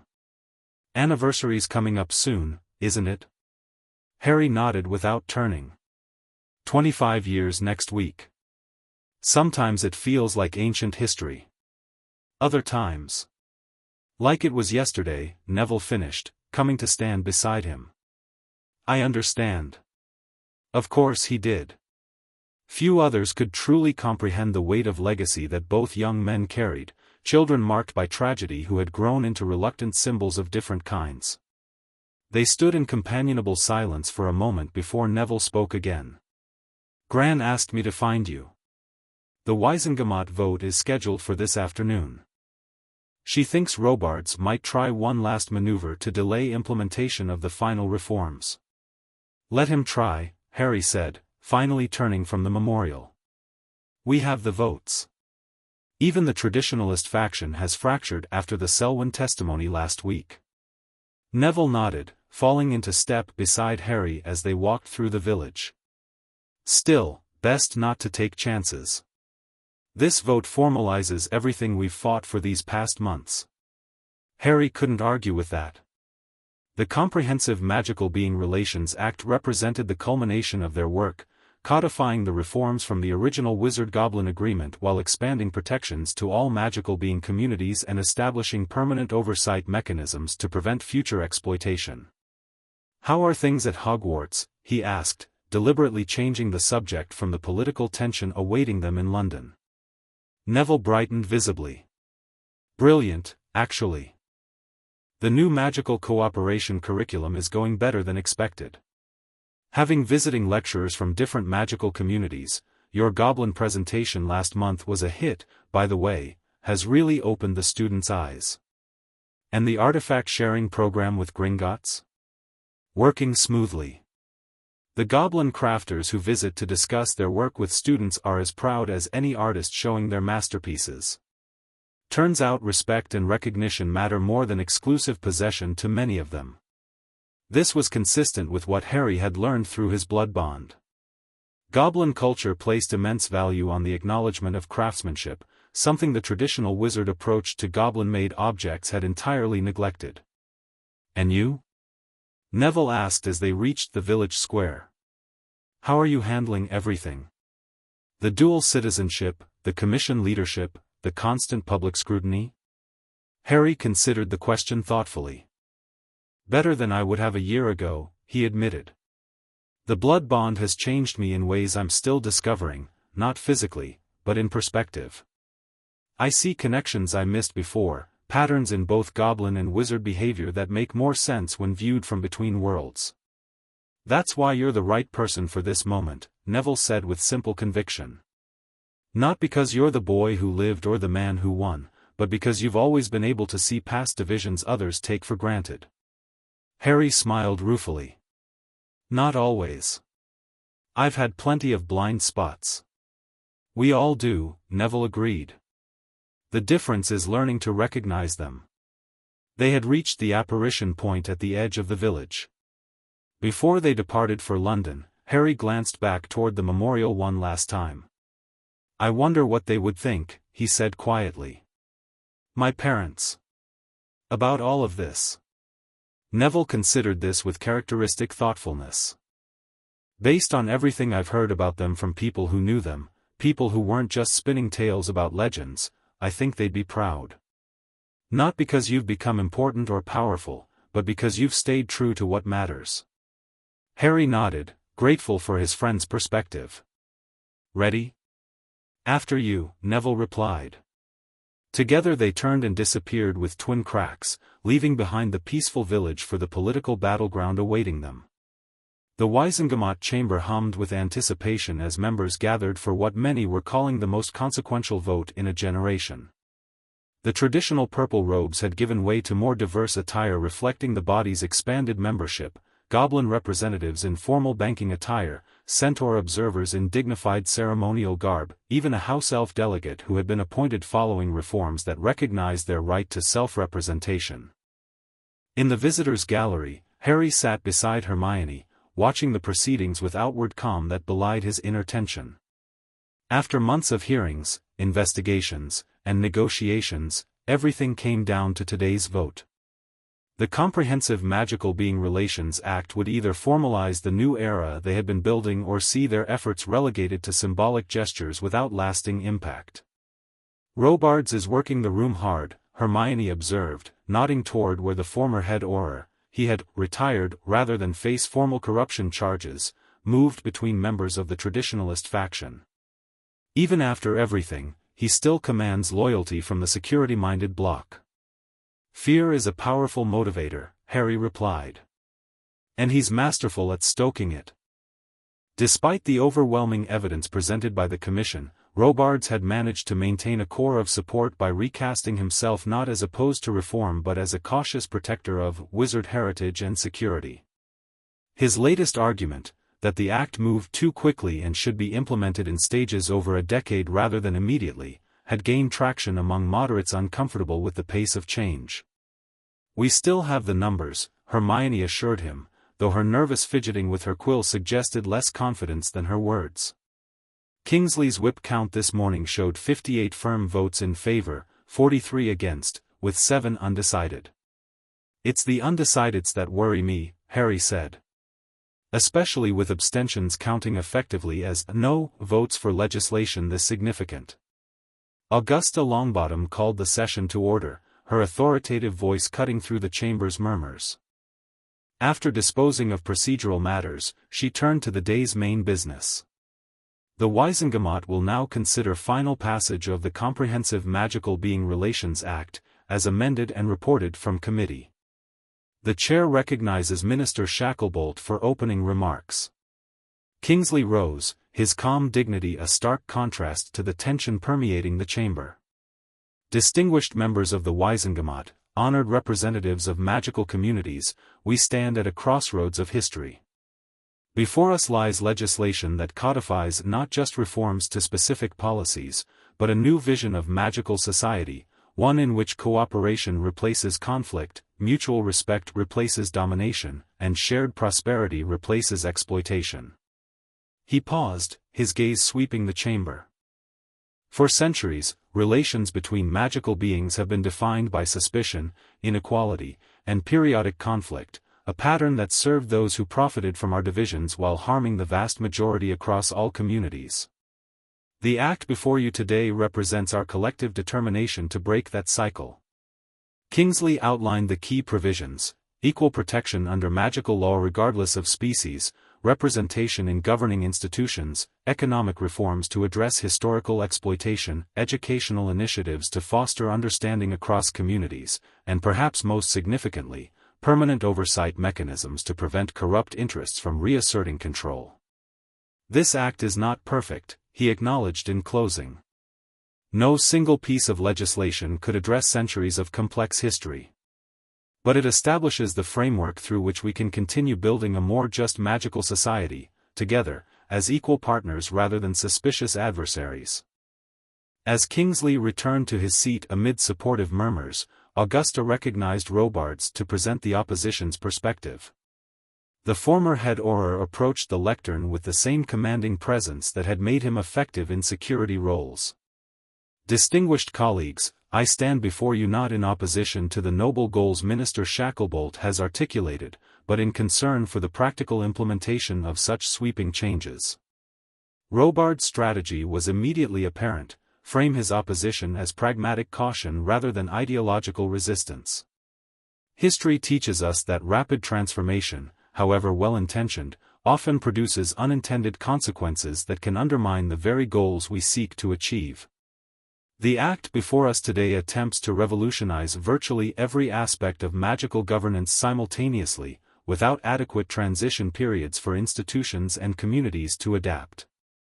He proposed an alternative, implementation phased over 12 years, with careful assessment before each stage advanced.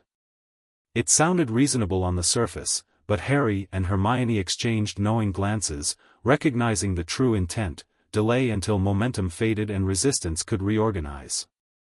Furthermore, Robards continued, his voice taking on a note of grave concern, we must acknowledge the security implications of certain provisions, particularly those granting expanded wand rights to beings whose magic operates differently from our own, and those transferring oversight of sensitive areas from established ministry departments to new bodies with untested protocols. The debate continued for hours, with speakers from both sides presenting increasingly technical arguments about specific provisions. Harry noticed with growing concern that the moderate members, those whose votes would determine the outcome, appeared genuinely conflicted, swayed by Robards' framing of opposition as responsible caution rather than regressive resistance. We're losing them, he whispered to Hermione. Robards' delay tactic is working. She nodded grimly. The security arguments are particularly effective with the post-war generation. No one wants to be responsible for a policy that might lead to another conflict, however remote the possibility. Harry watched the proceedings with mounting frustration, recognizing the skilled political maneuvering for what it was, a last-ditch effort to preserve as much of the old system as possible by those who had benefited from it. When Augusta called for final statements before the vote, Harry made a decision. Though he held no official position in the Wizengamot, his status as commission chair and his unique dual citizenship gave him standing to address the body if recognized. He caught Augusta's eye and gave a slight nod. She understood immediately. Before we proceed to the vote, the chair recognizes Harry Potter, chairman of the Special Commission on Financial Integrity in Magical Relations, for final perspective. A hush fell over the chamber as Harry made his way to the central floor. He carried no prepared remarks, having decided that this moment called for direct truth rather than political calculation. Distinguished members, he began, his voice quiet but carrying clearly in the silent chamber. Over the past months, you have heard extensive testimony about financial crimes that crossed all boundaries of magical society. You have seen evidence of corruption that manipulated our communities into conflict while enriching a powerful few. You have acknowledged the need for fundamental change. Harry paused, looking directly at the undecided members in the moderate faction. Now, in this final moment of decision, you are being asked to choose between immediate action and prolonged delay. This choice is being framed as one between responsible caution and reckless haste. His gaze shifted to Robards. But let us be honest about what delay really means. It means allowing those who profited from corruption time to adapt their methods. It means telling victims of exploitation to wait another decade for justice. It means preserving aspects of a system that has repeatedly brought us to the brink of conflict. Harry turned slowly, addressing all sections of the chamber. I understand the fear behind calls for gradual implementation. Change is always uncertain. New systems bring unknown challenges. But I would remind this body that the status quo is not without risk. Indeed, it guarantees the continuation of injustices that have repeatedly threatened magical peace. He reached into his pocket and withdrew Dumbledore's memory vial, holding it up so all could see the swirling silver substance within. This contains Albus Dumbledore's explanation for his theft from my family vaults, actions that began our current reckoning. In it, he describes how he tried to work within a corrupt system to achieve reform gradually, believing that patience and incremental change would eventually transform magical society. Harry's voice softened, though it still carried to every corner of the chamber. He failed. Not because his intentions were wrong, but because the system he sought to reform gradually instead reformed him. It absorbed his efforts, redirected his methods, and ultimately corrupted his means while leaving his ends unrealized. The chamber was utterly silent now, every member focused intently on Harry and the memory vial he held, a tangible symbol of how even the greatest wizard of the age had been compromised by attempting gradual reform of a fundamentally corrupt system. "We need not repeat Dumbledore's mistake," Harry continued. "We have a rare opportunity, created by crisis, sustained by investigation, and now ready for implementation, to make genuine change. Not perfect change. Not complete change. But substantial, meaningful change that establishes a new foundation upon which we can continue building." He returned the vial to his pocket. "The question before you is not whether we can afford the risks of acting too quickly, but whether we can afford the certainty of acting too slowly. Not whether magical communities can adapt to new relationships based on equality and cooperation, but whether those who profited from inequality and conflict should be given time to preserve their advantages." Harry's final words were delivered not with dramatic emphasis but with simple conviction. Vote not from fear of the unknown future, but from knowledge of the known past. Vote not for what seems safe, but for what is right. Above all, vote with the understanding that future generations of all magical beings will look back on this day as the moment when we either embraced a new path together or retreated to the familiar divisions that have served us so poorly. As Harry returned to his seat, the chamber remained silent, not the silence of indecision, but the deeper quiet of reflection. Even Robards seemed momentarily without response, his carefully constructed arguments about prudent caution suddenly appearing self-serving rather than statesmanlike. When Augusta called for the vote, Harry held his breath along with every other observer in the galleries. Member by member, section by section, the votes were recorded, each magical being having equal voice regardless of species, a historic first for the Wizengamot. The final tally appeared in glowing numbers above the chamber floor: in favor, 67 opposed, 39 abstaining.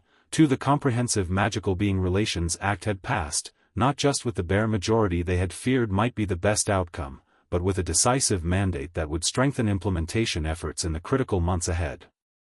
The chamber erupted in a mixture of reactions: celebration from reformists, resigned acceptance from moderates who had ultimately sided with change, visible frustration from the diminished traditionalist bloc.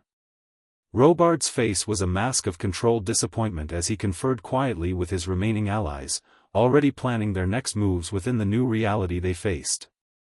Hermione gripped Harry's arm tightly, her eyes bright with unshed tears. "We did it," she whispered. "Actually did it." "It's just the beginning," Harry reminded her, though he couldn't suppress his own smile of relief and satisfaction. "Implementation will bring its own challenges." "Yes, but the foundation is set," she insisted. "That's what matters. Everything else can be built upon it."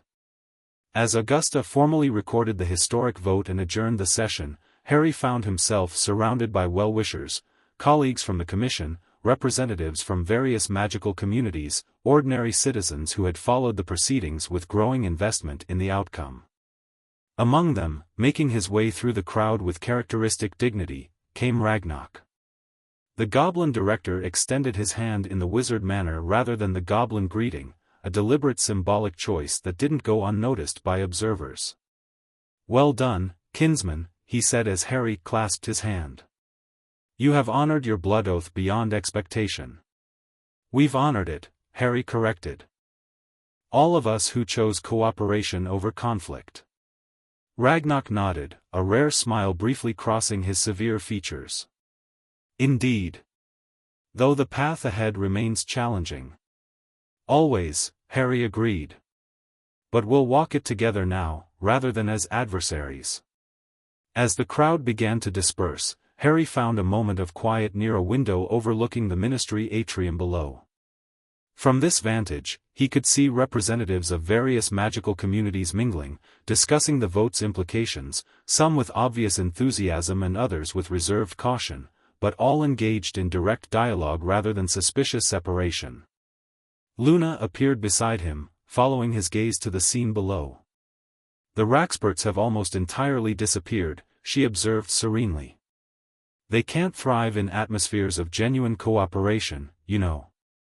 Harry smiled, having learned to appreciate Luna's unique way of perceiving truth. "I hope they stay away." "They'll try to return," she said with unexpected pragmatism. "Old patterns always do. But now we know how to recognize and resist them." Her simple wisdom captured the essence of what they had achieved, not a perfect solution or a completed journey, but a fundamental shift in awareness that made continued progress possible. The corruption they had exposed could never again operate with the same impunity. The divisions they had bridged could never again seem natural or inevitable. As dusk fell over London, Harry joined his friends for a quiet celebration at the Leaky Cauldron, not the raucous victory party some had suggested, but a gathering of those who had worked closely together through months of investigation and advocacy. Wizard and goblin, house elf and centaur, all sharing drinks and conversation as equals, an ordinary scene that would have been unthinkable a year earlier. In a quiet moment, Ron raised his glass in Harry's direction. "To the boy who lived, the man who won, and now the bridge who connected," he said with characteristic blend of humor and sincerity. Harry shook his head, raising his own glass in return. "To all of us who chose a different path when the familiar one led back to conflict. To breaking cycles rather than repeating them." As glasses clinked and conversation resumed, Harry felt the weight of Dumbledore's memory vial in his pocket, no longer a burden of betrayal but a reminder of the continuous vigilance required to maintain integrity within systems that rewarded its compromise. He had come to understand his mentor more fully through this journey, seeing both Dumbledore's genuine vision for a better magical world and the fatal flaws in his approach to achieving it. The lesson wouldn't be forgotten. Not by Harry, who now occupied a unique position between communities. Not by the coalition that had formed around shared commitment to transparency and justice. And hopefully, not by the generations who would build upon the foundation they had established today. Outside the pub's windows, Diagon Alley hummed with evening activity, wizards and goblins conducting business, shopping, dining, moving through shared spaces with diminishing awkwardness. Not perfect harmony, but genuine coexistence replacing centuries of tense tolerance. The gold that had been stolen, the blood that had nearly been shed, these had become catalysts for transformation rather than triggers for renewed conflict. From Dumbledore's betrayal had emerged not vengeance but reform, from crisis had come opportunity, from ancient grievances, the first tentative steps toward reconciliation. It wasn't the end of the story, Harry knew. Implementation would bring new challenges. Resistance would find new forms. The work of building a truly just magical society would continue long after today's vote faded from headlines. But something fundamental had shifted. A new path had opened. And as Harry watched his diverse companions sharing this moment of well-earned celebration, he felt something he hadn't fully expected when the journey began, not just satisfaction in obstacles overcome, but genuine hope for the future they were creating together. A wizarding revolution after all, not of violence and upheaval, but of recognition and reconciliation. Not destroying what came before, but transforming it into something better. Not defined by what it opposed, but by what it sought to build. Harry raised his glass once more in a silent toast to that future, uncertain and challenging, but facing it together. The end. Thank you for watching this video. Please be sure to subscribe to our channel and like this video.